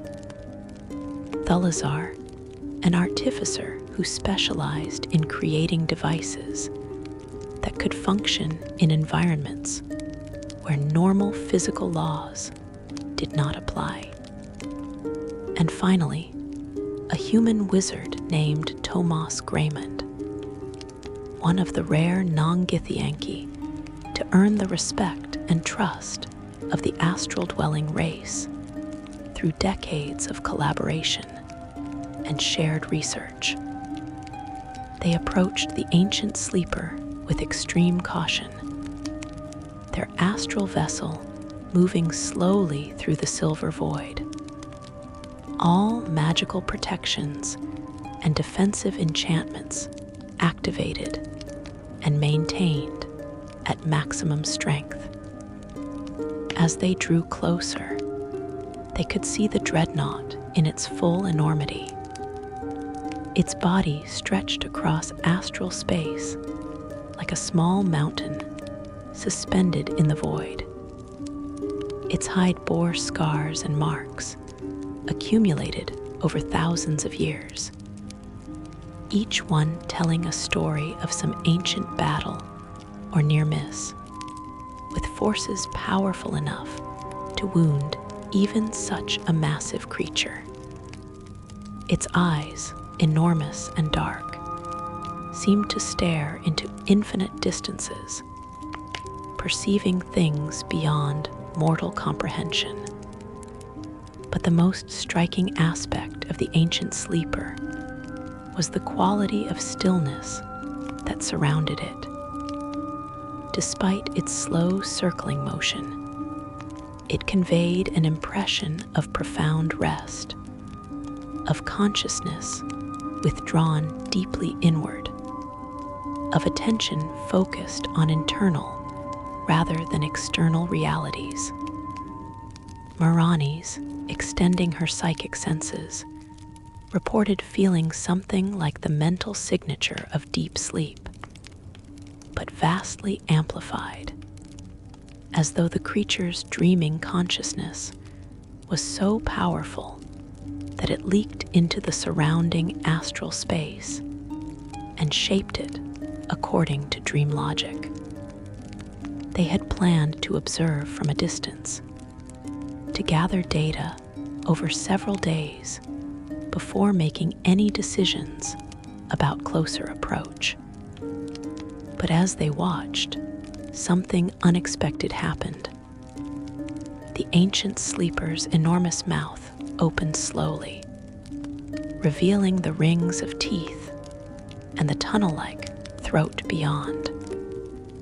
But the opening was gentle, almost welcoming, not the violent strike of a predator seizing prey. And from that mouth emanated a pulling force, not aggressive or overwhelming, but rather like a soft invitation, a subtle current that drew them forward with irresistible patience. Zarkith made a decision in that moment that would define the rest of her life. And that would change how scholars understood astral dreadnoughts forever. she ordered the vessel to cease resistance, to allow itself to be drawn into the ancient sleeper's mouth. Her companions protested, but she was the expedition leader, and they had sworn to follow her judgment. As one, they surrendered to the pulling force and allowed themselves to be swallowed by the massive creature. The transition was not violent or traumatic. They passed through rings of teeth that did not close upon them, down a throat that contracted with slow peristaltic movements, and finally emerged into a space that defied all attempts at rational description.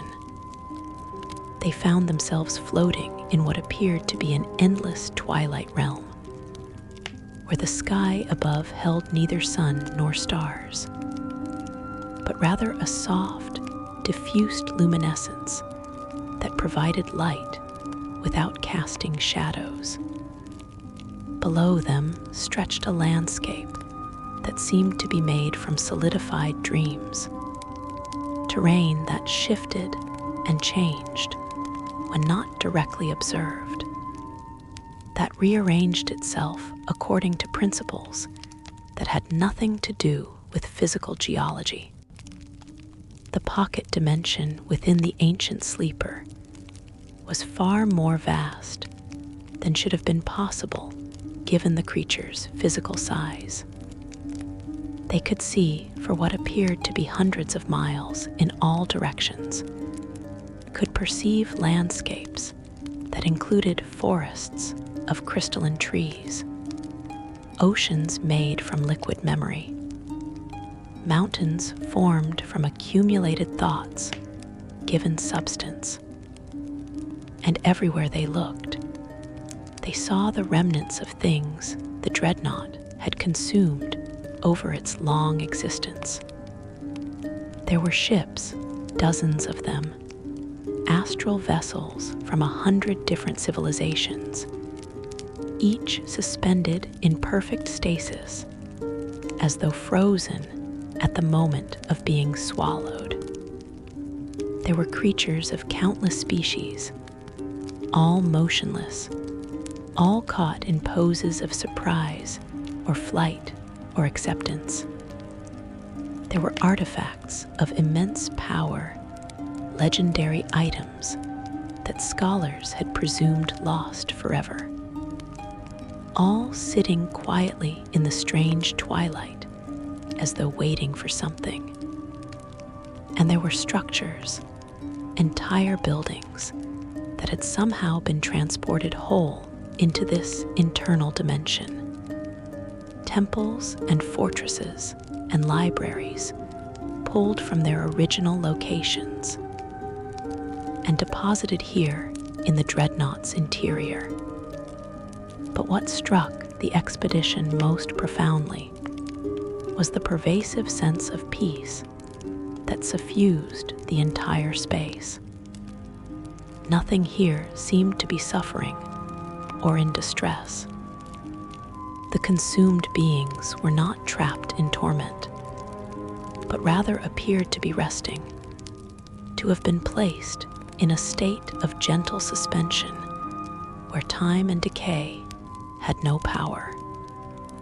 It was as though the ancient sleeper had not been destroying what it consumed, but rather preserving it, creating a vast repository where everything it encountered was kept safe from the chaos and violence of the outer planes.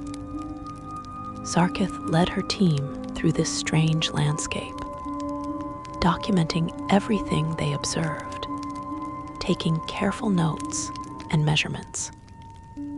They discovered that they could interact with some of the preserved objects, that items not too deeply embedded in the dream substance of the landscape could be examined and studied. Tomas found a grimoire from a magical tradition lost 3,000 years prior. its pages still crisp and readable despite the impossible length of time it had spent within the Dreadnought. Thulazar discovered tools and devices from civilizations that had risen and fallen before recorded history began, each one perfectly preserved, each potentially containing knowledge thought forever lost. But the most significant discovery came when Mirani's extended her psychic senses to their fullest extent and attempted to perceive the consciousness of the ancient sleeper itself. What she found astonished her. The Dreadnought was indeed dreaming, but its dreams were not the chaotic, symbolic visions of ordinary sleeping minds. Instead, it was dreaming reality itself, was creating and maintaining this entire pocket dimension through the force of its sleeping consciousness. Every landscape, every preserved object, every aspect of this twilight realm was a manifestation of the ancient sleeper's dreams.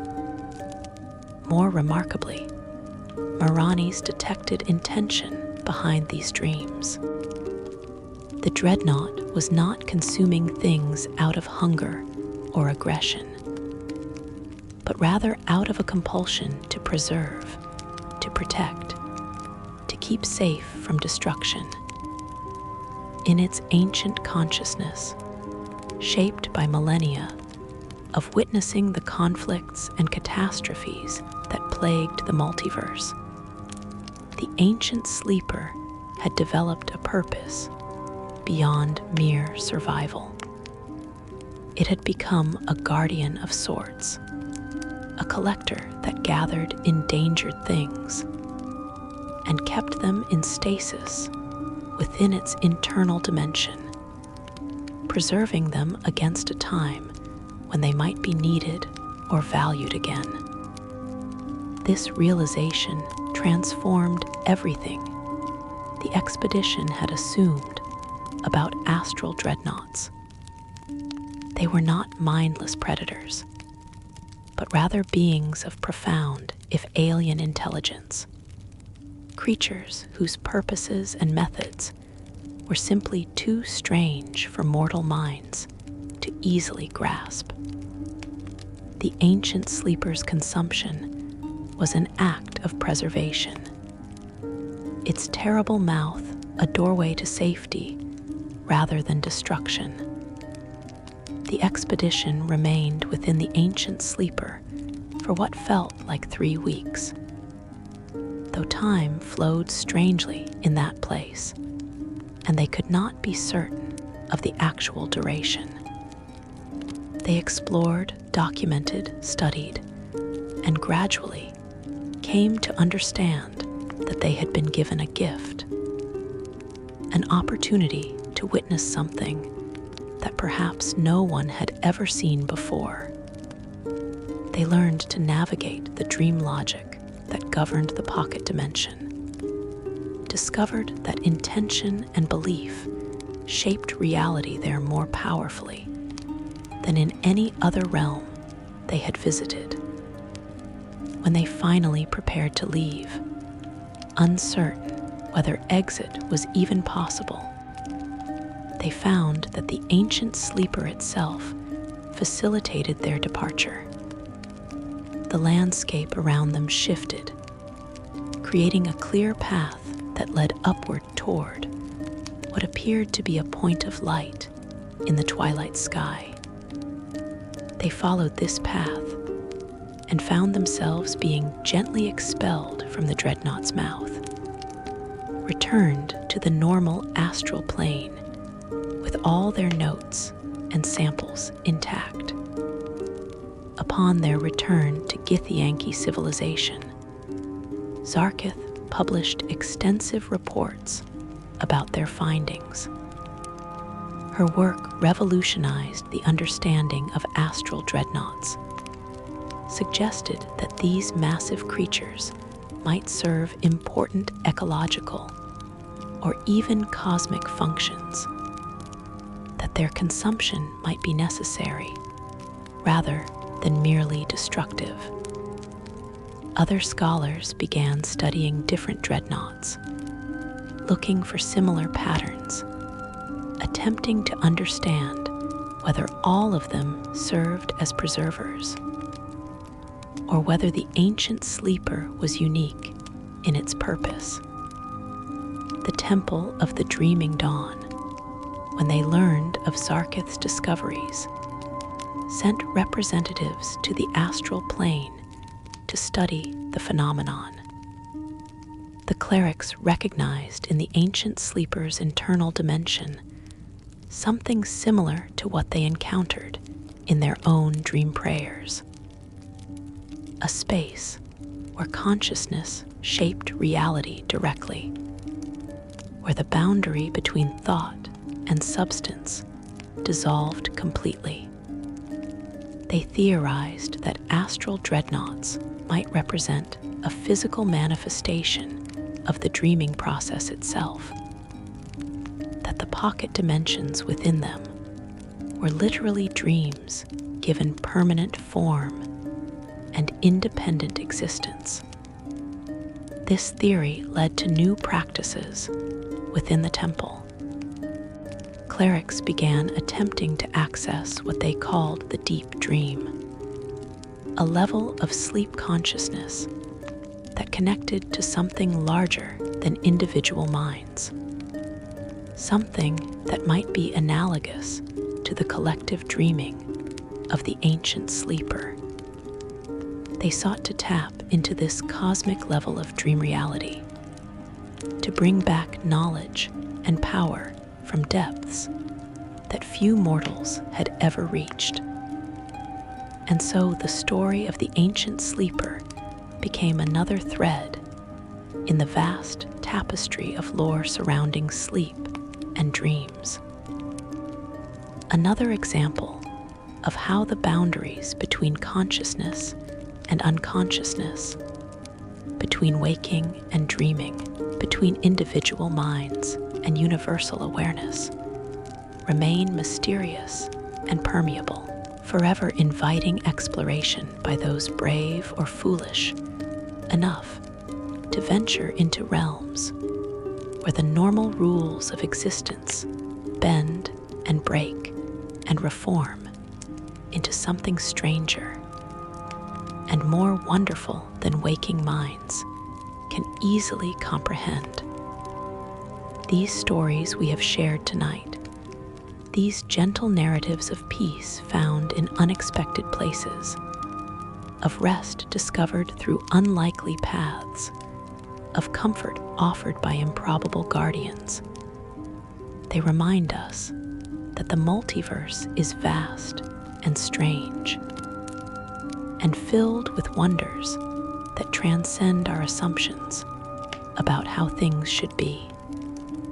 From a night hag who learned to give instead of take, to an elf who transformed suffering into wisdom, from a gelatinous cube that became a caretaker, to a pixie who recovered her lost dreams, from a druid who merged with the earth, to a pseudodragon who healed through telepathic lullabies, from monks who spoke in sleep to an owlbear who found family, from clerics who prayed in dreams to a cosmic predator whose consumption was actually preservation. Each tale carries the same essential message. Rest is sacred. Sleep is necessary. Dreams are meaningful.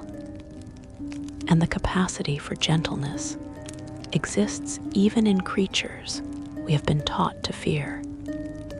Even in circumstances we have been trained to see as threatening.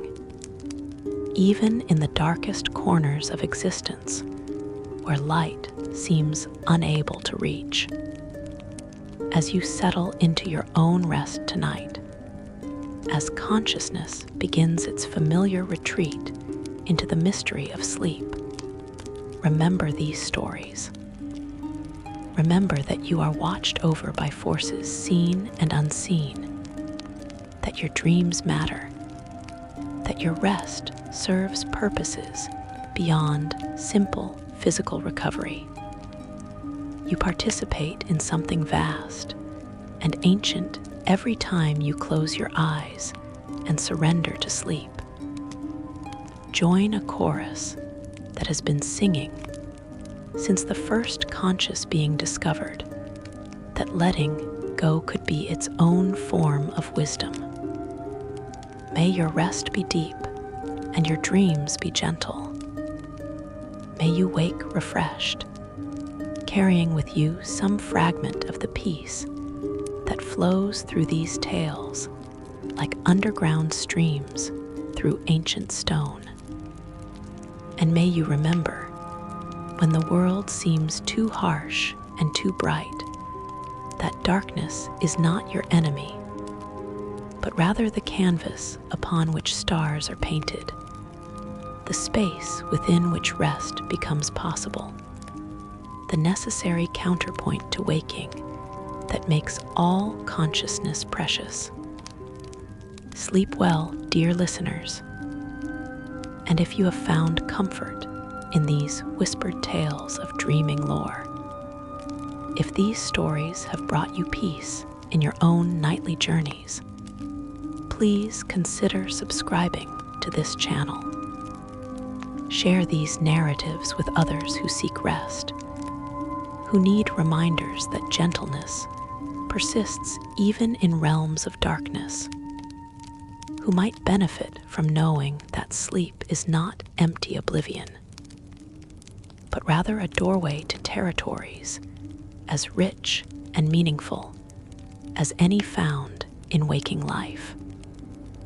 Your support allows these stories to continue, these whispers to reach more ears, these gentle explorations of dream and darkness to spread further into the world.